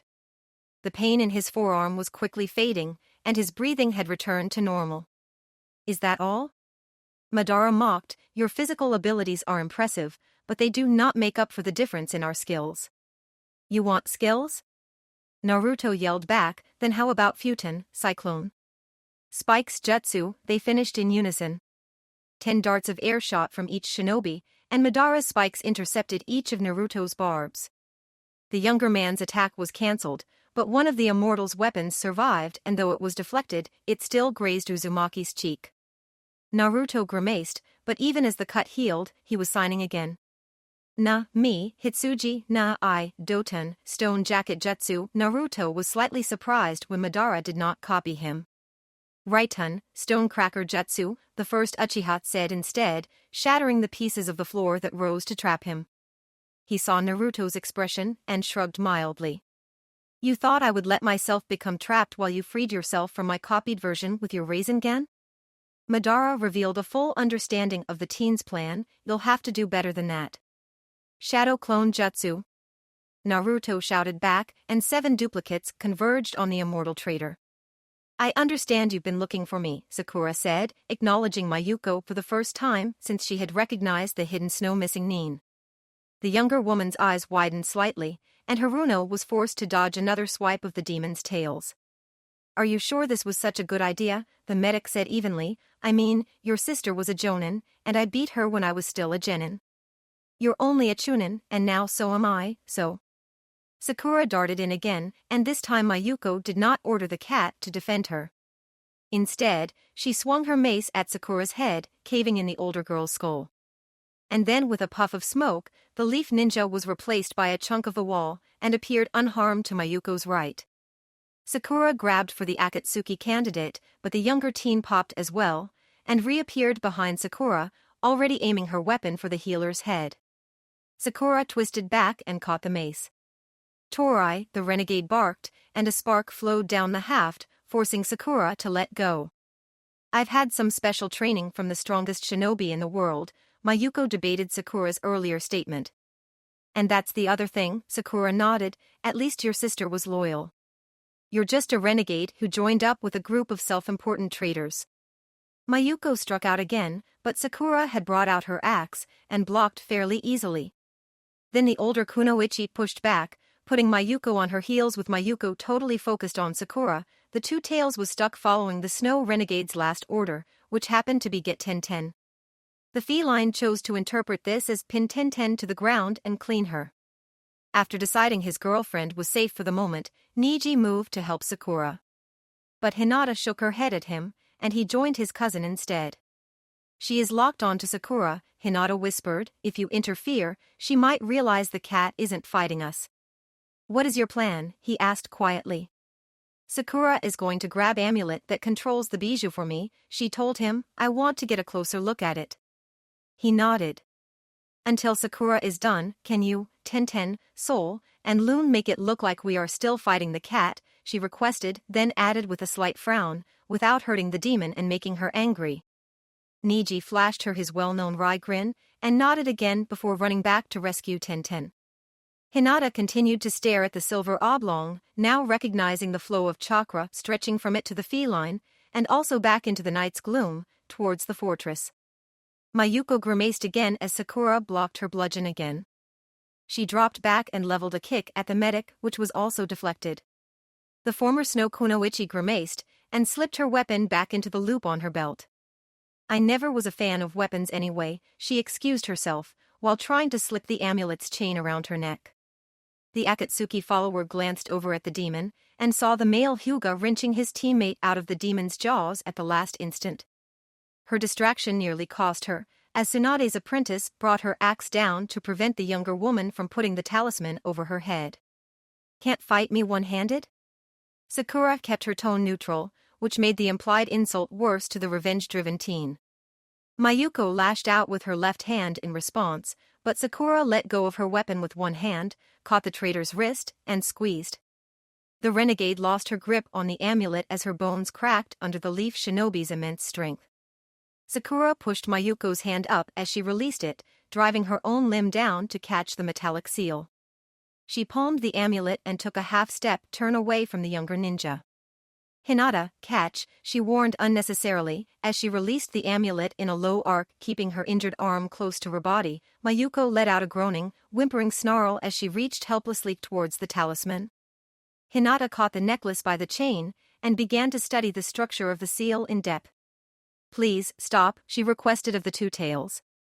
The demon was still chasing 10-10, but did not stop. The seal prodigy touched the tip of her finger to the back of the talisman, and sent in a pulse of chakra, repeating her appeal. This time the bijou stopped, sitting on her haunches to regard the pale young woman warily. No, Mayuko howled, sending chakra recklessly into her cracked skeleton, healing it instantly, but imperfectly. She ignored the unevenness of her radius bone and the tendon she accidentally fused to her ulna, more concerned with regaining nearly complete use of her hand. She could have a medic try to fix it properly later. She lunged forward, kicking as she signed. She unleashed a trio of sharpened ice shards at Sakura, and then tried to slip past the leaf chunin to get to Hinata. But Haruno interposed her axe blade, and when Mayuko tried to slide under it, the older teen drilled her heel into the traitor's side. It looks like a 6-prong seal, Hinata murmured, but it is really 2 triangle seals. a triplicate wave seal to draw a part of the cat's power out of the main seal, and earth, water, and shadow seal to bind her conscious to the amulet. And overlapping that, a circle of thoughts seal to allow them to control her. The Hyuga Chunin was disturbed by the combination, and what it had done to the demon. And she was impressed in spite of herself by the skill and creativity of the combination. She looked at her other allies, her eyes shining. "If all of you can help me, we can help the demon," she said happily. "Help the demon?" Loon declared incredulously, "Why would we want to do that?" "Because she didn't kill you?" Niji offered blandly. "Because Lady Hinata wishes it?" Soul said pointedly. "Because doing so will remove her from the Akatsuki's control," Hinata answered firmly. "We have a winner," the black squirrel snarked, "so what do we need to do?" "I need you for the points of a chakra pentagon," she explained. "Niji, can you be the water anchor?" "Of course." "Soul, I know you have just started learning wind chakra, but you are the only one here that can be that anchor." "I will do my best, mistress," the albino said uncertainly. "You will do fine," Hinata reassured her familiar. "All the four of you need to do is send a flow of elemental chakra to the adjacent points. I will create the seal based on that." "Are you sure you can handle both a corner of the pentagon and forging the seal?" Niji asked carefully. "I can, I have to," Hinata said with more confidence than she felt. Then she turned to the last two leaf warriors, stating, "With Sakura holding off Mayuko, there are only 5 of us, and I am the only one who can use lightning chakra. 1010 is our only fire expert, which leaves Earth to Loon." They all nodded, and she finished their instructions. "Everyone get into position, lightning, fire, earth, water, and wind. Start sending out your chakra when you are in place. I will need to start forging the elemental cycle binding as soon as I break the other seals on the amulet." 1010 offered Hinata a smile of support, and the other 4 warriors all moved to surround the bijou. Hinata reached into the amulet and borrowed a sliver of the cat's chakra to replenish herself. Along with the painful flare of the demon's energy, she felt the words "good luck" from the monster feline.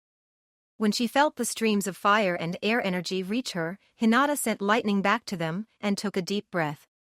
"Hitsuji, Tatsu, Ushi, seal break," she said, pressing her thumb into amulet. Her face screwed up in pain as she fought against Madara's jutsus. The cat's hackles began to rise, and she hissed at the strain on the core of her being. The chakra linking the bijou to the talisman became visible to normal eyes, glowing brightly even under the spotlights. Then the tracings began to fall away, and Hinata started to sign again, as fast as her fingers could move. As the chakra flow between them began to respond to Hinata's actions, Soul's knees buckled from the effort. The young squirrel was skilled, but she did not have the chakra supply of a human ninja. Mayuko howled again, punching at Sakura's chest. The healer was forced to dodge. In a moment of pity, she had allowed her enemy to complete a jutsu, which had surrounded the former Snow Kunoichi's hands with an aura of extreme cold. Mayuko's first attack had shown Sakura the error of her ways. The younger teen was more skilled in taijutsu than she was with her mace. And thanks to her technique, even a glancing blow would inflict serious frostbite, while a full blow could be deadly. The leaf ninja was forced to avoid rather than block. She caught a handful of the attacks with her axe, but was worried too much cold would make the weapon brittle. Tsunade's heir activated the Ranshinsho and tried to disable Mayuko, but the lithe girl dodged her attacks in kind. The new pentagonal seal formed on the silver amulet an instant before Soul collapsed. Loon looked tired as well, but none of the humans were in as bad of shape. Hinata grasped the amulet firmly and drew on the demon's power again. It was not so painful this time, but still uncomfortable. And again she felt connected to the bijou. "Thank you," the feline told her. "I'm not done yet," the human thought determinately. Hinata consumed a food pill to help recover her chakra in a slightly more natural and less dangerous way. Letting the amulet dangle from her wrist, under the edge of Jinmaki, she started to sign another jutsu. "Na, you, me. I invoke the physical elements of fire, metal, wood, water, and air," she intoned, "mortal element seal." She slammed the fingers of her right hand into the amulet, forming a 5-pointed star inside the pentagon inscription of the first seal. Niji and Loon both stared at her curiously, but her intent became obvious once the seal took hold, burning into the sapphire on the front of the talisman. the bijou began to rapidly shrink. The change caught even Sakura and Mayuko's attention, causing a briefly pause in their dance. The last clone exploded, returning its knowledge to the original. Naruto took a stance for a hard fighting style, grinning confidently at Madara. Uchiha stared back with a blasé expression, nonplussed by the young man's poise. Before either man could make the next move, a shattering sound and then a keening howl shook the back wall of the room. Both shinobi froze, Naruto looking confused, and after an instant of surprise, the Akatsuki leader looked livid, but with an undercurrent of fear. What the heck was that? Naruto asked, turning part of his attention to the wall. That was the sound of one of the tailed beasts I sent after your rescuers, being ripped free of the demon god statue, Madara said with a dry fury. Naruto didn't know how to react to those words. He was happy that his friends had come for him, but terrified that Madara had unleashed the demons on them.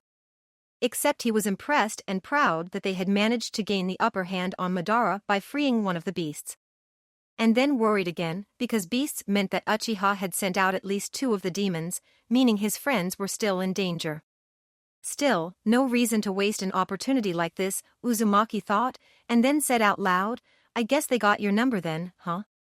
It doesn't matter, I will retrieve the bijou again and finish your presumptuous little comrades, Madara growled, after I eliminate the current annoyance. He turned back to Naruto, directing a truly murderous look at the teen for the first time. The Akatsuki founder's previous anger didn't hold a candle to his current rage. As he lifted his leg to approach Uzumaki, the breaking and screaming noises returned, this time at the same instant. Madara froze in place, directing his eyes to the wall that separated them from the demon-binding statue. When he finally turned back to Naruto, the Chunin's heart froze from the horrifying expression on the immortal's face. Finally, the reduction stopped. The demon was now only 4 feet in length from nose to the tips of her 2 tails. Her flames were extinguished, and her fur was a slightly more natural blue-gray, as opposed to the bright cobalt blue it had been. Mro, the sealed bijou vocalized. Though he could only guess at what the cat was trying to say, Niji could not help but agree with her tone. What did you do? Mayuko wailed in dismay. Not only was her elevation to ring-bearer out of the question, the snow teen was concerned for her own survival. We used the chakra union pentagon to move the 2 tails willing spirit into this vessel. Hinata briefly displayed her prize, before slipping it over her neck, and then I used the mortal element seal to lock her chakra in the amulet. Unless I choose to release her, Inani will remain the size you see now, and has no more power than an average genin. I don't control her, and it should be safe for her to be around people. The cat rubbed up against Hinata affectionately, and then glared triumphantly at her former master. So if I can take back the amulet? Mayuko narrowed her eyes and tensed to charge Hinata. Tenten moved to protect her friend, but it was unnecessary. Sakura, annoyed that she had been forgotten, grabbed Mayuko by the neck, pouring more power into the Ranshincho than it required. The traitor's body jerked once, and then began to flail randomly. What did you do? She repeated shrilly. I short-circuited your spine.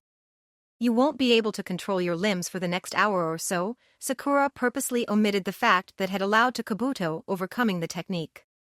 Hinata, still accompanied by the feline, hurried over to Soul.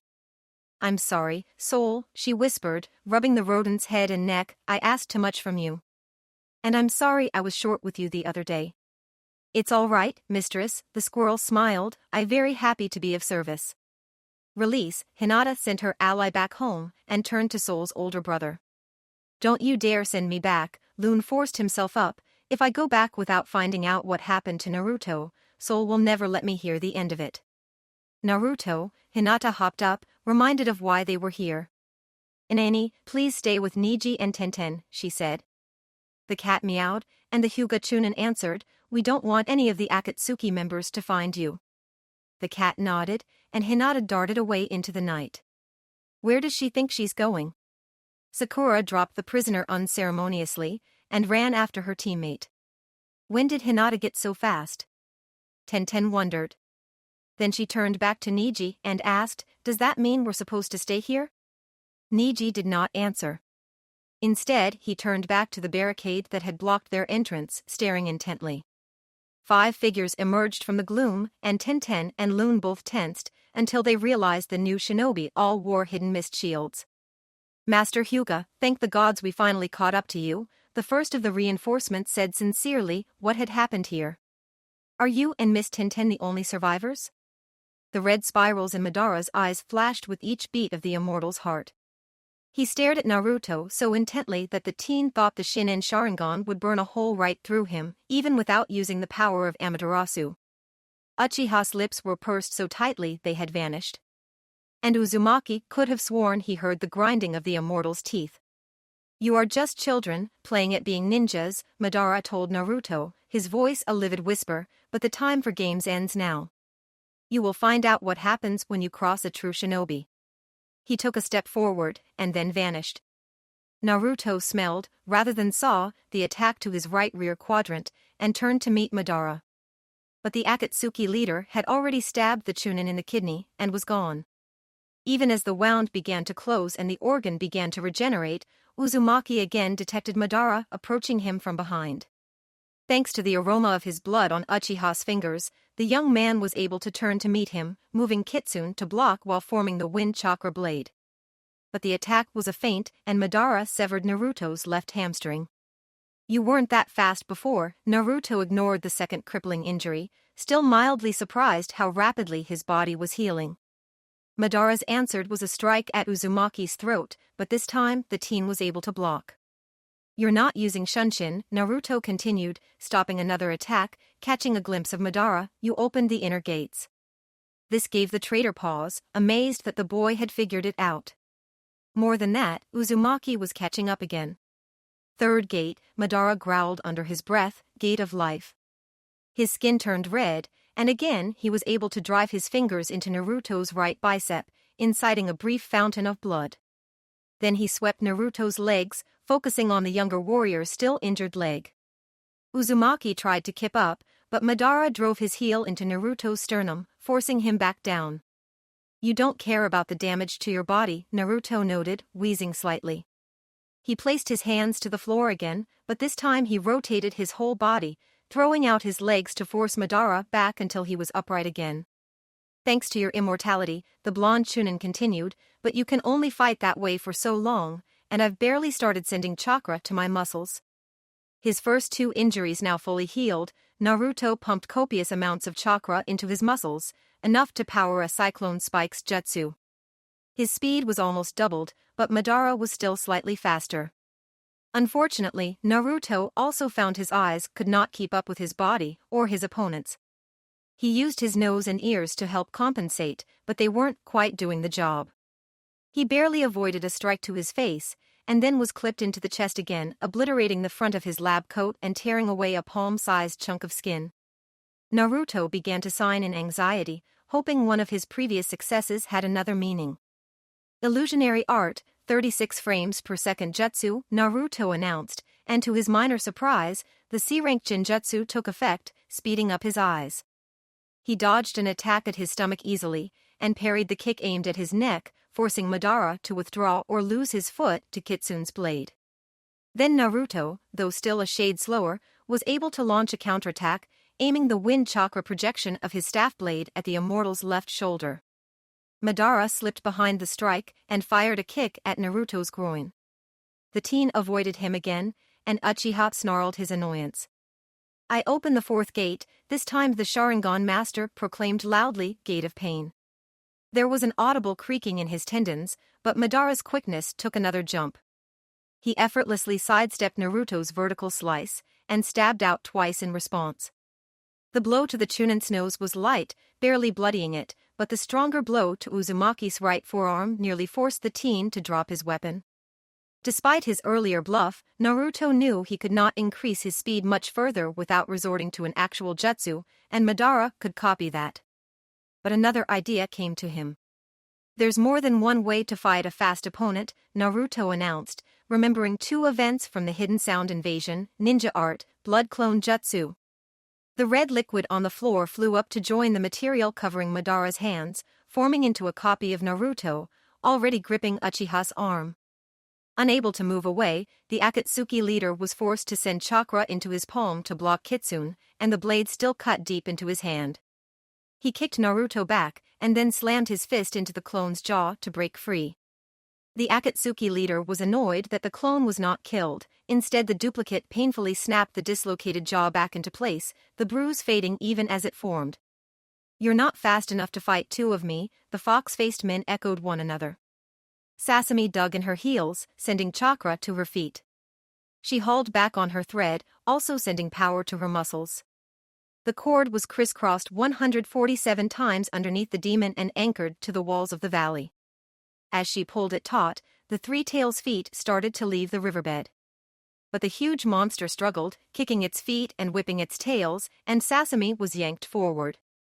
Just as she was about to be pulled off her feet, letting the demon touch down again, Kiba and Akamaru appeared in front of her, grabbing the thread. "Hold on, we got you," Kiba said firmly, and Akamaru roughed through the thread clenched between his teeth. With the additional muscle, the demon's feet were lifted a full meter off the ground. Shino dashed over and took hold of the line as well. "Can you hold it for a minute?" Sasami asked her teammates worriedly. Heed had finally made up her mind between helping Lee and helping Team Yugo. The elder Kunoichi grasped the chakra thread and braced herself. "We have it," Shino said evenly. Sasami released the cord with one hand and drove 10 of her dwindling supply of needles into the bedrock. She quickly began to wind the thread between the spikes, creating a pattern that spread the force of the bijuu's mass between the anchors, making them more secure as the creature thrashed about. "You can let go," she said with a relieved sigh. Kiba and Akamaru did so immediately. Both Shino and Keed were more tentative. But the impromptu net held, and the demon was suspended 4 feet above the ground. With the already limited mobility of the three tails' neck, there was no way its spitting attacks could reach them, and the threat of its tails was also diminished. The demon continued struggling, giving Shino pause. "Are you sure it will hold?" he asked squarely. "It broke your threads before." "I made this thread stronger," she reassured him, "and it doesn't have any leverage like it did last time. But if there are any cracks or soft spots in the walls, it might be able to work the needles free, so we should defeat its master as soon as we can." Aburim nodded, and the 5 warriors began to creep forward under the demon. The woman named Daisuke had continued to whine non-stop, even as she dodged all of Lee's attacks. She produced no more weapons and refused to use taijutsu, and his constant blows kept her from forming a jutsu. "That's not fair," she complained as the turtle was hoisted into the air and immobilized. She retreated so she could have a chance to sign, firing a low-level water jutsu at Lee to buy herself time. He split the water with his chucks and chased after her. "Multi-clone shadow jutsu," she announced, completing her second technique, and instantly there were dozens of duplicates of the Akatsuki aspirant. Half closed in on Lee, and the rest fell back. Lee swung his left-hand nunchaku at the first duplicate to approach him. She caught the weapon and held it while another copy moved in and kicked at his knee. Lee moved his leg out of the way and tried to counter, but the clone easily avoided his bludgeon. "What is Lee doing?" Kiba asked, as the older Chunin flailed at the air while Daisuke backed off, signing for a new jutsu. "He's caught in a genjutsu," Keed smiled slightly. "I will help him." She increased her speed, carefully avoiding the demon's legs. After she finished navigating Sasami's trap, she hurried over to Lee, dodging his random attacks and tapping him on the forehead. "Release," the mist Kunoichi announced. Lee blinked twice and glanced around in confusion. "Where did they go?" he asked his ally. "It was an illusion," she told him. "Now, duck." She grabbed his head and pushed him down as Daisuke completed her jutsu. The Akatsuki candidate unleashed a concentrated beam of white-hot fire. Though she would have struck Lee if not for Keed's interference, her main targets were the chakra threads on the right side of the bijou. But the Fuma clan's unique weaponry withstood the attack. "Fine," she pouted, upset she wouldn't be dropping the giant turtle on the 3 young leaf ninjas. Then she had another idea. She sent her chakra into the amulet while relaying her new orders to the 3 tails through the auditory genjutsu she had set up to avoid having her enemies hear her directions. The demon pulled its head, legs, and tails into its shell. With no threads wrapped around its limbs, it was now simply lying on Sasami's mesh. The turtle fired a small jet of water out of the front of its shell and began rocking on the web. Another shot and the sum of the needles holding it began to groan. It was nearly swinging on the threads when Kiba and Akamaru crawled out from under it. Only the slightly higher threads in the front and back were keeping it in the net when Sasami exited, and as she darted away, the petite young woman looked back and realized her last teammate would not make it in time. Shino. As the behemoth reptile slid free from the net, Sasami let 2 needles attached to the last of her thread fly. They dug into the insect trainer's jacket, and she hauled back with all her might. Shino cried out in pain as the 3 tails clipped his right leg, but was pulled clear before he could be completely flattened. As Sasami caught him, she realized she had miscalculated. The bijou was sliding straight towards them. Sasami. Shino. Kiba howled as they disappeared under the monster. Damn it. He looked down angrily until Akamaru barked happily. Your basic plan was sound, Yugao lectured proudly as she set Sasami down, but you should have positioned some threads over the top and front to back. Yes, sensei, the Chunin agreed in relief. Irika, you better take a look at Shino's leg, Kakashi advised, setting down his lover's other student. The former teacher knelt beside the Chunin and cut Shino's pants away to get at his leg. He was mildly sickened by what he saw. Sasami glanced over and gasped, instantaneously looking miserable. I'll do what I can, the former teacher reassured Aburame, but I don't think even Lady Tsunade could. Thank you, Irika-sensei, Shino whispered painfully, and thank you, Sasami. But I didn't, the girl protested weakly, her voice wavering. You saved his life, Enko said kindly. Then she punched the younger Kunoichi in the shoulder and continued in her normal harsh tones, now get the lead out, maggot. We still have a demon to deal with. You are right, Madara's voice was oddly withdrawn as he stopped and his skin returned to normal. I could open the remaining gates, but you are still not quite at your top speed, and you can make more of these clones. Partially seeing the technique with the Sharingan, and having landed an unsuccessful blow, the immortal had formulated a general idea of how tough the blood clone was. Just like before, it appears taijutsu is not the answer, Uchiha noted, confusing the teen. This will require other types of attacks. I've got another kind of attack for you, Naruto countered, sheathing kitsune before raising his hand above his head. His silver chakra began to roil above his palm, and the clone drew the sphere out into a disc. Futen, Raisin Shuriken, the twin warriors shouted, throwing the disc. Madara had heard descriptions of the attack, and knew it might just be able to kill him. Kemui. Uchiha countered, banishing the wind star. He held the technique, and the blood clone pushed the original Uzumaki back to they would not both be swallowed. Hey, that's Kakashi-sensei's move. Naruto shouted angrily as the clone vanished and the void closed. No, Obito's left I just happened to. Madara was distracted from his rage by his mundane annoyance at the repeated suggestion, and took a deep breath to calm himself. It doesn't matter. Because you have helped me to make up my mind.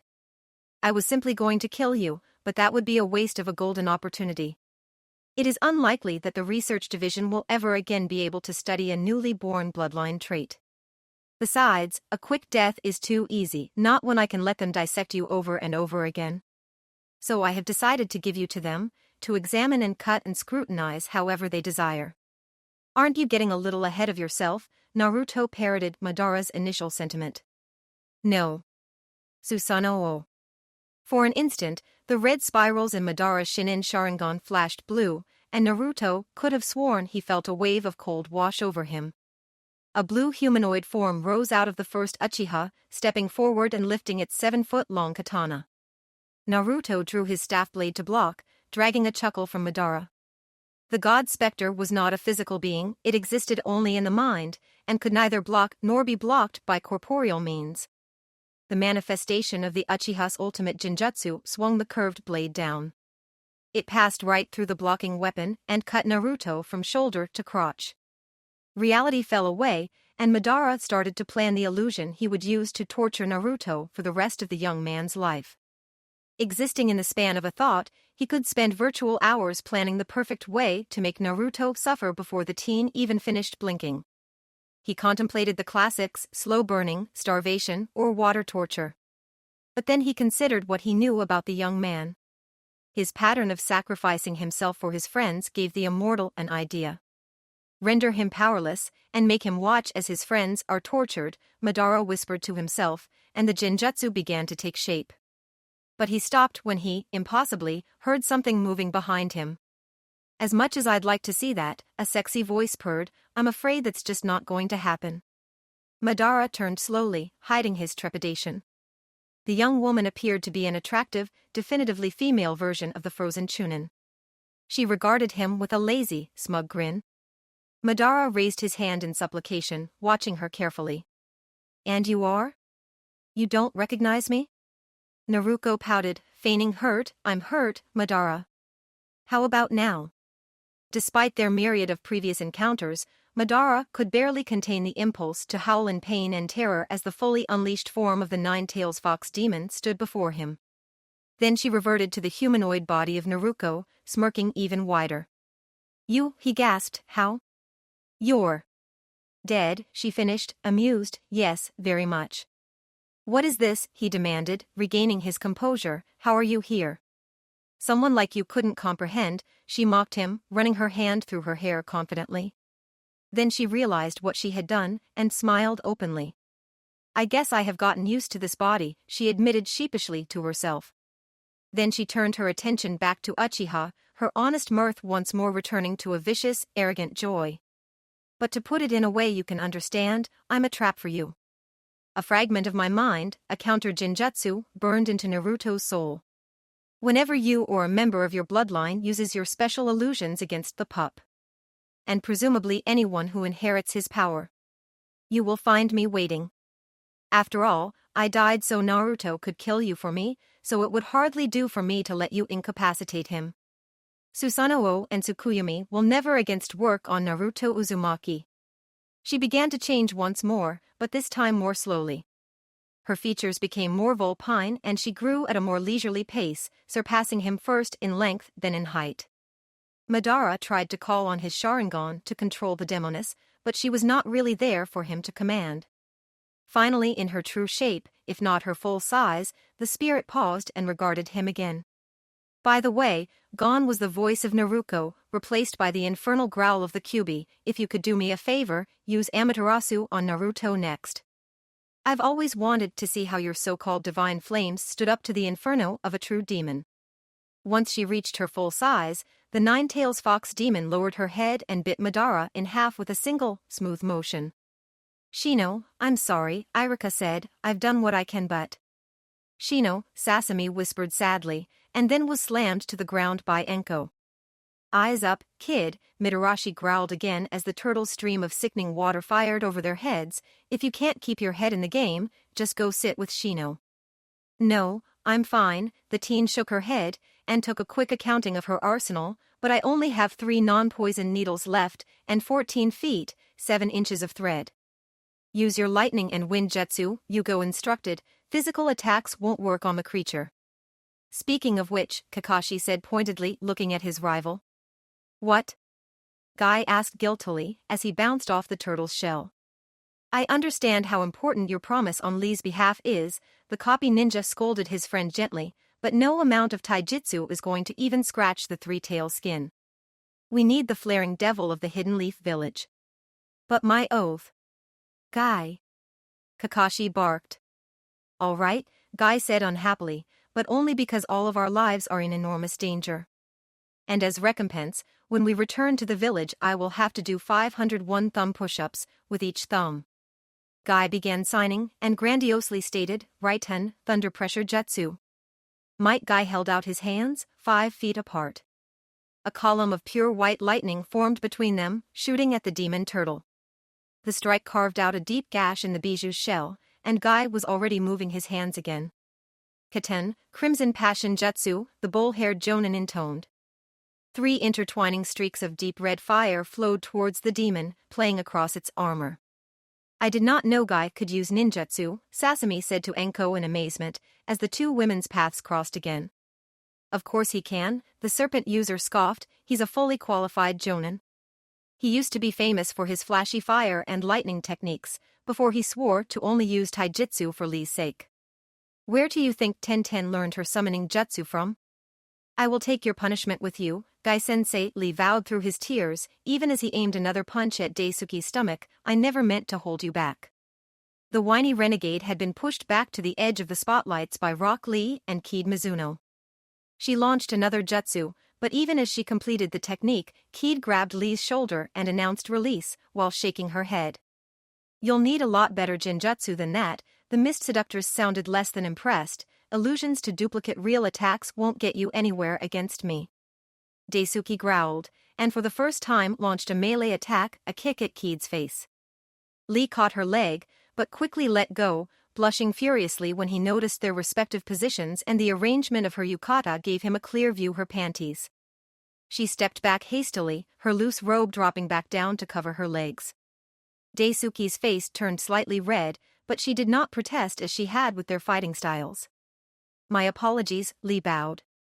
Kid pulled him out of the way, as Daisuke dropped another kunai into her palm and threw it at the exposed top of his head. Don't get distracted, his ally advised, both amused and annoyed. She is a genjutsu expert, she's quite ready to use her assets, meager though they may be, in battle. That little flash was probably intentional. Lee nodded, and Daisuke bristled at the insult. Then her light purple hair whipped behind her as she snorted at the more voluptuous woman. Who'd want to carry all that extra weight around anyway? Daisuke shot back, and for a brief instant Lee thought he should stop them, despite the fact the Akatsuki minion was intent on taking their lives. Katan, Abyssal Flare Jutsu. Hiba intoned again, this time aiming at the demon's head. The skin scorched and blistered, but the demon only appeared to be moderately impaired. It turned its eyes to Inuzuka, and instead of the stream, it disgorged a dense sphere of water at him. Kakashi joined him as he dodged that counter. I didn't know you could use that move, Naruto's teacher said appreciatively. Do you think you can manage it again? Hiba looked at the burns on his palm, but nodded anyway as the turtle's tails forced Sasami and Yuga to abandon their half-shaped jutsus and scatter. Why? The dog trainer asked, and Akamaru pulled the distracted Enko out from under the three tails descending foot. In response, Kakashi raised his headband to uncover his left eye. Hiba grinned in appreciation. Both warriors stopped at the same instant and turned to face the aquatic bijou. Kakashi was watching the teen as much as the monster, and completed the same set of hand signs in unison. Katan, Abyssal Flare Jutsu, the two leaf soldiers concluded simultaneously, and twin beams of purple hellfire struck the creature's right leg. As its knee crumbled from the injury, it roared at them and fired a massive wave. Unfortunately, even as they dodged, it was standing again. Though it did not regenerate as fast as the higher-ranked tailed beasts, the damage they inflicted on the three tails was still healing while they watched. Hurry up, Kid, Yuga pleaded under her breath as Guy caught the tail swinging at him and was pushed back. Though she did not hear the request, Kid nevertheless sped up her seals, releasing her own genjutsu on the shrill kunoichi. Daisuke grimaced, as she was surrounded famous actresses and models, all sniffing and staring at her smugly. She barely dodged Lee's heel drop, unable to see him clearly through the fictional, condescending horde. Release, she snapped, signing her next technique, ninja art, painted fire's jutsu. A blaze formed around her, causing Daisuke in the background behind her to appear as an inferno in watercolors to the taijutsu expert. Then the myriad of flames began to advance towards him. Lee simply stood there, pointedly ignoring the illusion. Suetun, extinguishing deluge jutsu, the land of water, Jonin yelled, putting out the flames before they reached Lee. That one was real, he asked, and Kid nodded. Every once in a while, she throws in a ninjutsu, hoping to catch her opponent off guard, Mizuno explained, or at least, that's what I would do if I relied on those sorts of illusion. Ninja art, lion's roar jutsu. For an instant Daisuke heard the calls of big cats, but she cancelled the fantasy quickly as well. She ducked under Lee's horizontal kick and vertical swing of his right nunchaku while forming an advanced technique. The Akatsuki aspirant was able to avoid Kid's next illusion by ducking behind Lee, and pushed the Chunin back with a high front kick to his chin. You are very adept at dodging, Lee told his opponent, however based upon what I am hearing of my allies, I need to finish this shortly. I won't lose to a pair of second-rate ninja, Daisuke argued, completing her jutsu, ninja art, toddler regression. Lee shuddered as she tagged him and then smiled stupidly at the demon. "Turta," he burbled, and began to stagger unevenly towards the three tails. He'd reached out to break the spell, but this time Daisuke cut her off, swinging a pair of kunai underhand at the mist hunter's forearm. "I thought you didn't like melee combat." Keed's eyes narrowed angrily. "Not all illusions are crafted of chakra," the renegade Kunoichi shrugged, stabbing with one dagger and slashing with the other. The amulet on her wrist caught Keed's attention again as the platinum blonde fell away, thinking. "That doesn't fit the rest of your image," the ally of the leaf noted, "simple yet elegant, and other than the pattern of your yukata, nothing to make you stand out. And all of your weapons are well hidden. A silver amulet with a large sapphire definitely marks you. So I'm thinking that must be how you control the demon. It happens to be a memento." Daisuke tried to cover her anxiety, but trailed off from the wry expression on Keed's face. "Fine. So? It might give you the power to control the beast, but it's also a big target," the Kazakage's daughter smirked, ducking under another slash while starting to sign. "I just need to trap you long enough to take it." Ninja art, charging lantern jutsu. The valley around Daisuke flashed, glowing more intensely than the brightest day. The next instant all light was gone, plunging her into the blackest night. The cycle repeated, and on the third flare, she released the genjutsu. Her vision cleared, but Keed was gone. Daisuke started to glance at her wrist, when her body seized up in pain. She looked down at her chest, and a Ziphos came into view. The sword was plunged into her heart.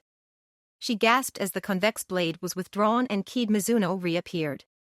The mist hunter raised her blade again. "How?" Daisuke moaned as her vision began to dim. "Illusion of illusions jutsu," Keed said kindly, "my specialty. The genjutsu you thought you escaped was not the one you were trapped in." Keed brought her leaf-shaped sword down again, intoning, Suetun, slicing waves jutsu. Enhanced by the chakra art, her Ziphos divided the amulet with only the slightest pause. So clean was the cut that the gemstone was split without shattering. The half no longer connected to the chain fell to the earth with a faint ping, and Daisuke's body collapsed on top of it. With its crafter gone, the genjutsu on Lee faded, just before Enko could liberate him. The turtle trumpeted in triumph and glared briefly at the leaf shinobi, considering. Then it appeared to shrug and started to lumber quickly towards the barricade. Before it could reach, the visible half of the amulet began to smoke. The demon struggled to move forwards, however it was being slowly drawn back towards the citadel. The rescue team darted to the sides of the canyon, Irika carrying the unconscious Shino, as the three tails skidded and scraped backwards. Kakashi lowered his headband again as the demon started to fade from view. It lifted into the air as it became less substantial, and flew more rapidly back to the Akatsuki stronghold. In short order, the turtle vanished from their view, too thin to be seen in the dim beyond the floodlights. The two teams gathered around Shino again. "How is he?"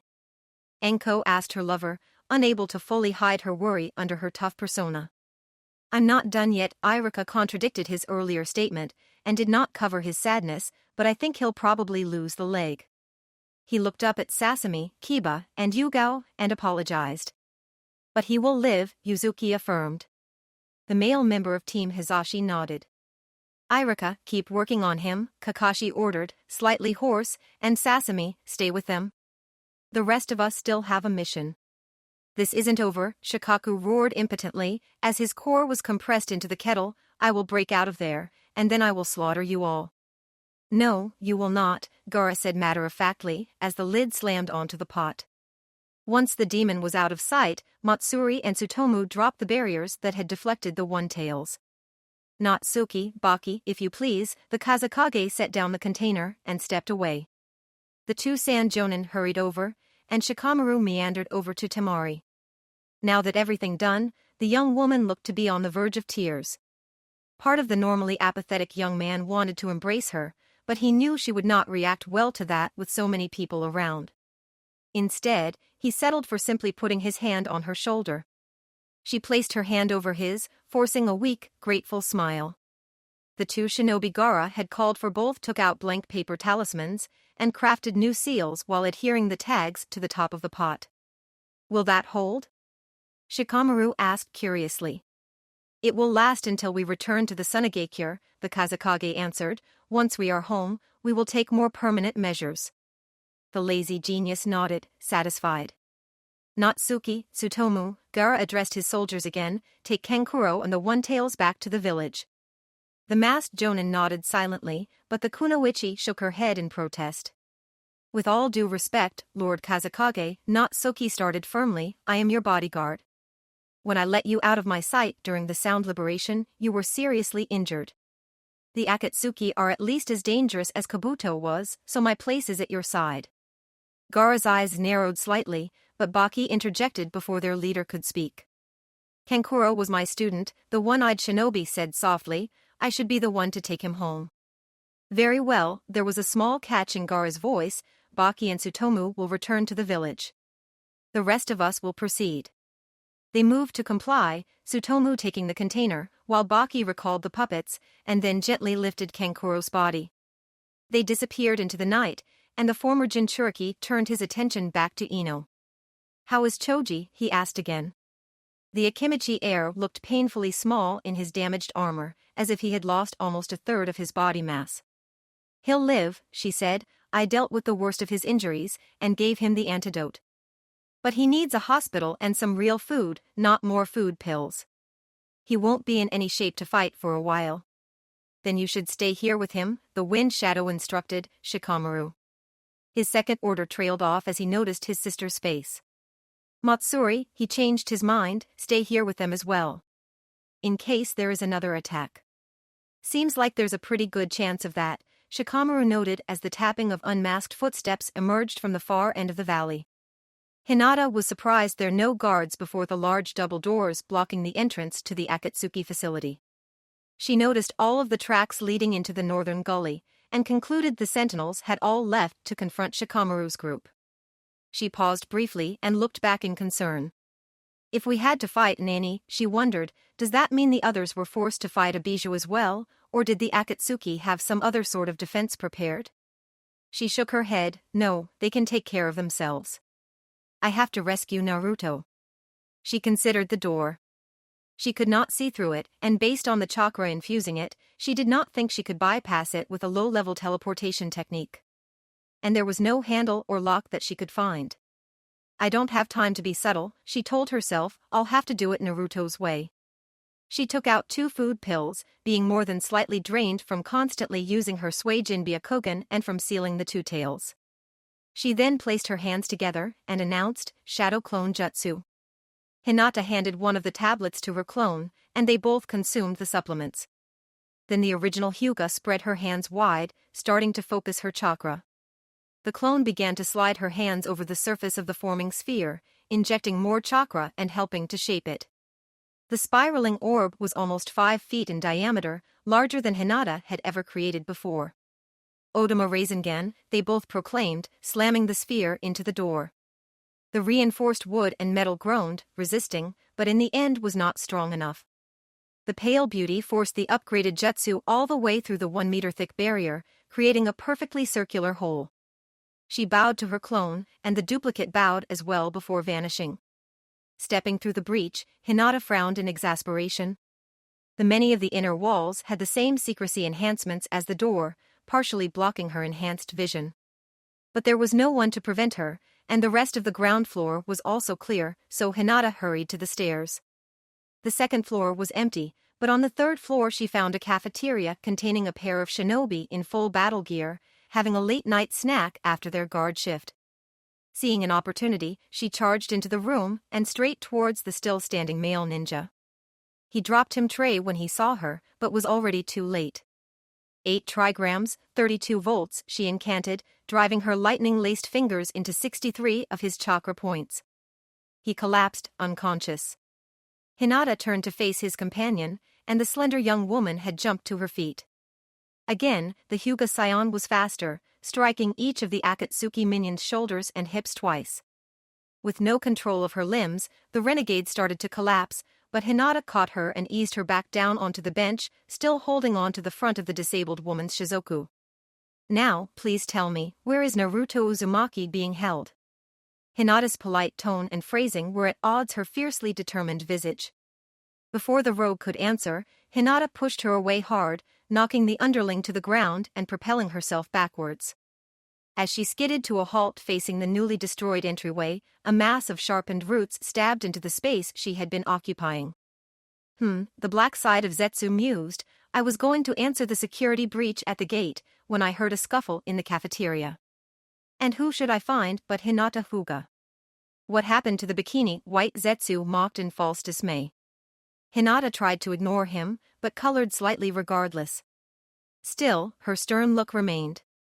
Where is Naruto? She demanded. Why should I tell you? Black Zetsu offered. You will be in your own cell soon enough. This won't be like the last time, she told him, sending chakra into Jinmaki to generate the electrical blades. Really, why not? The pale half of the floral villain asked in feigned confusion. Besides the fact I'm fully equipped, and you don't have the advantage of numbers, she countered calmly. We're on the 3rd floor of a stone and steel building, in the middle of a bedrock valley. That does not lend itself to plant-based ninjutsu. She might have a point, the white side told his other half nervously. Don't let her rattle you, the black half stated firmly, she's still no match for me. He raised his hand and gestured towards her. The foliage in the center of the room flexed, and then shot at her again. Hinata moved deftly between the roots, slicing them to ribbons with her energy-bladed kote. After a few moments, the stumps pulled back, and Zetsu finished signing. Ninja art, acorn bombs, he tossed a handful of the oak nuts at her. The seeds were glowing ominously, but Hinata did not even blink. 8 trigrams palm's heavenly spin, the Hyuga Jutsu not only knocked the bombs away, it also threw aside the tables and benches around Hinata, and pushed her original prisoners to the edge of the room. The seeds scattered around the cafeteria, each exploding in small sphere of force when they struck the walls or the floor. After she finished her rotation, Hinata raced forward, slicing through the new vines that appeared to intercept her. She slashed at Zetsu, carving through the bench that replaced him. Even as he reappeared, she was almost on him again, and the right pinky ring bearer was forced to substitute again to avoid being beheaded. She's serious this time, the pale half noted glibly. Shut up and focus, the dark side growled. What? The white Zetsu protested. If you're signing, there isn't much else I can do. She's right about there not being any vegetation here. Try the kitchen, the black portion instructed, completing his next skill, ninja art, Kudzu Jutsu. He tossed another bunch of seeds, this set smaller, oval, and tan. Hinata hopped over the attack, intent on reaching him. But when the seeds hit the stone floor, they erupted into a tangled mess that snared Hinata's legs. She struggled, slicing at them, but the vines grew faster than she could cut. They quickly encircled her waist and began constricting her chest. The Chunin took a deep breath to steady herself and placed her hands together. Byakugan art, 0-point defense, she activated the formalized version of the technique Niji had improvised during his fight with Kadamaru. She created narrow blades of energy out from every point on her chakra network, slicing through the grasping tendrils. The stalks fell away, but Zetsu's jutsu was not ended, and the kudzu resumed trying to trap her. But her cousin's technique had bought her the time she needed. Barely visible under the massing plants, a jutsu seal spread out from her feet. Protection of the 8 trigram 64 palms, Hinata intoned. Her upper body began to bend and sway, and she cut the vines into pieces too small to support Zetsu's jutsu. When the multi-hued renegade realized the kudzu was no longer responding, he stopped maintaining the flow of chakra, and the remains of the plants rapidly withered and rotted until they were just a layer of dust on the floor. Look, corn, white Zetsu noted, and kernels of the yellow grain pelted Hinata. She frowned in confusion, as did Zetsu. You call that an attack? The serious part of the dichotomous Akatsuki member asked. Nope, the carefree half answered lightly, I call that a distraction. This is the attack, asparagus. The vegetables shot out of the kitchen, sharpened and hardened by his chakra, skewering the distracted Kunoichi. As the Akatsuki foot soldiers came into view, their leader caught Gaara's eye. Under his calm exterior, the Kazekage was just as enraged about Kankuro's death as Temari. And sealing the One-Tails had not been as satisfying as killing Shima had been to his sister. So the former Jinchuriki saw a perfect target on which to vent. Deal with the cannon fodder, he instructed his allies, rising into the air on a disk of sand, Deidara is mine. As he passed over the low-rank warriors, a few decided to try to make a name for themselves, throwing kunai or shurikens at him. His platform shifted in size and shape seemingly with a will of its own, absorbing the attacks. Then the grunts in the front paid for their distraction, as Tamari and Kamatari combined their wind force again. Double-cutting whirlwinds, the ninja and her familiar announced in tandem, and 6 large arcs of sharpened air felled 19 of the warriors, cutting a wedge into their front line. Shadow Possession Jutsu, Shikamaru latched onto the silhouettes of 5 of the incoming soldiers. He forced them to turn back around and throw every blade they had at the bandits behind them. Then he released their shadows as the controlled warriors were struck down by their allies. Natsuki was much less flashy, but just as deadly. She dove into the gap Tamari created and eliminated a dozen of the renegades with her absolute zero fists, freezing heads or torsos with her punches, and then shattering them with a follow-up kick.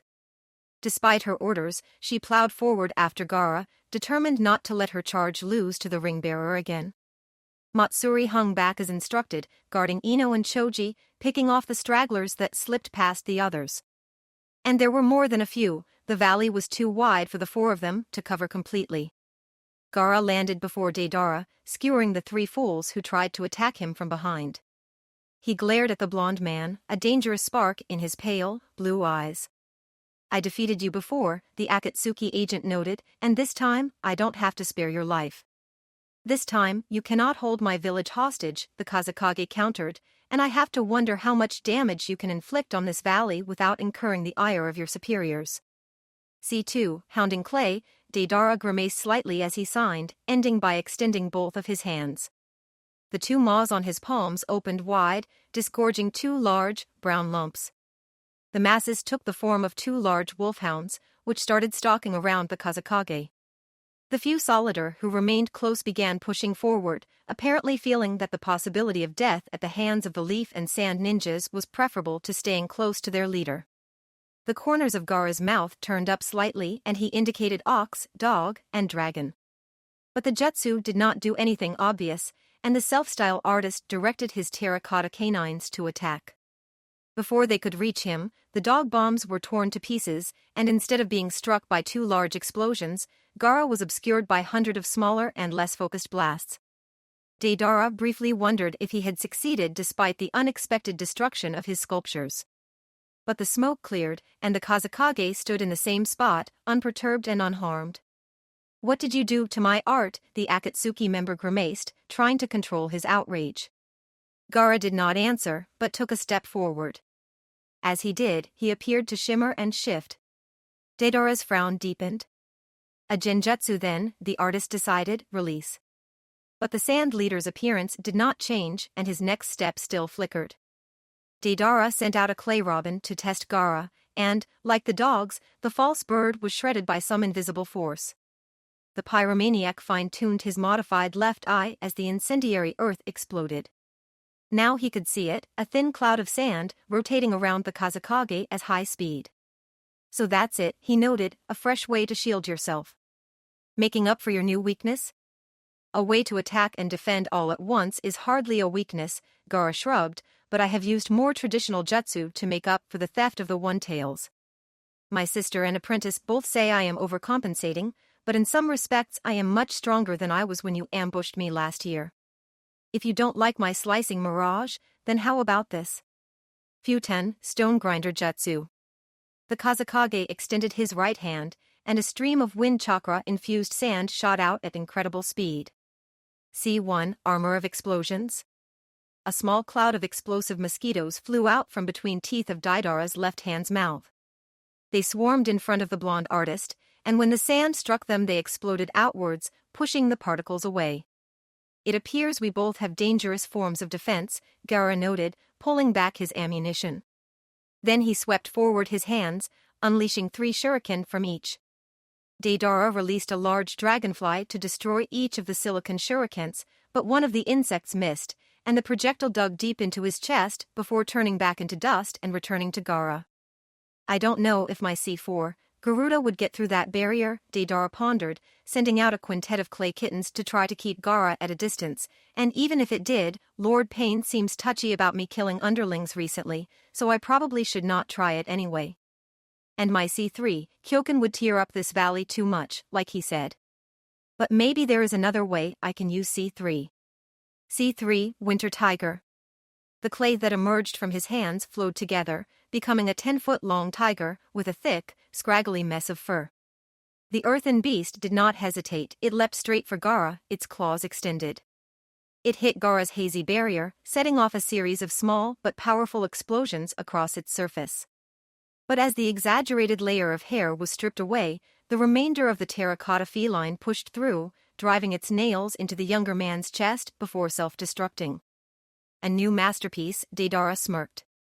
But as the smoke cleared, instead of the Kazakage's broken, bloody remains, he was treated to the sight of cracked fragments of a hollow sandstone shell. His visible eye widened in worry, and before he could act, he felt a presence behind him and heard Gaara's soft yet powerful voice. Explosions are also useful to cover for a substitution, the former Jinchuriki noted. He stabbed out with his right hand, sheathed in a broad, flat blade of sand. The ring-bearer flipped forward, unable to avoid a gash to his back, but bringing his hands around. C2, Falling Petals Beauty, he unleashed a torrent of clay cherry blossom petals, which danced in the night breeze like the real thing. The Sakura exploded all around Gaara, but his sand shield absorbed the blast. How much longer can you last? Gaara asked, allowing a touch of his anger and enjoyment to creep into his voice. That injury is serious. And more importantly, the Stone Valley is not the best place for you to fight. There is no earth for you to take in, so once you use what you already have, your exploding clay techniques will be unusable. And when that happens, you will die. Deidara froze, suddenly realizing how precarious his situation was. He was not eliminating Gaara's sand, this was no one-for-one trade-off of components. The dogs, the tiger, the kittens, the bugs, and the blossoms, he had used over 2/3 of the clay he had previously absorbed. You think you will be able to kill me? Deidara laughed madly, think again. If I must die tonight, there's no reason for me to hold back. He ripped aside the black and red robes, revealing fully the fourth mouth on his chest.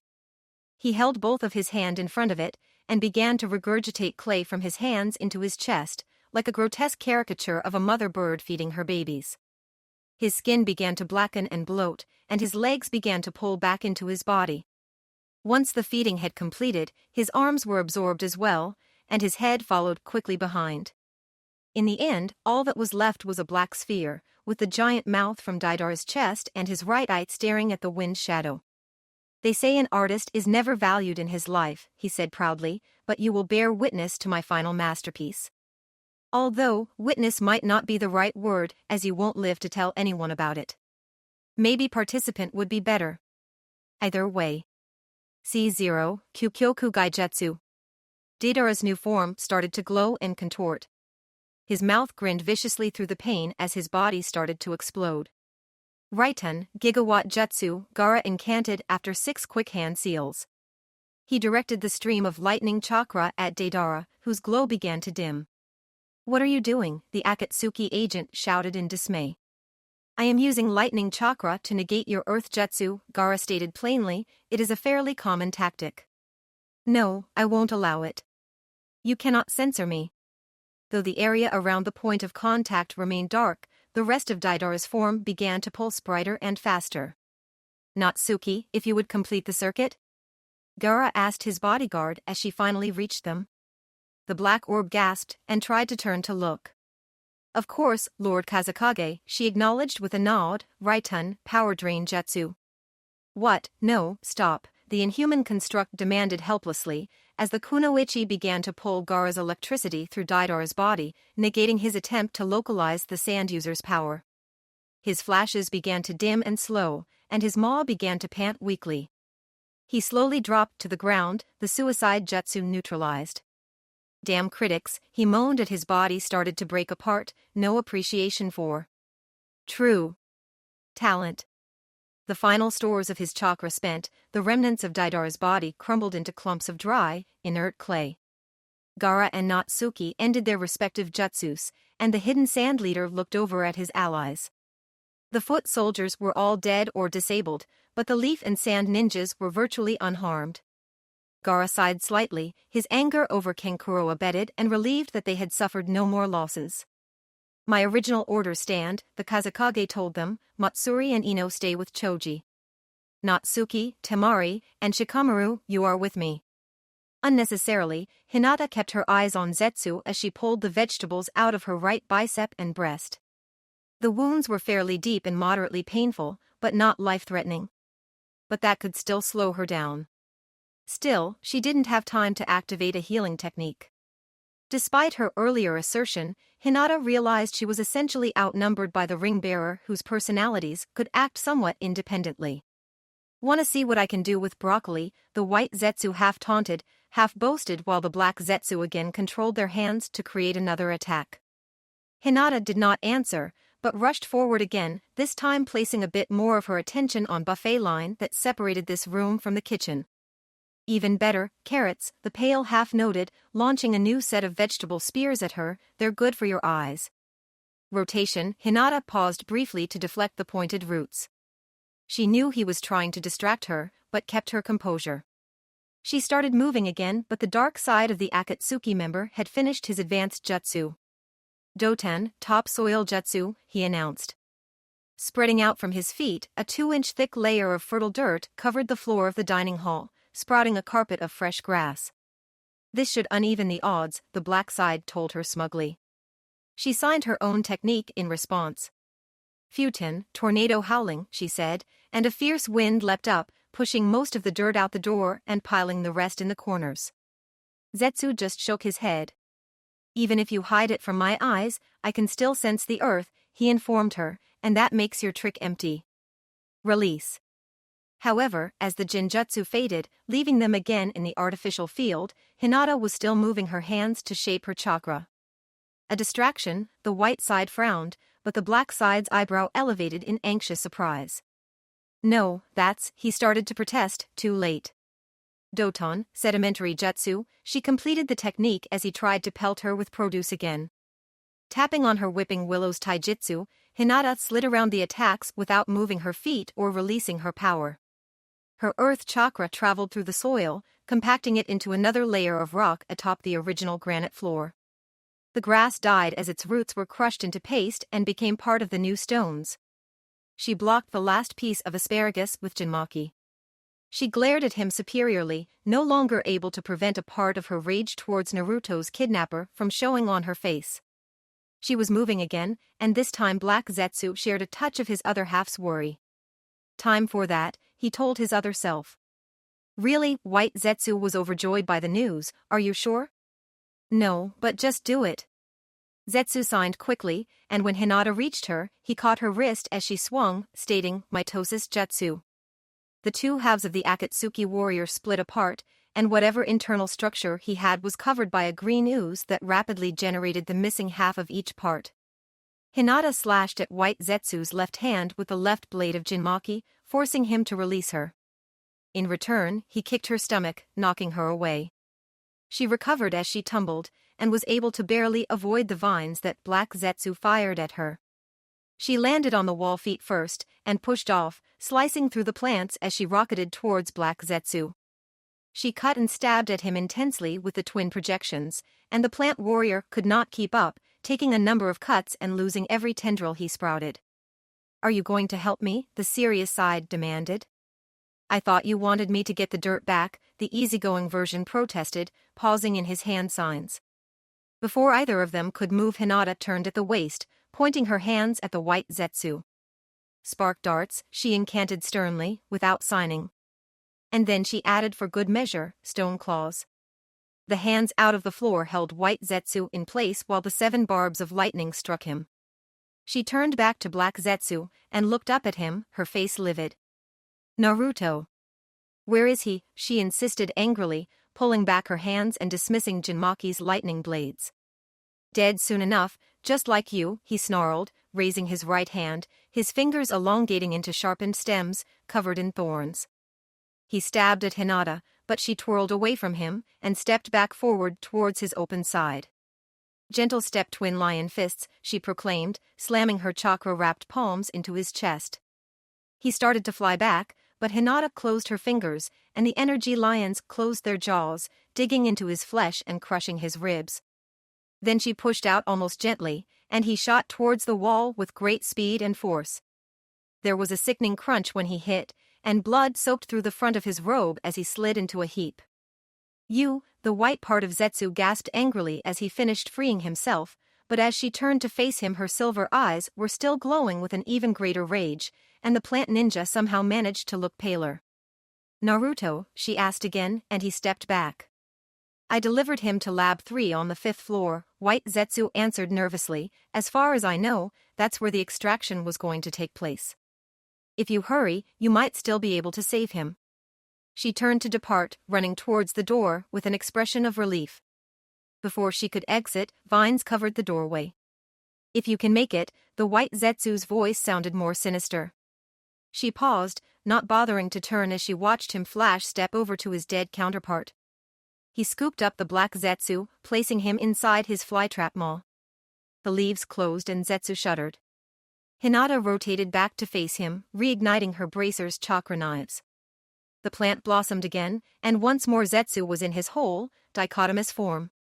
"She killed me," the black half growled. "Don't worry, I'll return the favor," the white side said earnestly.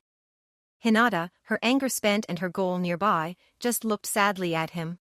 "We don't need to do this," she said, almost pleading. "Please, just let me go." "No," Black Zetsu said, "even if I didn't owe you, I couldn't let you spoil our plans." He began to sign as the white personality took control of the vines and directed them at Hinata. She chopped through them with Jinmaki as she moved forward, and then negated the extensions again as a new seal spread out from her feet. Zetsu tried to complete his jutsu, but he was too slow. 8 trigrams, 2 palms, she announced, striking him twice in the neck. 4 palms, she continued, tapping 4 times around his heart from behind. 8 palm, 16 palms, 32 palms, she centered her blows on his spine and organs, shutting down the most important sections of his chakra network. 64 palms, 96 palms, still unable to achieve the full next exponent called for in Niji's jutsu, Hinata had designed a variant which split the difference. Zetsu died quietly, collapsing from the damage to his heart and lungs. In his last thoughts, he tried to send out his chakra to keep his body running, but the damage to his chakra network prevented any self-healing. As his life faded, so did the vines he created and controlled.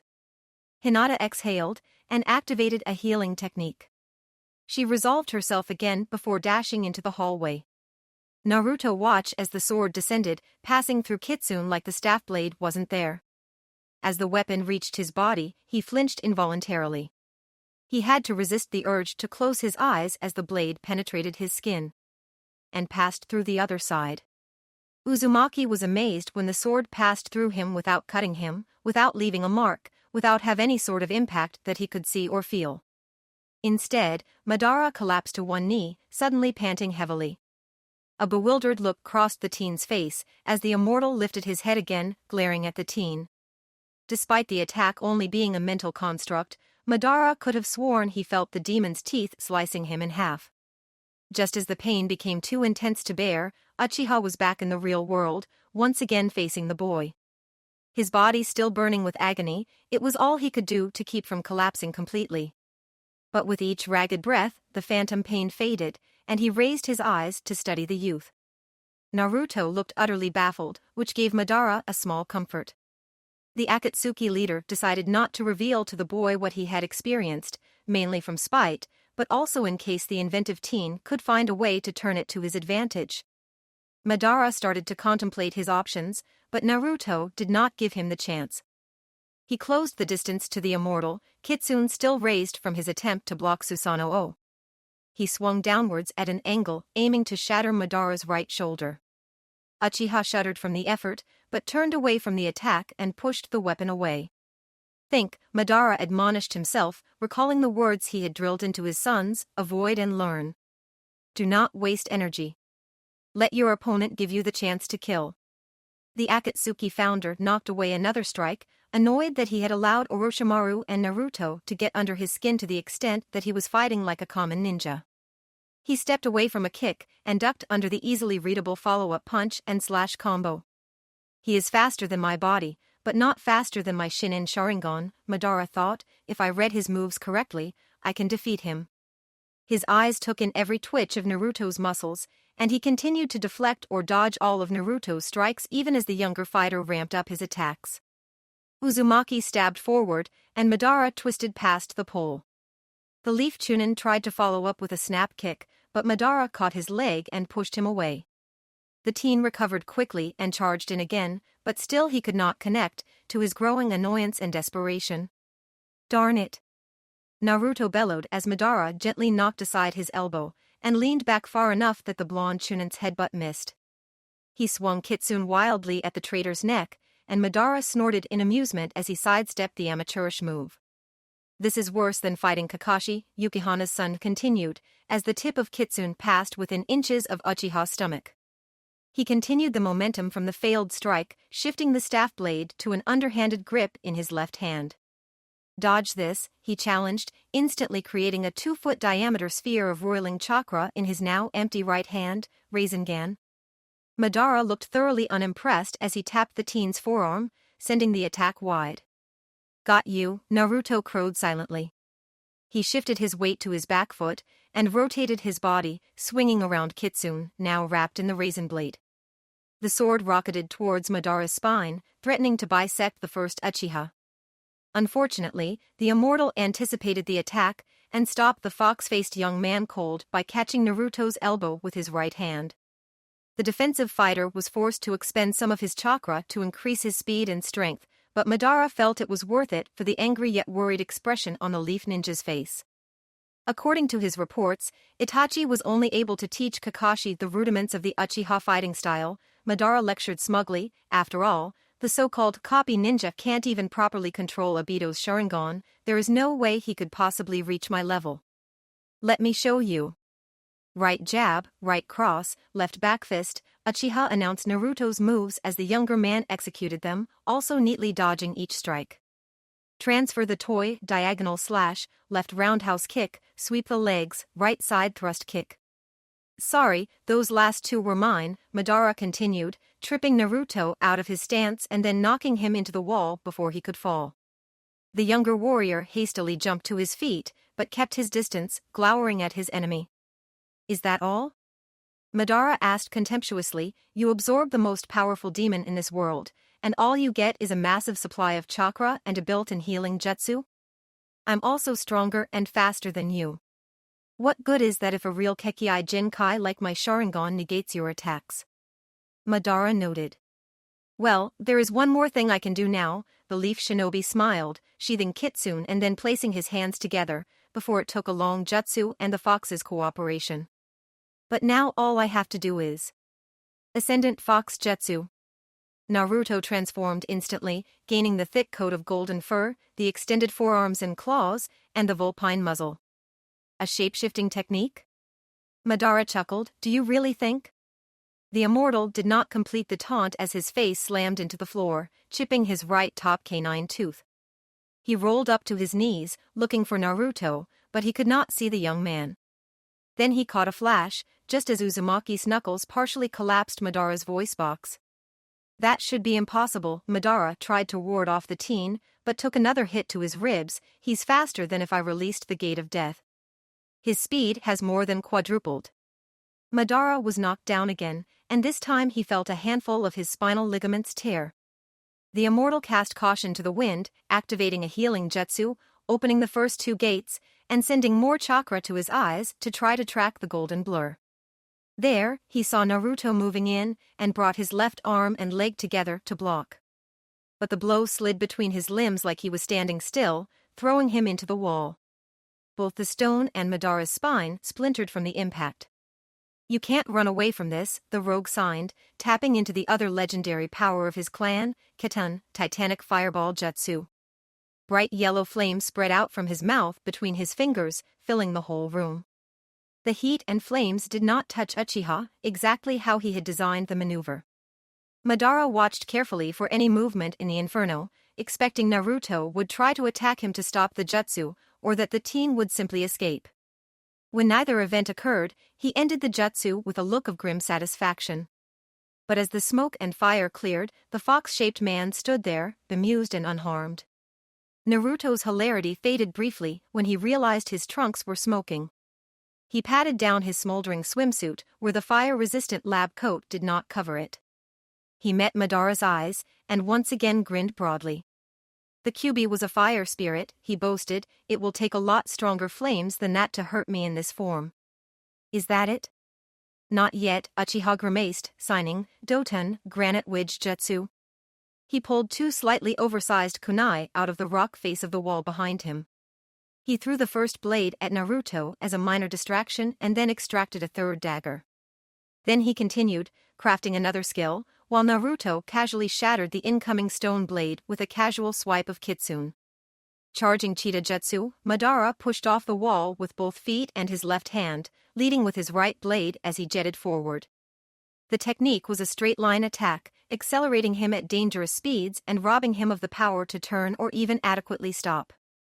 Madara did not care, for in that instant, he was again faster than Naruto, and he plunged his leading blade into Uzumaki's heart. The renegade attempted to follow up by plunging the second blade into the boy's throat, but a plume of silver energy appeared next to Naruto's physical tail. The chakra tail diverted Madara's hand and knocked the stone kunai out of his grasp. Another energy tail formed, this one wrapping around Madara's right forearm. It pulled Uchiha's limb back, extracting the rocky knife at the same time. The wound closed instantly, leaving nothing more than a bloody gash on the lab coat to mark the usually lethal strike. The chakra appendage tightened, breaking the Akatsuki founder's wrist in 3 different places. Naruto released the useless limb and punched his opponent's solar plexus, sending the elder shinobi flying. Madara grimaced as he regained his feet. He had spent too much power. He no longer had enough chakra to use 2 of his advanced Sharingan techniques. He was not even certain he could use one. He considered his limited options quickly. The jutsu that accompanied the Shinen level were not an option. Izanagi and Izanami had no targets, and Susanoo would not only waste his chakra, it would leave him open. Naturally, the same also applied to Tsukuyomi. That left only Kamui, Amaterasu, and Susuri. Amaterasu is too dangerous, the Sharingan's originator decided. If the vixen was telling the truth, at the very least it will be a waste. Kamui might eliminate him, but with the speed he now possesses, it is unlikely he would be snared. Susuri would return me to a condition where I could fight him directly, but it probably wouldn't be enough. Give it up, Naruto interrupted his contemplation, partly misreading his opponent's hesitation. You can't win here. You should stop before it's too late. Or what? You'll kill me? Madara barked a laugh. Better shinobi than you have tried. Susuri. Madara burned the last of his chakra to banish his injuries for the next 3 minutes. All the damage dealt to him flowed into his eyes. His broken arm set, his cut palm sealed, and the lingering chest wound given to him by Orochimaru vanished. Have it your way, Naruto growled, Shadow Clone Jutsu. The duplicate appeared in Naruto's original form, to conserve chakra. Naruto and the copy both raised their hands and began to spin them around, creating a large, purple sphere between them. Madara grabbed the third stone kunai where it had fallen and leapt forward, aiming both blades at Uzumaki's neck, trying to behead the teen before he could complete the jutsu. But thanks to his transformation, the bearer the Kitsune no Chishio was faster. Odama Raiten Rasengan. Naruto and his clone roared, thrusting the sphere upwards to meet Madara. The immortal's black eyes widened as the sphere met his sternum. He gasped briefly in pain before the orb consumed his lungs. The Narutos pushed harder to counteract Madara's decreased momentum, and the roiling lightning chakra ripped through Uchiha's spine. The 2 parts of Madara Uchiha dropped to the floor, the majority of his torso obliterated. Only a few tendons left his arms connected to his collarbone. Naruto was mildly sickened by what he had done, but could not feel any regret. He dismissed both the clone and his ascendant fox form, taking a few steps back and breathing heavily. His chakra was running far lower than he had expected. He had not noticed before how draining the Ascendant Fox Jutsu was, presumably because he had been drawing on the Demoness power. He estimated even if he were to use it while at full power, the technique would drain him in around 7 minutes, less if he had to use the chakra tails too. But it would be 7 minutes of near invincibility. He straightened and pondered what he should do next. Madara opened his eyes and stared at Uzumaki. He was furious, but also impressed and a touch frightened. This damage would take him decades to heal, and even then, he might not be as strong as he had been before. Or I could move on, he thought back to the primary reason he had attacked his Hyuga sister all those years ago. After all, here is a young, strong Kekkai Genkai with chakra and regenerative powers the likes I could not have dreamed of, he pondered. With my Sharingan and experience in Naruto's body, no one, not even the Bija themselves, could oppose me. Madara disconnected his optics nerves from his brain and burned away the blood vessels still tethering him. He pushed past his lids, floating free of his original shell. The 2 black orbs that held his power and his soul lifted up, and he began to float slowly and quietly closer to his killer. A small part of him worried that the fox's trap might prevent this. But Uchiha had already made his decision, and he comforted himself with the knowledge that the Demoness had no knowledge of this power. He tensed, preparing for the struggle. The teen was still oblivious to his presence. The disembodied eyes of the first Uchiha started to fly forward more quickly, but before he could close the distance, he froze in surprise and fear. Naruto, they heard her voice first, and both men looked over and saw the young woman standing in the door. Her uniform was a mess from a day and a half of hard travel and frequent battles. Tears streamed down her face, and her fingers were steepled before her lips. But her radiant silver eyes were full of joy and relief. Hinata was in the stairwell, halfway up to the 5th floor when she heard his voice echoing below. She spun and jumped back to the 4th floor landing. She burst through the door and tried to look for him. The defensive jutsu prevented her from seeing through the wall, but she heard him bellow in effort from the other side of the open doorway near the other end of the hall. She sprinted down the corridor, skidding to a halt before the unblocked portal. Naruto, she called to him thankfully. He was a mess. He had acquired a lab coat, but it was seriously torn, though his swimsuit was partially burned away. He was covered quite liberally in blood, and the red fluid had matted his hair to his head in a number of places. For an instant, his expression was one of shock, but then he grinned with delight. Hinata, there was a tremor of in Naruto's voice when he saw her. Madara's reaction, however, was quite different. No, not those accursed silver eyes. Madara's own orbs began to shake as the thought passed through him. All thoughts of merging with Naruto fled. I cannot let her find me, not like this, he told himself. I must escape before she sees me. The Shinin Sharingan-possessed eyes floated quickly to the back of the room. When he reached the wall, Madara attuned himself to the defensive jutsu and used the body flicker to move into the chamber of the demon god statue. Still, that was not far enough away, and he levitated to top of the chamber, moving behind the statue.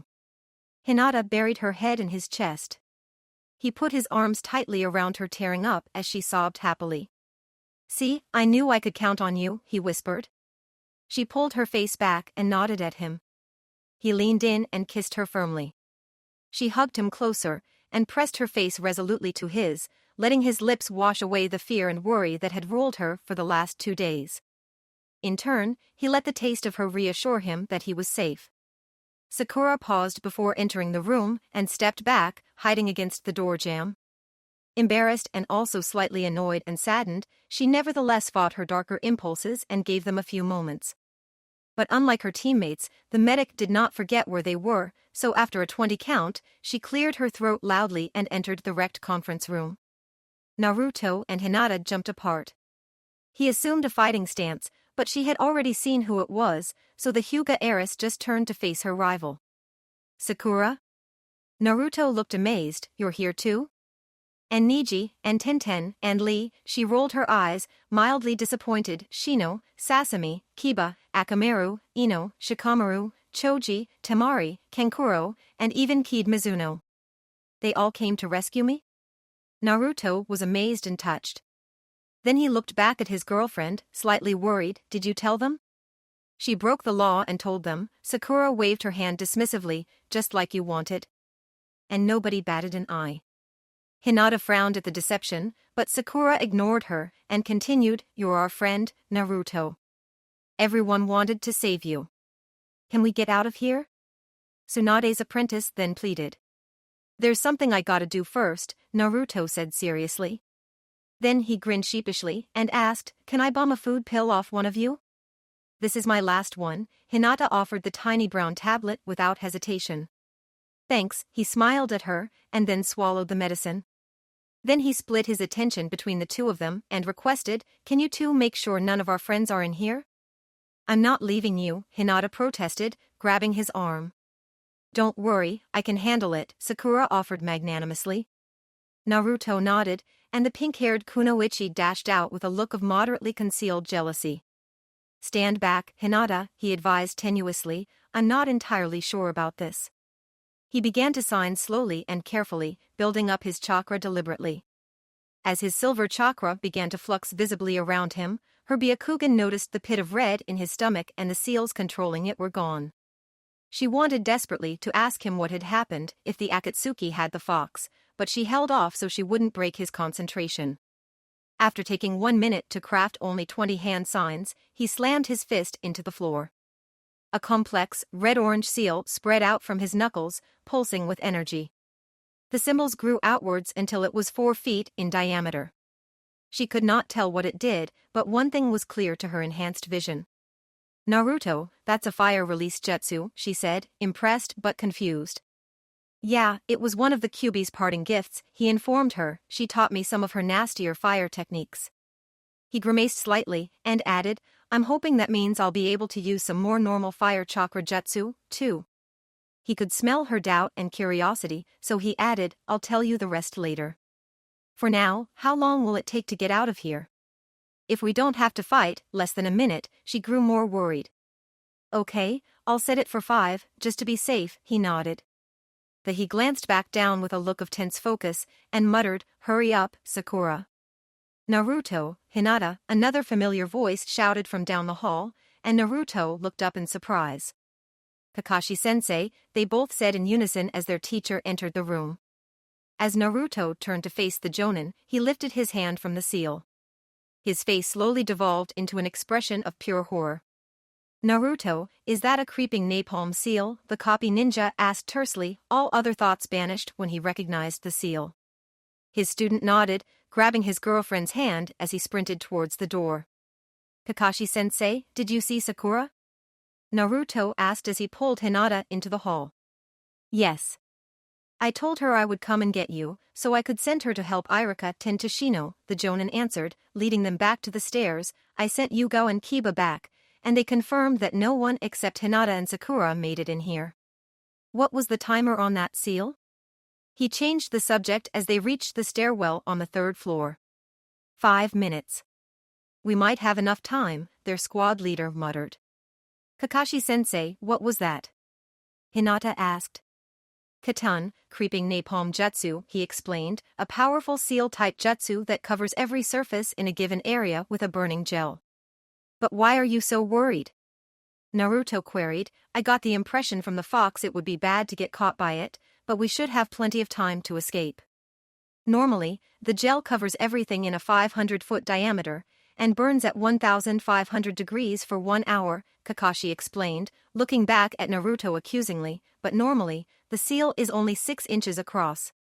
"So what will a seal that size do?" Hinata now shared his concern. "It will cover everything in a 4,000-foot diameter and reach a temperature of 2,200 degrees, Kakashi tried and failed to keep his normal bland tone, give or take a few dozen feet in degrees. "Stupid fuzzball," Naruto muttered under his breath. "So we not only have to get far enough away," their leader instructed, "we have to make sure all of our people get away before this whole place melts." The 2 teenage ninjas picked up their speed as they followed him out of the Akatsuki stronghold. Outside, they split up. Kakashi returned to the southern path with Yugo, sent Kiba, Akamaru, and Enko to warn Shikamaru and the Kazekage's teams on the northern path. Hinata led Naruto back to Niji, Tenten, and Lune, still unwilling to let him out of her sight. After the quick warnings, the three groups of ninjas headed back to the western split in the valleys at top speed, with Kakashi carrying Shino in the southern group, and Natsuki carrying Choji down the northern riverbed. When they all finally met up, they paused to look back, able to see and feel the heat rising off the molten fortress despite being miles away. "Welcome back, Naruto," Hinata said happily, but also with a hint of teasing as she took his hand. "Naruto!" Hinata cried out as her boyfriend was drilled to the earth. She looked back at Kiba sternly, almost threateningly. He met her glare with his own. All of the other discussions paused to observe the spectacle. "What?" the dog trainer growled smugly. "I warned you I was going to punch him in the face next time I saw him.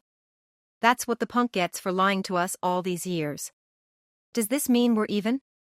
Naruto asked, aggressively amused. The question caught Kiba off guard, and he considered it for a moment. Then he shook his head, stating, "Probably not. I guess that depends on what happens with Shino's leg."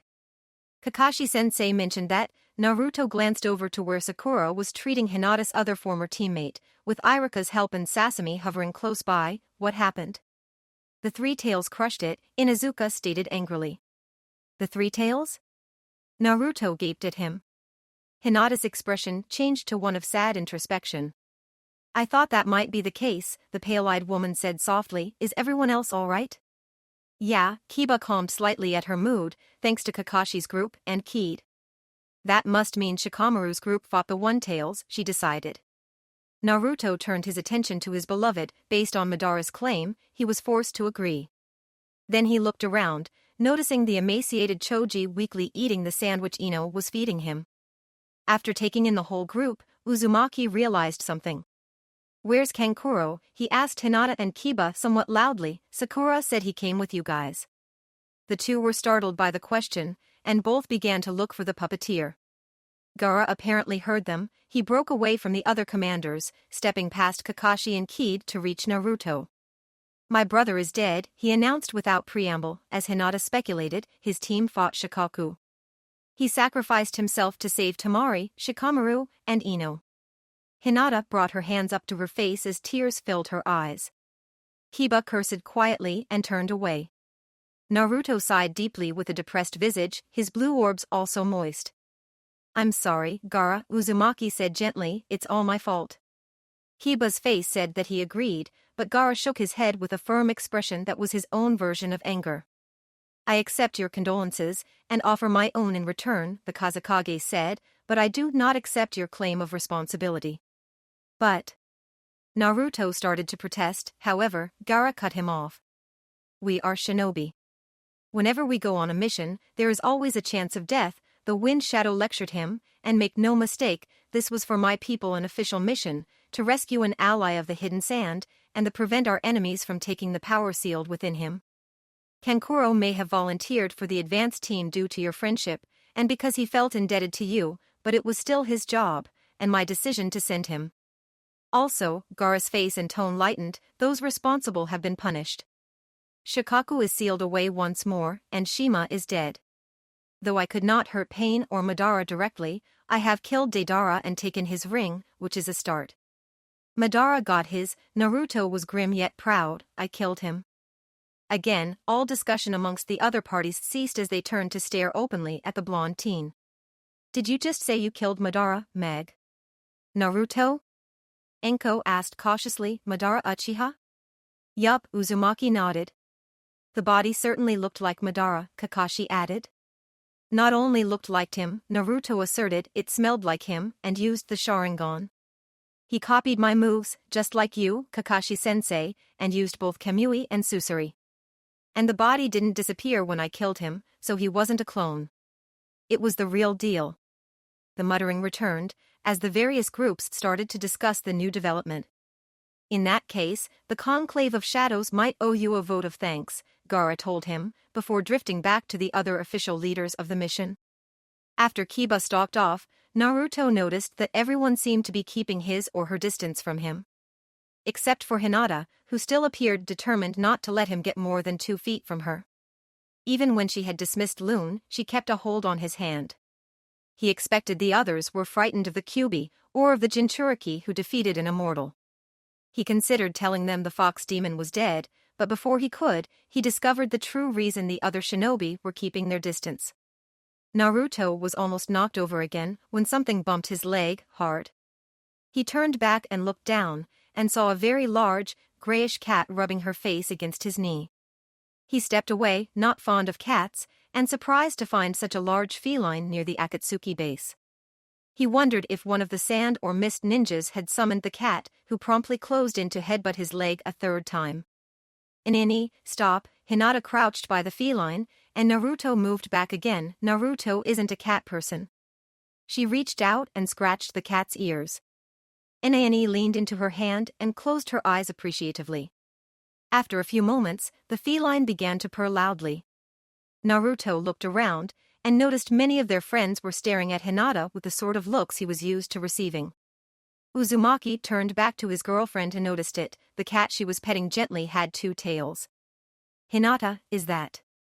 Nibi no Nico, Niji answered, joining them, or Inani for short. Hardly the most creative name for the cat. He smiled slightly at his cousin as he offered the sarcastic aside. Tenten also approached, more cautiously. She extended her hand to the miniaturized bijou, and the cat licked her fingertips, and then lifted her head so the human could rub under her chin. The weapon's mistress obliged, and the cat purred louder. Hinata figured out that Nani didn't want to hurt us, Tenten explained. I used my primordial chakra jutsu on her. Hinata met his gaze, and afterwards we could hear each other's thoughts, for a few minutes. I understood that she was turned into a tailed beast against her will, when the previous 2 tails was destroyed. So I gave her the chance to be a normal cat again. She showed her paramour the amulet. Most of her chakra is sealed in here. Right now, she has about the same amount of power as I did at the start of the Chunin exam 4 years ago. So it is safe for her to be around people again. And the Hokage wants to talk to you about that when we get back, Kakashi noted, closing his phone, but in the meantime, we have orders. Behind him, the 5 other mist ninjas darted to the south, leaving Kid behind. Hinata and Shikamaru are with me, and Naruto if he's up to it. As expected, the teen nodded vigorously without even hearing the directions. The rest of you are to take Shino, Choji, and Mayuko back to the village at best speed, the copy ninja directed. The Hokage is placing Guy in charge. She wants you back as soon as possible. Hinata took off the necklace and handed it to her cousin. Inani, I want you to go with Niji for now, okay? She addressed the bijou. The feline meowed sadly, but nodded. Naruto, if you are coming with us, you will need this, Hatake informed his student, reaching into his backpack. He pulled out one of Naruto's uniforms, a bar of soap, and a leaf headband the teen had inherited from the 4th Hokage. Why? The blonde Chunin asked, taking the clothes thankfully. What's our mission? Probably the same as mine, the mist hunter noted, and Kakashi nodded. We're accompanying Gaara back to the Sunagakure, the leaf jonin explained. The 4 of us are going to represent the Konoha Corps at Kankuro's funeral. May I ask why you are coming with us? Hinata asked Kid Mizuno, her tone deliberately polite. They had found a stream for Naruto to bathe in, and had just passed the border between the land of lightning and the land of silver. Naruto had cleaned himself under the watchful eyes of both Kakashi and Gaara, Hinata's blushing concession for leaving him alone. Scoured clear of the blood of both himself and his foes, Naruto felt much more at ease back in his regular attire, a full complement of kunai and shuriken joining kitsune on his person. There are things we need to discuss after the funeral, the Mist Jonin answered. The Akatsuki have been struck a major blow, and I am to speak with the Kazekage on behalf of my father. Then her expression fell, but I also want to pay my respects. I was not as close with Kankuro as the rest of you, but I liked and respected him. He was one of the few men I have met who looked more at my face than at my chest. I thought it was annoying at first, but I came to appreciate it. So if you're going to talk business, does that mean we're finally gonna go after the Akatsuki? Naruto prompted all of the jonin. More like try to keep the momentum going, Kakashi countered, a hint of annoyance in his voice. Lady Tsunade said it was like pulling teeth to get certain members of the Conclave of Shadows to agree to this rescue mission. We have to make sure they don't go back to watching and waiting just because we killed 3 of their top-tier warriors, took back 2 of the bijou, and destroyed one of their bases. 3? Naruto blinked, I killed Madara, and Gaara killed Deidara. And Hinata killed Zetsu, Shikamaru filled in, she told us about it while you were getting cleaned up. You did? Naruto looked at his girlfriend happily. He wanted to give her a hug, but could not while they were running, so he settled for saying, great job, Hinata. Though he may not have been one of their ring bearers, Temari added, Shima was a Jonin-ranked ninja before he left the Hidden Sand. I can't imagine Pain will be happy to lose someone like that. The woman I fought as well, Kiid nodded, I did not learn her name or village, but her skills would have placed her as a Takujo or Jonin. I can't imagine they would give control of the bijou to just anyone, Gaara noted. And that's not even counting the hundreds of foot soldiers they lost, Kakashi concluded, we hurt the Akatsuki this time, so we need to make sure they can't regroup, or worse, go into hiding. The other shinobi reflected on what had occurred as they continued the journey. Go, Pain ordered, and his 12 remaining acolytes vanished, leaving to fulfill the orders they had been given. Once they were gone, the body of Yahiko sealed the room and slumped into the chair, dormant. In another room, hidden deep within the base, Nagato sighed in relief. As Madara had liked to remind him, the more paths he had active at a given time, the more it drained him. He preferred to use multiple bodies for combat, but since taking over the leader of the Hidden Grass Village, he had been forced to keep that body, as well as Yahiko's body, the one the Akatsuki recognized as Lord Pain, activate most of the time. He was beginning to get dangerously thin, and was sleeping as often as not, though his paths made up for that. And, what news? Konan asked, placing her hand tenderly on his shoulder and passing over a glass of water. Nothing good, he answered softly, after taking a sip of the liquid to wet his throat. Zetsu and Deidara are dead, he continued. The acolytes were able to recover Zetsu's ring, but they believe one of the leaf or sand ninjas has claimed Deidara's ring as a trophy. They also report that Tobi is dead, but due to the jutsu that destroyed the Canyon of Dawn, they were unable to recover his ring. Do you really think Madara is dead? She could not keep a slight hope from her voice. Uzumaki ruined his body, Nagato shrugged, but if his eyes escaped the destruction. And speaking of escaping, the Reaper has betrayed us far earlier than Madara anticipated. She's stolen a number of scrolls, a few artifacts, and her ring, and fled the Canyon of Dawn. You said that base was destroyed, Konan recalled, what about the statue? The 2 acolytes who survived were able to transport it here, he said ironically, not that it matters. Why? She queried, with a touch of worry. Shikaku and the 2 tails have been removed, he told her, which means the balance of powers is no longer sufficient to hold the 8 tails. What does that mean? Our best-case scenario is that the Hachibi breaks free and immediately flees, he said thoughtfully, then, if we are lucky, the strength of the 3 and 4 tails will be enough to contain the 5 tails, and vice versa. And the worst case would be the 8 tails attacking, freeing the other 3, and 1 or more of them dying, she mused, that would wreck the space and end our plans. Our plans are already at an end, he told her the next part, Naruto Uzumaki has absorbed the Kyuubi. That's not all, is it? She caught his expression, wondering what else could go wrong. The Canyon of Dawn was not the only base we lost, he explained. The hidden villages took advantage of our distraction. The Cloud Ninjas have captured the stratosphere. The Stone Ninja have devastated the Warren.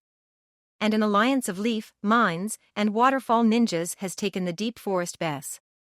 The numbers are still not clear, but between deaths and desertions, we appear to have lost almost 30% of our foot soldiers. He drank the rest of the water in a single gulp. What is our next move? She asked, forcing into her voice all of the love and trust she had for him. I need time to think, he said weakly. The first thing, a new voice instructed them, is to teleport the demon god statue to a deep ocean trench and release the 8 tails. We can still use the other 3, but it is best to have that beast out of our hair. Then we consolidate your power over the Hidden Grass Village as a base for our next move. Master, Nagato and Konan both exclaimed in surprise, dropping to their knees. Their first day in the Sunagakure was spent recuperating, while plans were made for the memorial. Kakashi instructed Naruto not to talk about anything that had happened to him over the last few days, at least until the Hokage debriefed them. As the scorching desert day cooled into the gentle desert night on Friday, April 24th, the entire Hidden Sand Village gathered in the square, around a new statue. Unlike the solemn affair that, for the third Hokage, Kankuro's final tribute was a raucous party. Music filled the twilight air, and tables were laid out with a variety of foods and beverages, both hard and soft. Kakashi-sensei, what is all this? Naruto gaped. Despite being welcomed as friends, the 4-leaf and 1-mist shinobi had ended up clumped together amidst the reverie. The land of air has a different view of death than our country's, Kiid noted. Right, the leaf jonin nodded, here they believe mourning for a loved one is best done in private. Instead, a funeral is a celebration of a person's life and achievements. Come on, Shika, we're dancin'. A slightly red-faced Temari emerged from the mob wearing a light kimono and holding a mug of some beverage. Her golden locks hung loose and straight, and her cheeks glowed lightly red under the torchlight. She grabbed her paramour's hand and dragged him into the crowd. A number of drunken or bold sand ninjas approached Kiid, and eventually the face of the mist hunters allowed herself to be enticed away from her circle of allies. Kakashi excused himself to get a drink, leaving Naruto and Hinata alone. The couple drifted through the crowd. Eventually the flow of Kankuro's friends deposited them near the center of the Suna. Only when he bumped up against it did Naruto notice the statue that had not been there on his previous visits.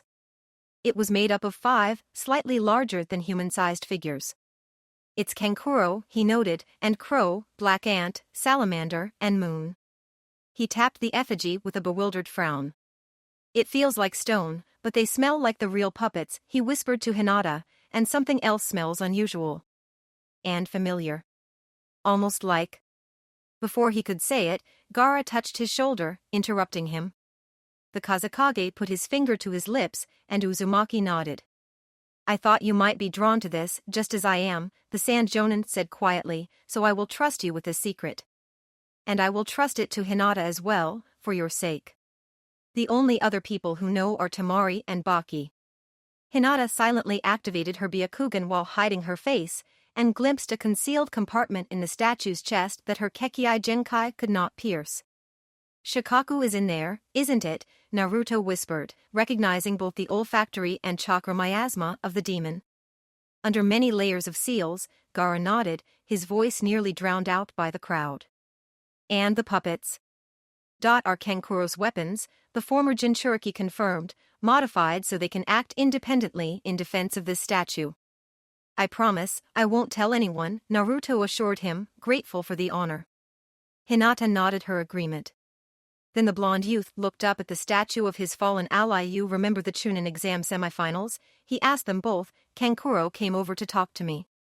He was trying to get information out of me, though I didn't realize it at the time. I tried to brush him off, and it seemed to amuse him. He said, I like you, kid, or something to like that. And I said, yeah, well I don't like you. Later, when we became friends for real, it kinda became a joke between us. But now, I regret never taking it back. Hinata took his hand, and Gaara squeezed his shoulder. I'm sure he knew, the redeemed shinobi offered kindly. Come on, Shikamaru, Temari slurred, shaking her arms wildly, ish a party. Though initially amused and entertained by her actions, Shikamaru grew more worried with each past minute and each empty glass. His girlfriend might occasionally let loose a little, but he had never seen her this out of control before. Maybe we should lay off the booze and sit down for a few minutes, he told her sharply. Just 'cause your country's such a shtick in the muck, she laughed at him scornfully, doesn't mean you should drag me down. I can drink all I want to hear, and I want to drink. Do what you want, he stepped away, I'm outta here. Wait, she giggled, grabbing his hand, Dawn go. Then she stumbled, crashing into him. Oh, I'm dizzy. What a hassle, he sighed, wrapping his arm around her under her shoulders, come on, I'll take you home. Are you trying to cop a feel? Temari mumbled into his shoulder. Shikamaru helped Temari navigate her wing of the Kazekage's home, before gently placing her in bed.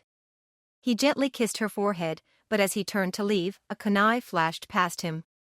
It ended up embedded between the door and frame, wedging the exit shut. Behind him, the kunoichi stood smoothly and wrapped her arms around him. You're not going anywhere, she whispered seductively in his ear, their hands sparring over the status of his belt. Finally, he caught her wrists and held them tight. We've been trying to do this for 2 months, he said miserably, but something always got in the way. Even though it seems like we finally have a chance now, I don't want the first time we have sex to be a drunken liaison the night of your brother's funeral. He tried to pull her arms gently away, but she held him tighter. Please, this time her voice was clear if forlorn. As he suspected, her inebriation was mostly, or even entirely, faked. She buried her head into his shoulder and pressed tighter against him. Please, Shika, she said softly, just make me forget, if only for a little while. He struggled with that statement. Even if she wasn't intoxicated, that didn't make the situation much better. But she was also turning to him for comfort, which was a bigger step for either of them than physical intimacy. He pried her hands apart again, and after a moment of resistance, she let him go, looking down. Then he grabbed her shoulder and lifted her chin, pulling her into a passionate kiss. Who told you this would only take a little while? He asked sarcastically after he released her, reaching for her obi. Hours later, the couple were lying in her bed, neither as asleep as they wanted the other to believe. Tamari still had her arms wrapped around him, her bare chest pressed against his back, silently imploring him to stay. He could still feel the stress in her, it had returned far too quickly after their lovemaking concluded. He gently lifted her arm and rolled over to face her. The sand Kunoichi's face was shadowed, and not just from the dim illumination in the room. Part him wanted to sigh again, but he knew that he should not. Instead, he reached out to cup her face. Her deep blue eyes lit with surprise at the kind, affectionate gesture. Cry, Tamari, he implored her.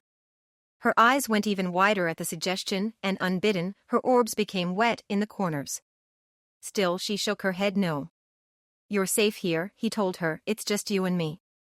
I know somewhere deep down, even you have a soft side. She chuckled at the backhanded compliment, but the moment of mirth broke her hold on her emotions. Her laughs rapidly turned to sobs, and tears poured from her eyes. Her body shuddered as she wept, and he pulled her close. She rubbed her face against his chest, and he soothingly stroked her unbound hair. He continued to hold her silently as her sobs slowly died out. Then she took a deep breath, and let it out roughly, her composure restored. She lifted her head up and kissed him lightly yet devotedly. Thank you, Shika, she said sincerely, smiling slightly. Then her eyes glimmered, and her normal, stern self showed through. But if you ever tell anyone, she started threatening. Are you kidding? He smirked, I'm telling everyone. Rather than angry, she pulled away, devastated and betrayed. Yup, he continued glibly, by the end of the week, everybody is going to know I finally bedded the mighty Tamari. She gasped, torn between upset and relief. I mean, for some reason, Ino already think we're doing it, he fixed her with a canny eye, and she's got most of my. Our friend's convinced anyway, so I don't see what the big deal is. Jerk, she grinned irately and punched him in the arm. He grabbed her roughly, and after a moment of fake resistance, she let him pull her in for another smooch. What, you thought I was going to tell everyone having sex with me made you cry, he informed her, Kiba and Naruto would never let me live that down. She chuckled, uplifted to be back to their normal interactions. Your heart is safe with me, Tamari. Maybe it is, she agreed softly. Then she continued sarcastically, although I think we need to test that theory, that having sex with you makes me cry. Me and my big mouth, he groaned in mock dismay. The two of you are only here because Naruto will probably tell you anyway, Tsunade informed Hinata and Sakura bluntly. As soon as Kakashi, Naruto, Hinata, Shikamaru, and Tamari retuned from the hidden sand village, the members of Kakashi's team had been yanked into the Hokage's office. The Sannin was in a foul mood as she activated the jutsus that would prevent any noise from leaving the room. Based on Kakashi's initial report and a few things the Kazekage told me, I suspect Naruto is about to reveal a very dangerous, very closely kept secret, the leader of the Leaf Ninjas lectured intently. I already have Kakashi's blood oath of silence on this matter, and I should get them from you three as well. Except that Hinata and Naruto both have special claims to exemption, and that's not fair to Sakura. So, for now, we'll skip it. So, tell us what happened, she ordered the blonde teen. Naruto relayed the details of his 2 days in Akatsuki custody. He flashed back to his mental war against the Kyuubi, and her subsequent bonding with him. He reflected on his increased power and chakra control, and his brief battle with the acolytes of pain. He gave them a blow-by-blow description of his battle with Madara and all of the taunts and exposition that were a part of it. That's what I thought, Tsunade nodded as he wound down, just as Madara said, the fox demon is gone and a new Kekkai Genkai is born. So wait, you knew this was possible? Naruto frowned. Possible, if unlikely, the Hokage confirmed. One of the charges of this office is to keep that secret safe. Gaara knows too, I'm sure. The three young adults digested that, but their leader studied Tsunade. Lady Hokage, is there something else? He asked carefully. Yes, she answered easily, but then glared at them, but you four already know too much. If Hinata becomes leader of the Hyuga clan, or Naruto becomes Hokage, I'll discuss it with them then. For now, we have another matter. If he ever gets here. The members of Team Kakashi stood in uncomfortable silence, not sure what they were waiting for. The Sannin kept glancing at Hinata unervingly yet thoughtfully. After almost 6 minutes, there was a knock at the door, and Tsunade released the wards to let the newcomer enter. Neji opened the door wide for a moment, and the two-tails cat darted in. The Hyuga Jonin hastily closed the exit. Then he walked over to Hinata. The cat was already by his cousin, rubbing against her. The demon then went to Naruto, purposely ignoring his discomfort to shed lovingly on his legs and feet. Did she give you any trouble? Hinata asked, sensing the mood as Neji returned the amulet. Personally, no, he said openly, she was remarkably well behaved, if a little overly affectionate. Almost needy. Kakashi could have sworn he saw the cat stick out her tongue at Neji before pouncing back to her mistress. But, she prompted perceptively. While he agreed to keep it secret for now, Lord Hayashi was not happy to have a demon in the Hyuga manor, the teen Jonin answered, and some of the others who know are also less than convinced. May I go? He asked the Hokage, and she nodded her assent. After he was gone, she sealed the room again and wheeled around on Hinata. What the heck were you thinking? She demanded, partially sealing a bijou. Letting it have a physical form, agreeing to keep it as a pet? Naruto stepped in front of Hinata, glaring back at the Hokage. I suppose you'd rather she sealed it inside someone, he snapped back, maybe some unsuspecting kid? Or even herself? No, his pointed and justified anger deflated the medical Sannin. She took a deep breath and addressed Hinata more evenly, but what was your plan? Did you really think the Nibi no Nico could be your pet? I wasn't planning that far ahead, the Hyuga heiress admitted carefully. At first I just wanted to be sure Annie didn't hurt any members of my team. But after I connected with her and learned about her, I wanted to help her too. And to be honest, Hinata looked at the cat apologetically. I did not totally trust Annie, but I knew that this was more likely to work if I had her agreement instead of fighting her. The cat rubbed up against Hinata again and meowed softly, as if to communicate her understanding and forgiveness. I guess it's hard to argue with that, Tsunade sighed, slumping back into her chair, but what do you intend to do with it now? Your father has made it clear the bijou cannot stay on the Hyuga estate. And we can't have her running free, not yet, maybe not ever. Hinata glanced at Naruto pleadingly. He matched her look for as long as he could, but then his shoulders slumped in defeat. Grandma Tsunade, I'll. Uzumaki started. I'll take her, Kakashi Hatake said. Kakashi-sensei? Hinata looked at him in relief, but Naruto and Sakura were both merely surprised by the offer. Kakashi ignored them and addressed their boss. I'm going to have plenty of space shortly, he explained, and I trust Hinata that the cat is both harmless by nature and too weak in this form to pose a threat to a Chunin or higher-ranked ninja. But I think Hinata should keep the amulet, since she understands how it works. Tsunade nodded, understanding his not entirely concealed recommendation that the demon and the means to control her be kept within the village, yet also separate. I don't see any problem with that, the Hokage looked at Hinata, if they agree. Hinata knelt down to by the cat, petting her, but looked up at her teacher. Can I visit her?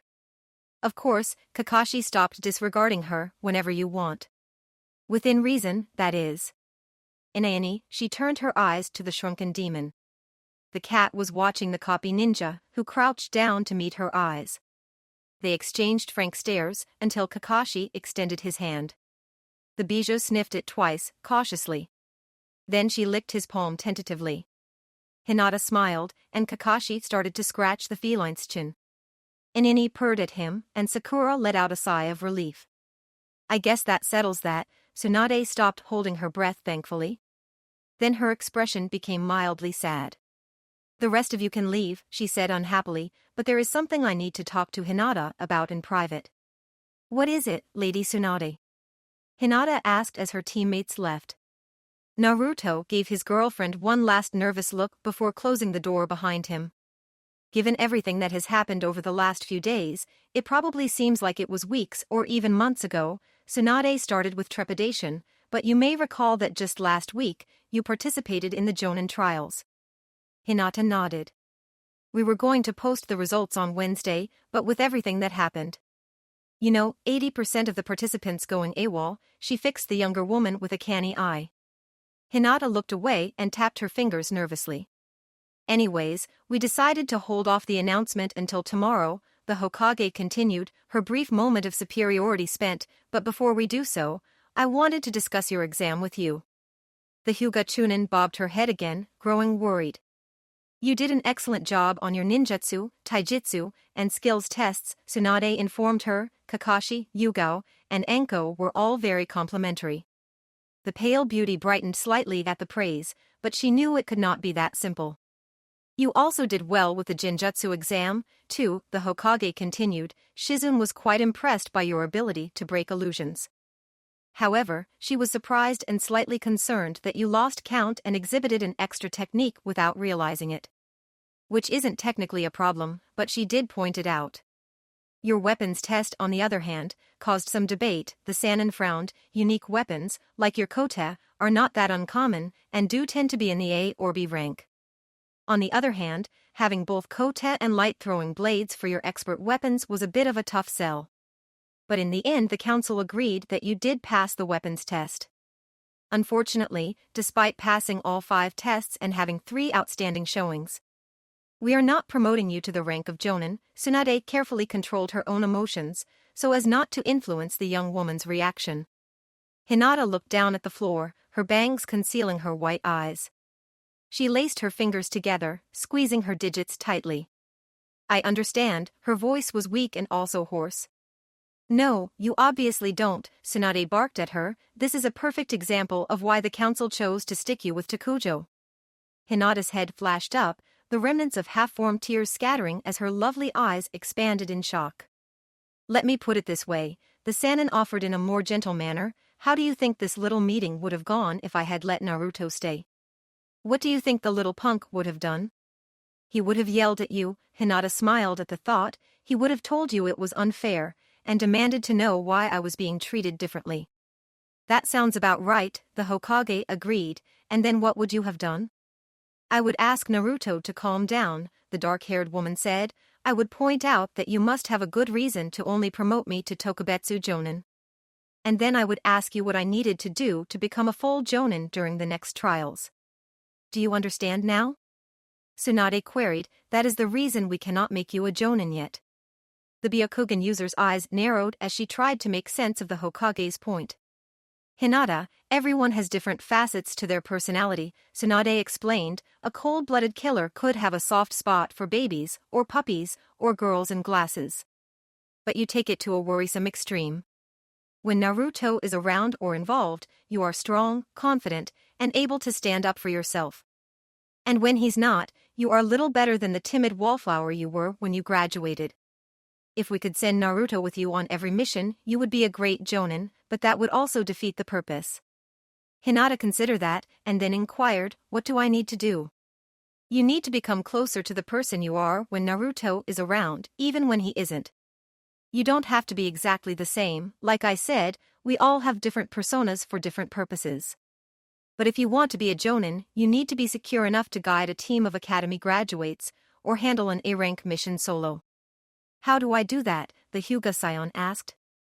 I can't tell you how, Tsunade shrugged sadly. It's something you have to figure out on your own. However, the leader of the Konoha Corps added conspiratorially, you can learn a few more Jinjutsu, and button down your weapons. It will make it harder for the council to vote against you. Especially if you could bring one of your more traditional B-rank weapons up to A rank and maybe a couple of CS up to BS. Thank you, Lady Tsunade, I will work on that. Hinata stood and bowed. As she turned to leave, the Sannin addressed her again. Oh, and Hinata, she smiled sincerely as the girl looked back, congratulations on your promotion, even if it wasn't the one you wanted. Thank you, Lady Tsunade, Hinata smiled back. After finishing some paperwork, the Hokage left her office and headed towards the hospital. Along the way, she was met by two more of her young charges. Lady Hokage, Sasami called out politely, sketching a slight bow after she hurried over to the medic. Kiba followed close behind his teammate, wearing an uncomfortable expression. We are heading to the infirmary, the orange-haired teen told the blonde woman. Yugao-sensei said we could see Shino today. Are you going there too? Yes, I need to check on a few things, she told the teens, including your teammate. They continued on in silence at Tsunade's leisurely pace, until the Sannin suddenly paused. She had felt Kiba's eyes boring into the back of her head. She turned around to glare at the younger man. Is there something you want to say, Kiba? She demanded sternly. Yeah, he tried carefully to control his tone. Yugao didn't give me a clear reason why we couldn't just use Naruto's blood to regenerate Shino's leg, like they did when Hinata got hurt fighting the vampire. I want you to tell me why. There are a number of reasons, she lectured him smugly. For starters, Hinata's injury was fresh and untreated, but Iraka had already been working on Shino's leg for almost an hour when they got Naruto out. Which he had to do to keep Shino from bleeding out, since there was no way to tell how long it would take to get Naruto and if the knucklehead would have been in any state to donate blood. Kiba frowned, not happy to be confronted by logic. Also, Naruto's powers were and still are changing because of what the Akatsuki did to him, Tsunade stated carefully so as not to give anything away. She still needed to talk to Hayashi Hyuga, and possibly the Kazekage and Mizukage, about how to present Naruto's bloodline trait to not only the village, but the world in general. So there is no guarantee it would have worked like it did on Hinata or Jiraiya, she continued, especially since Shino had stolen some of the Three Tails chakra. There is no way to tell how the fox's fire chakra and the turtle's water chakra would interact if Shino had both of them at the same time. Of course, no one but Shino had known that at the time, but Tsunade didn't want to leave any doubt in Kiba's mind. And lastly, even though Shino's wound was less complex and also less life-threatening, she concluded, it was much larger than Hinata's was, and helping Hinata almost killed Naruto. Would you want to risk Naruto's life even if Shino's wasn't in jeopardy? Sure, why not, he shrugged. Be quiet, Kiba, Sasami demanded, which was fortunate, because it made Tsunade break off from punching Inuzuka. I don't care how mad you are at Naruto, the younger woman continued firmly, he is your comrade, and has never done anything to you to deserve that. Whatever, the dog trainer said dejectedly, and resumed trudging forward, let's just go see Shino. I'm sorry, Lady Tsunade, Sasami whispered as the two women started walking again. You're not the one who needs to apologize, the Hokage's counter was gentle, but with an undertone of remaining anger, and I'm not the one who deserves the apology. Once again, they moved without conversing until the hospital became visible and Kiba suddenly exclaimed, what the hell? Shino? The two kunoichi looked past him. Shino Aburame was walking past the front of the medical center towards the entrance, limping slightly. The injured warrior paused and rubbed his right thigh, while Kiba and Sasami ran over to him. Shino, what are you doing up? Sasami asked, worried but excited. She looked like she wanted to hug him, but held back. Are you supposed to be out here? Tsunade asked threateningly. Yes, Lady Tsunade, the insect user answered, I was instructed to walk around the building once as part of my physical therapy. And, the medic prompted, how are you doing? We are still adjusting, he answered, and the sensation is still off, though I am told that should improve with time and practice. It will probably never be quite the same as it was before, she told him, mildly regretful, but with a few months of therapy you should be ready for duty again. Heck, you can probably find some ways to turn this to your advantage. I already have, he answered evenly. The elder kunoichi smiled and nodded. Good. When you are done with these two, get back to your room so I can give you a checkup, she instructed, and then entered the building. So what's going on? Kiba stared at his friend's leg, a transplant, or some sort of prosthesis. Both, in a manner of speaking, Shino said flatly, "If you like, I can show you." Sasami noticed that his sandals were gone, replaced by heavy combat boots, tucked under his pants. She nodded, and Kiba apprehensively responded, "Sure." Aburim pulled up his pants leg and unbuckled his boot. As he started to pull off the footwear, they could see a scar below his knee, but beyond that, his skin was unmarked. When he fully removed the boot, they saw that his second and third toes were fused together, as were the last 2 digits. Thanks to Sasami's suggestion, Sakura and Irika were able to use the Fuma threads to secure my bones and save my knee, he explained, but they were forced to remove the rest of my leg. Now in its place. His exposition was interrupted when a portion of his calf skittered down and then fused into his ankle. Both of Shino's teammates jumped back in surprise. "We are still adapting," the insect trainer noted. He sent a pulse of chakra down, and his leg changed. The camouflage reflex was turned off, and a limb was revealed to be a mass of beetles, clinging to one another in the shape of a human leg. Kiba looked confused and slightly disturbed, but Sasami leaned down to examine his living prosthetic. "They are connected to my nervous system and chakra network, so they can act in place of my original limb," Aburim continued. "I can even feel what they feel, though the sensation is not quite the same. It will take some time for them to fully adjust to me. My father and the Hokage both expect the process will take 3 to 4 months. However, I plan to be back to fighting form in 6 weeks." He sent another signal, and the insects went back to disguising themselves. "And I can see where this could be useful," Sasami said, "like you could train them to perform a telescoping kick or to hide a kunai as a holdout weapon." Shino smiled ever so slightly and nodded. "Even simply having a larger colony has compensations," Aburim agreed, "though I would not have asked for this. In the end I might be stronger for it." Sunday morning was bright and sunny as the 2 groups faced off outside of ninja operations. On one side were the 10 examiners of the Jonin trials, and on the other were the participants, as well as some of their friends and family members. They were all waiting for the Hokage. At last, Tsunade emerged, with 3 poster-sized printouts rolled up under her arm. To simplify things, she began without warning, "Those who have not changed rank are not listed here, and no one was demoted. The rest of you, your names and results are posted here. If you have any questions, you can take them up with the proctors." She stepped over to the bulletin board and started to pin up the registers. "I don't know why we're here," Shikamaru grumbled to Ino, while glancing at Temari across the gulf between the examiners and examinees. "We didn't even participate." "We're here for Choji," she told him tartly.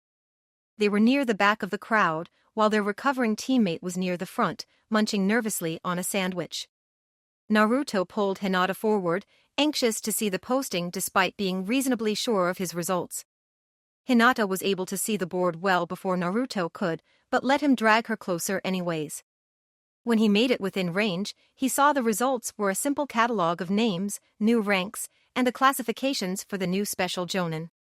He scanned the list swiftly, taking in not only his results, but also those of his friends.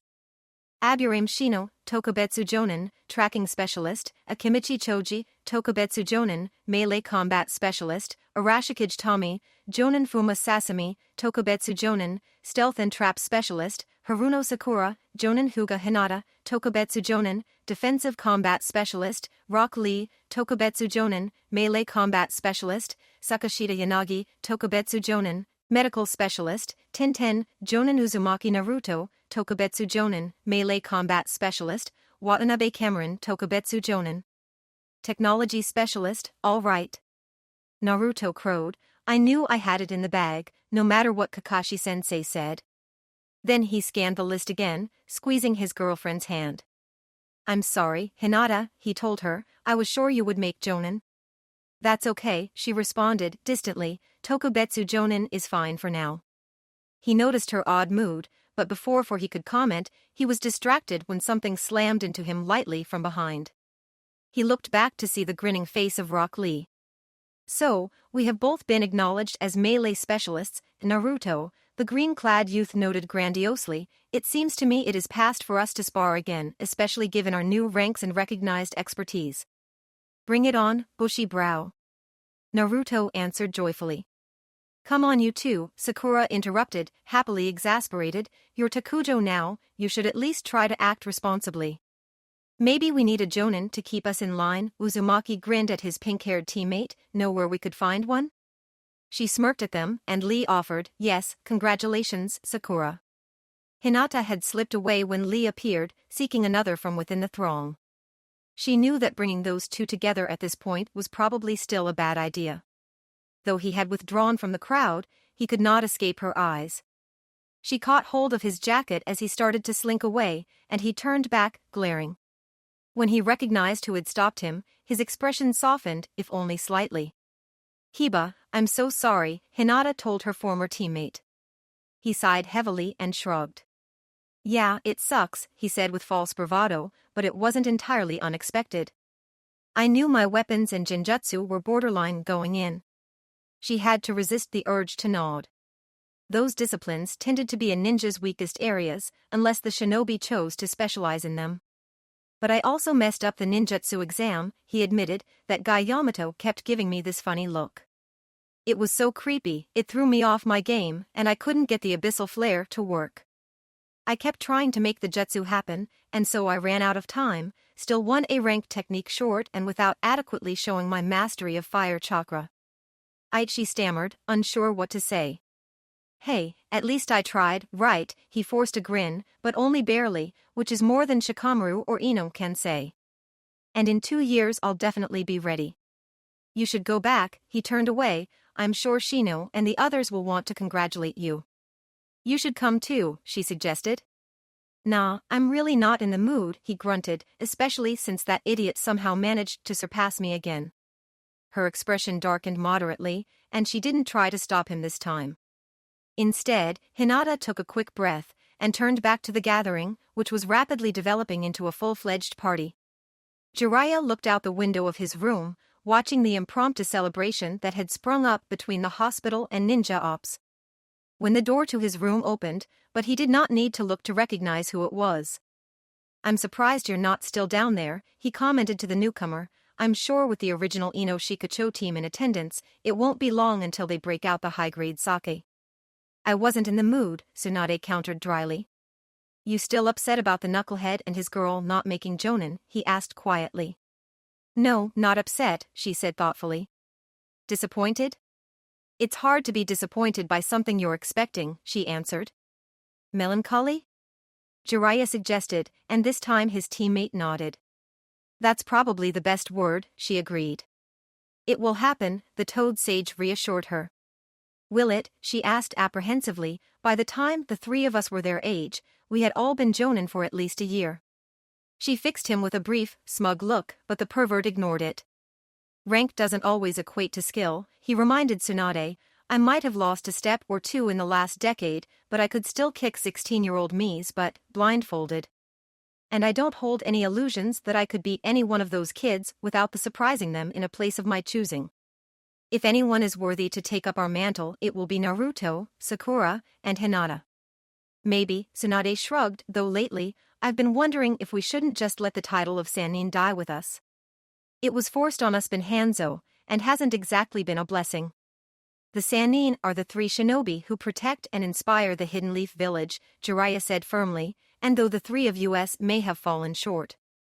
Some more than others, I think those 3 might just be up to the challenge. I'll think about it, she said non-committally. Then her expression changed, angry yet amused. So are you about ready to quit playing up your injury?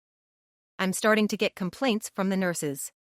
The free sponge baths aside, the sage grinned briefly before sobering. This is a convenient excuse to stay in the village while I work on the other project. And how is the other project coming? She asked dubiously. Slowly, however we are making headway, he answered. Shikamaru says it is a polylogarithmic shifting cipher. Which goes right over my head, but we have figured out part of the beginning and end of the message. The first word is snakes and it ends with the numbers 238. What does it mean? She prompted more openly. Not sure, he shrugged. We're thinking the numbers are part of a phone number or coordinates. Though Shikamaru won't give up the idea that it's the page number of a book or verse of a scroll. She considered that, and then threw up her hands? Well, you might have been right about decoding the message after all. But you still can't stay here. You'll have to find someplace else. I think Naruto's old room in the barracks is still available. Oh wait, Jiraiya protested. Naruto, there is something I need to talk to you about, Hinata suddenly and cautiously said to him. They had left the party and had nearly reached the point where their paths diverged. She stopped walking, thankful that they were all alone. He paused, apprehensive. He had recognized that she was only pretending to have fun at the celebration and wondered what was bothering her. He put on his best smile and turned back to face her. Sure, what is it, Hinata? He said more lightly than he felt. She tapped her fingers together, not looking at him. Well, I'm not sure how to say this, she started uncertainly, but, we've been spending so much of our time together. And, well, we can't keep doing this. We have to stop seeing each other like this. Naruto froze, a look of dismay on his face. You're breaking up with me, Hinata? He asked, his voice hollow. Why? Is it something I did? Her eye went wide and filled with tears when she realized how he interpreted her poor choice of words. She leapt through the distance between them, grabbing him tightly. No, she screamed at him, no, not ever. He relaxed in her arms and wrapped her up in turn. I'm sorry, Naruto, that wasn't what I meant at all, she reassured him fiercely. I love you. I can't imagine ever wanting to break up with you. He lifted her chin gently and kissed her happily. It's okay, Hinata, he told her when he broke off the lip lock, I'm sorry too. It's just you've been so distracted today, so I got worried and jumped to conclusions. Tell me what it is, and take it slowly. She nodded, releasing him. It's about my promotion, she started from the beginning. Lady Tsunade told me yesterday that I passed all 5 trials but was only being promoted to Tokubetsu Jonin. What? He rumbled loudly, that's not fair. She smiled at his predictable, supportive reaction and continued, no, she had a good reason. She told me that I'm a different person around you, and she is right. When I'm with you, I'm the woman I want to be. But the rest of the time, I still struggle not to be the shy doormat that you never noticed. Hinata, you're not like that. He tried to protest, but she shook her head. I am, she told him. When Lady Tsunade told me I wouldn't be promoted, I just accepted that I didn't deserve it. I didn't even think to ask why. And most of this last year, I have let Sakura walk all over me. I stood up to her only once or twice, the rest of the time I just took her abuse. So, going back to my original, badly phrased point, she took a deep breath, I won't be able to train with you as much for a while. Starting next week, when we aren't on missions, Tenten will be helping me with my weapon skills on Mondays and Thursdays, and Shizun will be teaching me more genjutsu on Tuesdays and Saturdays. And more importantly, they are going to try to help me become stronger and more independent, without relying on you. We can still train on the other days, she added quickly, and go on dates in the evenings. And we'll still have assignments together. But I can't become who I need to be away from you if we're always together. I really am sorry, Naruto, but I need to do this for myself. Hinata, he chided her gently as he embraced her again, it's fine. I don't want to be the one to hold you back. Thank you, Naruto, she sounded relieved.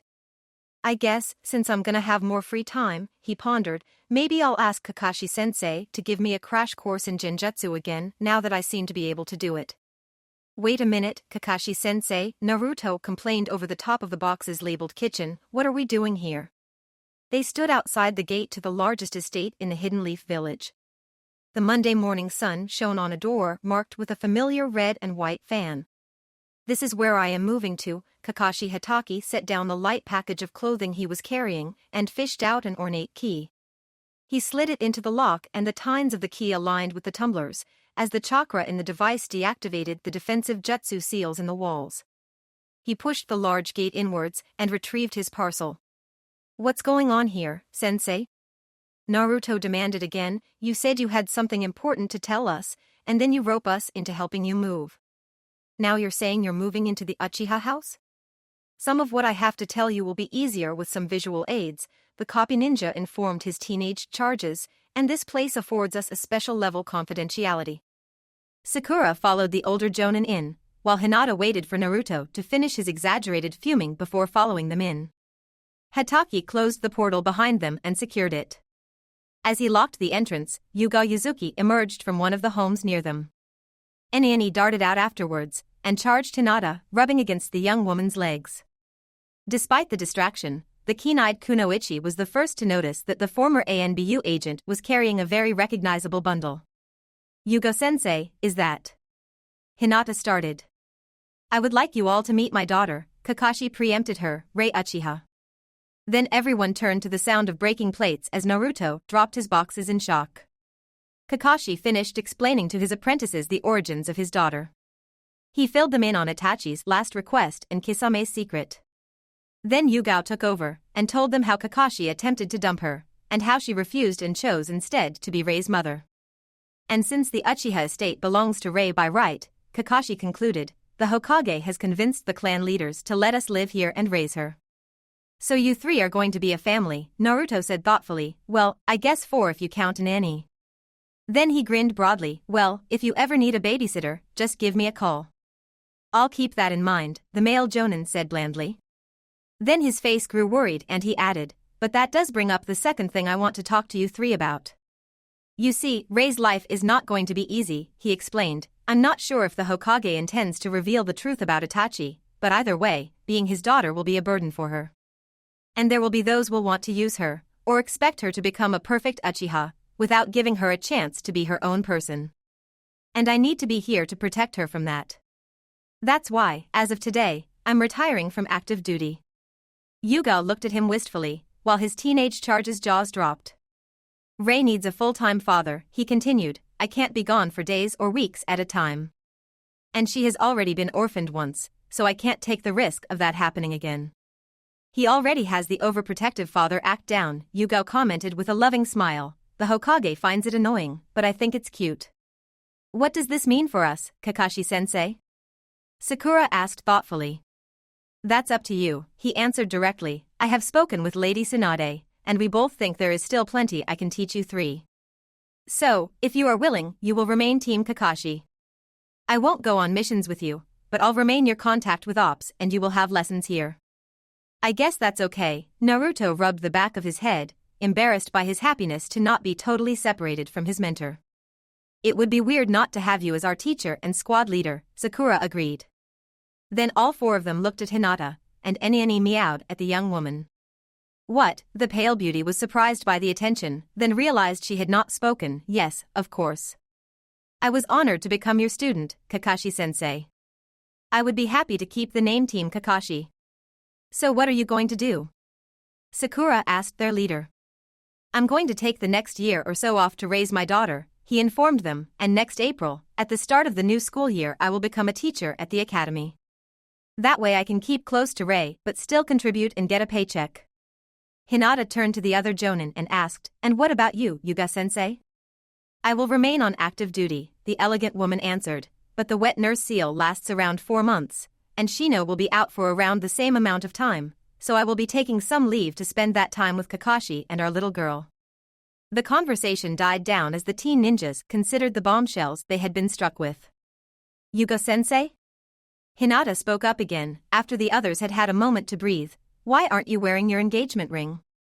I told you she would notice, Kakashi noted blandly. I wanted to have it with me, Yuga protested as she gently passed Rei to him. Then she slipped her left hand into one of her pouches and withdrew it wearing a golden band set with a broad, flat diamond and 2 small sapphires. Both of the younger women rushed to her side to fawn over the ring.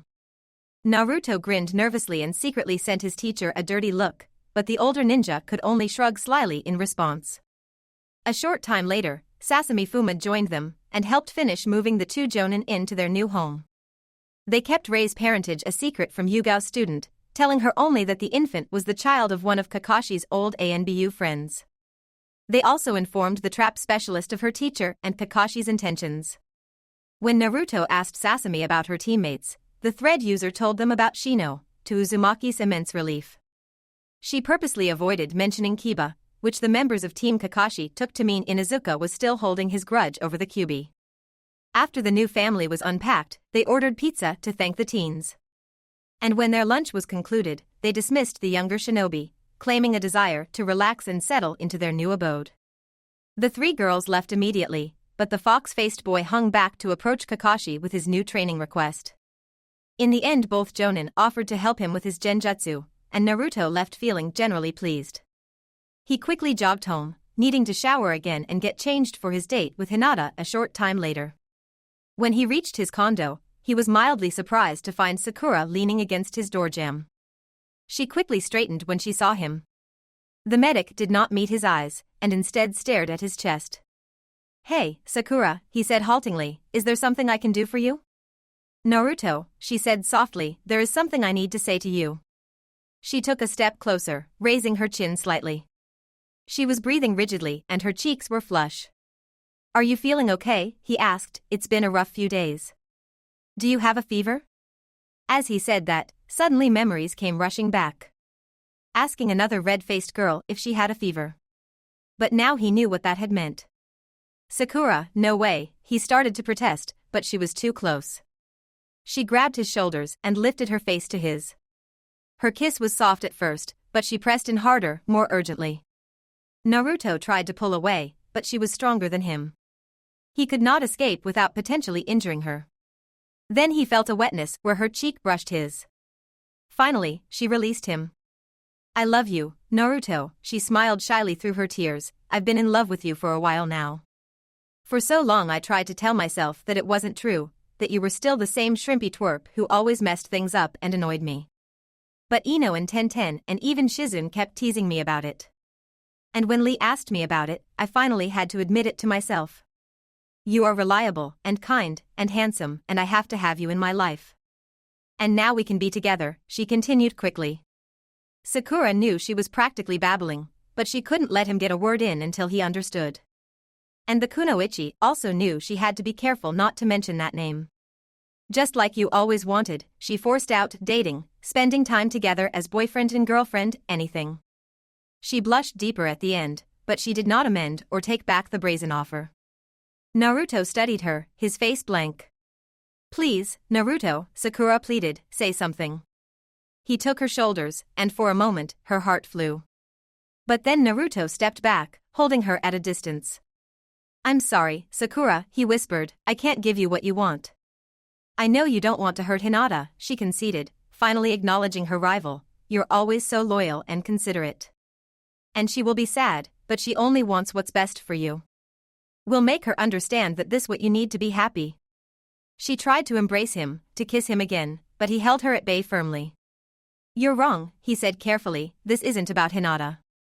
I'm not in love with you, Sakura. And I don't think you're in love with me." "How can you say that?" she gasped, her tears changing from worry and release to offense and sadness. "I was a kid," he told her gently, "a lonely child. You were cute and elegant, but also very passionate when you argued with Ino or yelled at me. Not that you aren't still cute, elegant, and passionate," he reassured her, "but the reason I had a crush on you was because I saw myself in that hidden side of you. And I find you attractive. But that's not love. It's why we became good friends, but it's also the reason we would never work out. We're too much alike. Now you're the lonely one. You finally figured out I'm not the same as I used to be. And you're also a little jealous," he said, "so you have a crush on me.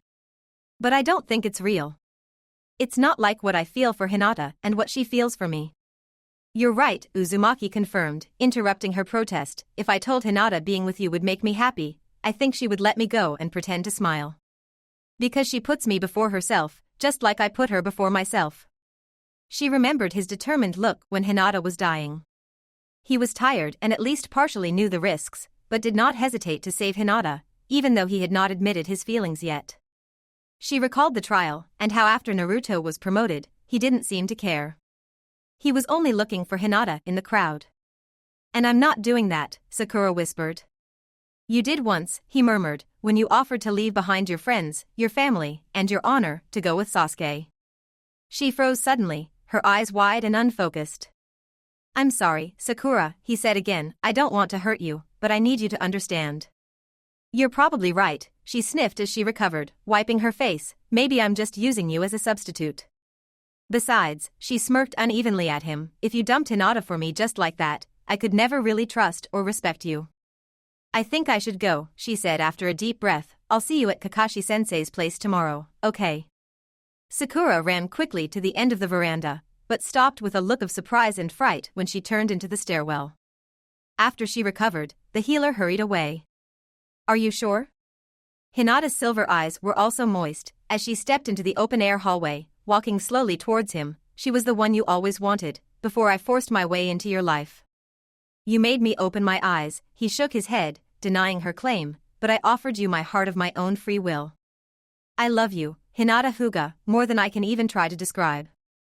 Sakura may have been my dream in the past, but you are my dream in the present and for the future.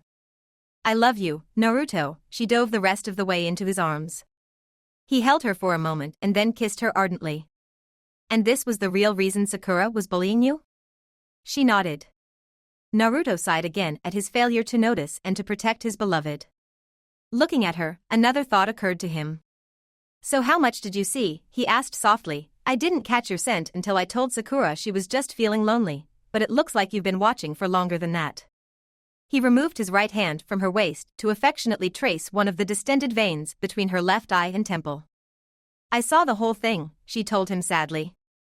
I'm so sorry, Hinata. His voice was sad and desperately sincere. If I had known. It's okay, she reassured him gently. It wasn't your fault, and you didn't do anything wrong. But I'm not really feeling up to going out anymore, she said tentatively, so, if it's all right with you, can we just stay in tonight? He laced his fingers in hers in affirmation, and opened the door. Although, he joked, I haven't really had time to get groceries in the last 2 weeks, between the Jonin trials and getting kidnapped. She squeezed his hand happily and said, I'm sure we'll find something. I always can find what I'm looking for with you. Naruto kissed her again, but when he broke off, he informed her, that was pretty corny, Hinata. You must be rubbing off on me, she countered, finally smiling. It's probably a good thing I'll be spending extra time with some better influences for a while. Hey. Naruto complained, and she laughed joyfully as he closed the door behind them. The End, A Growing Affection, Book 2.